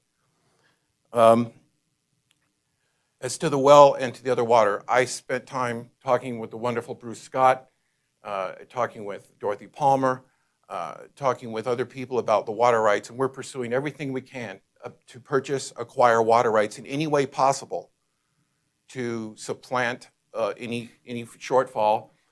Talking about buying water from the Minden source that your city gets it from, and through the pipeline that your city gets it, buying water, adding to that pipeline. We talked about groundwater purchases from Vidler Water, which is $27,000 an acre foot for underground water right now. And all of these things are on the table. We're willing to pursue them all. And we're willing to do that because we want to make sure that the city is a partner in this and that you understand how much we're committed to this. So I wanted, whatever the the issue is with regarding water, these people that we're talking to, Ernie and the team of engineers and architects and people that are putting this together, are absolutely going to build something that is going to make the city ability to manage its water better, not worse. It's going to save water. It's not going to spend it, waste it, anything like that. Thank you very much. If you have any questions, I'd be happy to answer them. Thank you.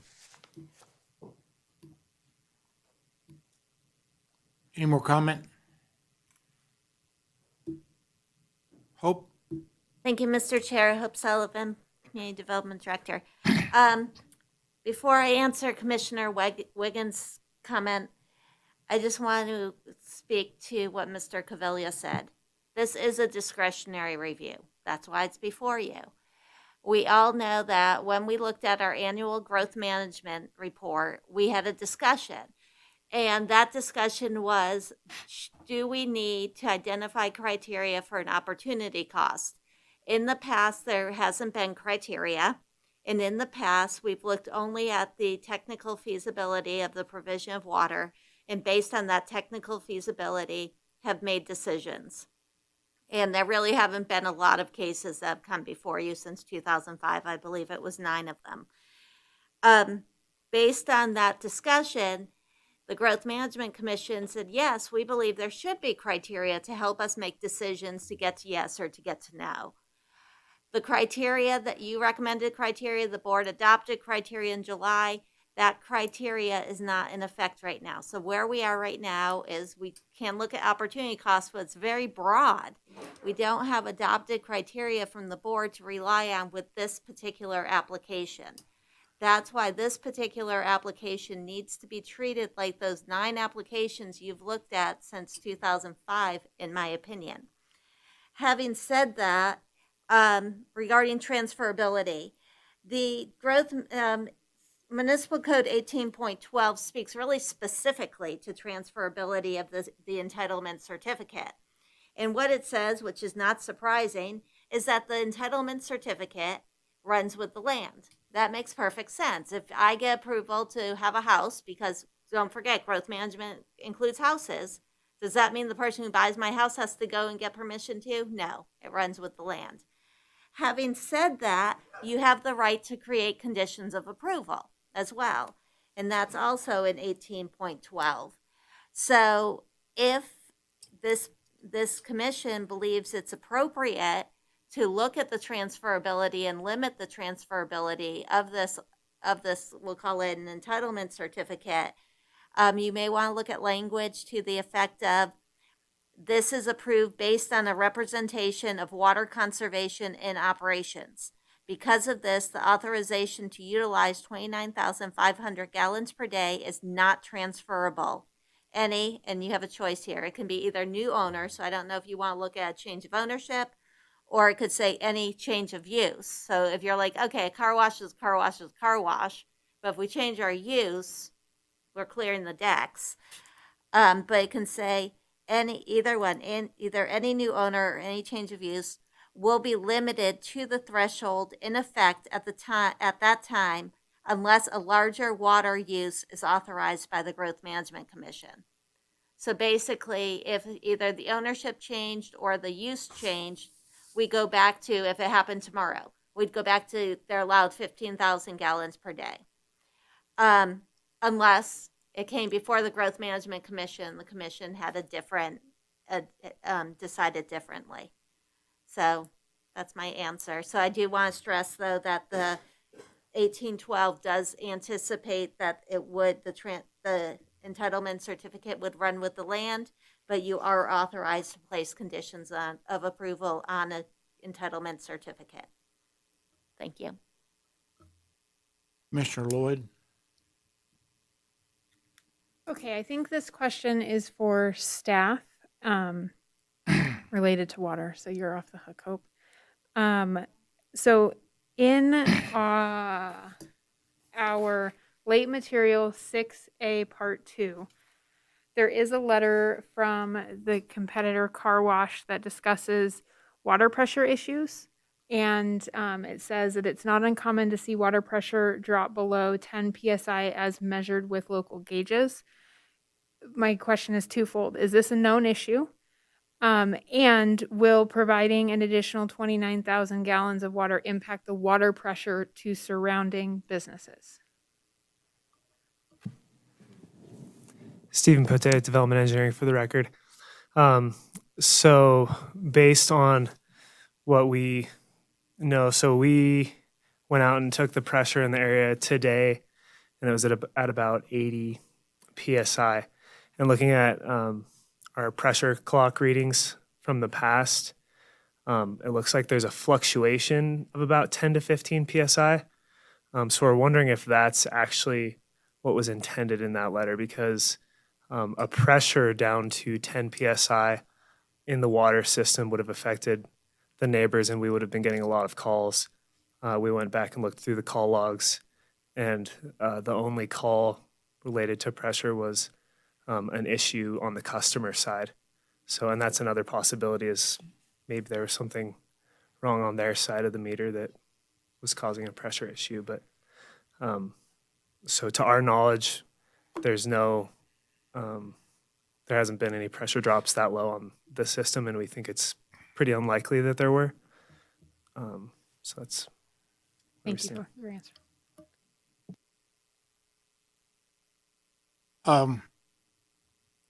I would like to clarify something that I think is important. We're not talking about drought conditions. We're talking about the growth management of Carson City. And in our plan, we have a build out of Carson City, and we have a water requirement to meet that build out. And as it stands right now, we are just almost there. We have some other upgrades that have to be accomplished over the next 10 or 15 years before we can get to the point where, as the Growth Management Commission, we can say we have enough water to service everything in Carson City at build out. And when we take, and it has nothing to do with a drought, it could snow for another 100 years, and I don't think it's going to necessarily affect the amount of water we have rights to in the next 50 years. But the point I think I'm making is that to give away, not to necessarily give away, but to allocate this amount of water is a real unknown and a real gamble for us. And I think that's what we're wrestling with. And especially now that we're becoming smarter on it. 2 or 3 years ago, we would have probably just said, sure. But I think the problem is we're beginning to know probably not enough to know for sure, but enough to be dangerous about how we treat our water system. We had this, thank you all for hanging around, by the way, but we spent almost 3 hours talking about a processing plant. And in this stack of late material that we got from them are people harping about the fact that they might use 8,000 gallons a day. And now we've got to rationalize using 8,000 gallons a day in a processing plant versus using 29,000 gallons a day to wash cars. And to me, that's a dilemma. I have a hard time with that. And it's not drought. It's just the finite amount of water that we in Carson City can put our hands on and how we allocate it to what we need to get to our build out. And I'm still having trouble with that, to be honest with you. I'm still having trouble with that. So, comments from anybody? Yes, there he is. Thank you. Commissioner Wiggins, for the record. Earlier I said I was nervous with lots of conditions of approval. I'm more nervous with this many attorneys in the room. I would support this, provided we add that condition, change of use being the water rights would continue for change unless there was a change of use. In other words, ownership could change, but I think I'm also supportive because I'm looking at this as future technology and, the old car washes are probably not visited very much because they're not as efficient because they don't do as good of a job in it. And I see this as an opportunity to get the latest technology in car washes. And from a personal standpoint, I just washed my car through one of those gas station ones, and I had no idea they used that much water. So that's my comments. Thanks. Anybody else? All right. It's back to us. Is there some, Commissioner Preston? Hope, I have a question for you. Is this an or is it just this or that, as far as transfer or change of use? A change of use is easier to track for the staff, to be honest. We can't really track sales of property, you know that. But no, it's what you all feel is appropriate, to be honest. We talked earlier tonight with one of our other projects about, having reporting, and I know we've got some reporting in here. Is there any way that we can approve this concept incrementally? In other words, say, all right, year one, you get 15,000 gallons, and come back to us in year two and show us what your usage is, and we'll up it or down it or do whatever we can do. Can we set up a schedule over 2 or 3 years to incrementally get to where they think they want to be? Or is that just too cumbersome to manage? The short answer is you could, if that's what you all as a commission Yeah. thought was the right thing to do, you can do it. Is it cumbersome? Absolutely. I also feel like this was the conversation in August, and the applicant indicated, I think the commission said, we're okay with X, and I forget what number X was. And the applicant said, no, I need this 46,000 or whatever it was because of the financing in the bank and so on and so forth.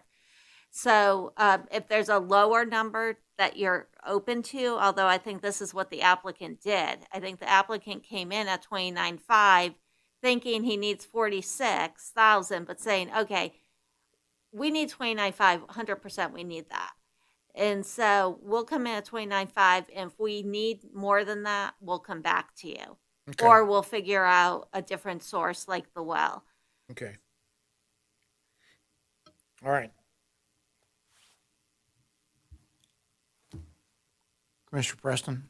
Yeah, I realize that tracking sounds very cumbersome, but how are you going to know at 29.5, does it faucet stop? I mean, that's where I need to know. That's why we have the reporting condition in here. It says it's condition 3, for each year for 5 years after the commencement of use, the applicant has to submit to the Growth Management Commission the documentation of the actual water use in the form of average gallons per day, and so on and so forth. So basically, and this was actually part of the discussion at the annual Growth Management review by the Growth Management Commission. The conversation at that time was, well, how do we make sure they're actually limiting themselves to what we're approving?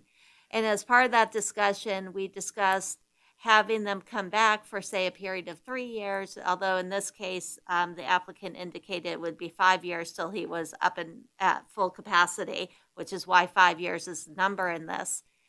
But typically, we don't have people coming back to us, although you just had one tonight, but in validating the approval. But in this case, and this is really in large part derived from that conversation for the annual report.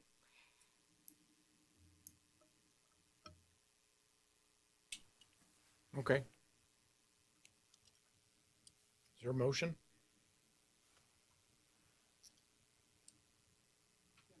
I don't care. Okay, I move to. Actually, before the motion, because Yeah. I sense this may be appealed as well. So I want to make sure that every single commissioner speaks, so the board will have the benefit of knowing where each commissioner is. So if you wouldn't mind, Mr. Chair, if we could have each commissioner make a statement on sort of where their thoughts are at this point in time, so the board will have that benefit. Okay. And there are 7 conditions of approval as it stands right now, plus the one that Mr. Wiggins wants to add. Yes. Would that be number 8? All right. Before we do that, do you all have a problem with that additional condition? The one that says in the event of a sale of the property, you can sell the property with the water rights, but you can't change, whoever buys it, if they change the use, they don't get the water. Yeah, our understanding of the transferability condition that would be added would be that as long as the use does not change, the entitlement would remain on the Right. site. If the ownership changes, that would have no effect. Okay. All right. I'm still having a problem with the amount. Okay? And that's my only problem. Commissioner Preston? See, and I like the additional condition, but again, the amount is so high. And I'm just wondering, I think I could feel better if it was like 25,000. But, you know, and I realize you've made a lot of concessions. You know, I do. I realize you've made a lot of concessions on this. But I'm hoping that you will be able to pick up the additional, you know, the additional water you need by, you know, searching the water rights and so forth. Because you do have that well. I mean, that's an unusual situation to have that well, period, on a property. So, I don't know.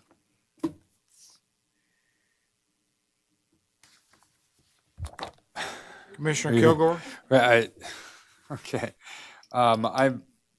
I'm not totally satisfied with the number it's come down to. It's quite the concession. They have definitely done effort here. It sounds like she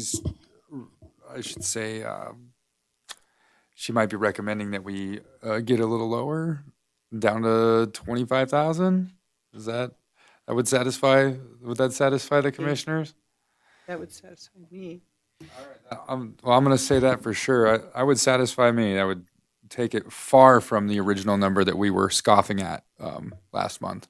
So I say that we, that's what I recommend. I say that we hit the number at 25,000. You guys need to come back and ask for more in the future. Once your water usage is up, that makes a lot more sense to the commission here. And then we're not allocating you a bunch of water to a single property where we have to worry about this coming back on us in the future. So it seems that's reasonable. And if you guys are willing to meet us there, I think we could get this project rolling. Commissioner Lloyd? Commissioner Lloyd, for the record, I still have issues with the amount of water. I do appreciate what you have done to look at that in reducing the amount that's necessary. That's where I'm at.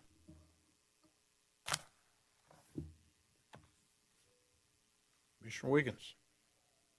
Yeah, I'm in the minority apparently on this. I actually think this lot could have 2 businesses on it that use 14,999, and this wouldn't even come before us. So this is a car wash. It's going to use water. A water park uses water.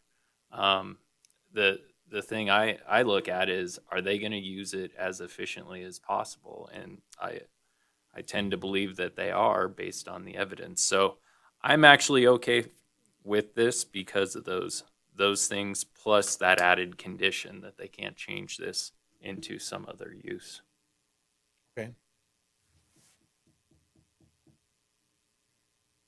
You got what you wanted. I like that record. Sure. Commissioner Wiggins, for the record. I move to approve GM 2021-0131 based on the review criteria in place at the time of application, with the addition of condition 8 that Hope so eloquently said that I cannot repeat. For the benefit of the record, I'll read it into the record.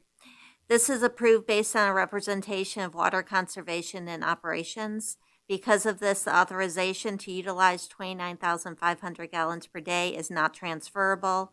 Any change of use will be limited to the threshold in effect at that time unless a larger water use is authorized by the Growth Management Commission. Second. Is there a second? Second. All right. Any further discussion? All in favor, say aye. Aye. Aye. Opposed? No. No. Okay. Passes How 3 many- to 2. How many noes? 2. And that's Commissioner Preston? Okay. And did I hear the motion correctly? It's 29,000 gallons? Yeah. Okay, thanks. Yeah, it was the original. Yeah. Okay. There you go. You did it. Don't fight with a short stick.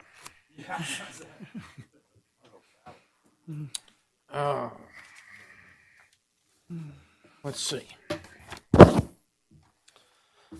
The public is invited at this time to comment on and discuss any topic that is relevant to or within the authority of the Growth Management Commission, including any matter that is not specifically included on the agenda as an action item. No action will be taken on matters raised under this item of the agenda. Is there any further public comment for the Growth Management Commission? Hearing none, we're adjourned. And now I'd like to call the Planning Commission back into session. Now, you guys get to go home, we're still here. Mr. Chair, in terms of staff reports, I'm not prepared to advise you of their future agenda items. I have started the review of Title 18, and we'd like to get those public hearings going. So if it's not November, we'll see what November's looking like. We may do a workshop because there's some items I've found in looking at the drafts that are almost ready for public hearing. I'll probably meet with the chair by himself first, and then we'll decide whether it's a workshop or a public hearing. Okay. Okay? Yeah, I would, if it's complicated, I think we need a workshop. No, and so you and I will have that conversation. Okay. Thank you. All right. Commissioners' reports or comments? Thank you guys for a marathon meeting. Amazing work. The public is invited at this time to comment on and discuss any topic that is relevant to or within the authority of the Planning Commission, including any matter that is not specifically included on the agenda as an action item. No action will be taken on matters raised under this item of the agenda. Is there any further public comment? Hearing none, can I have a motion to adjourn? Motion to adjourn. Thank you, Mr. Wiggins.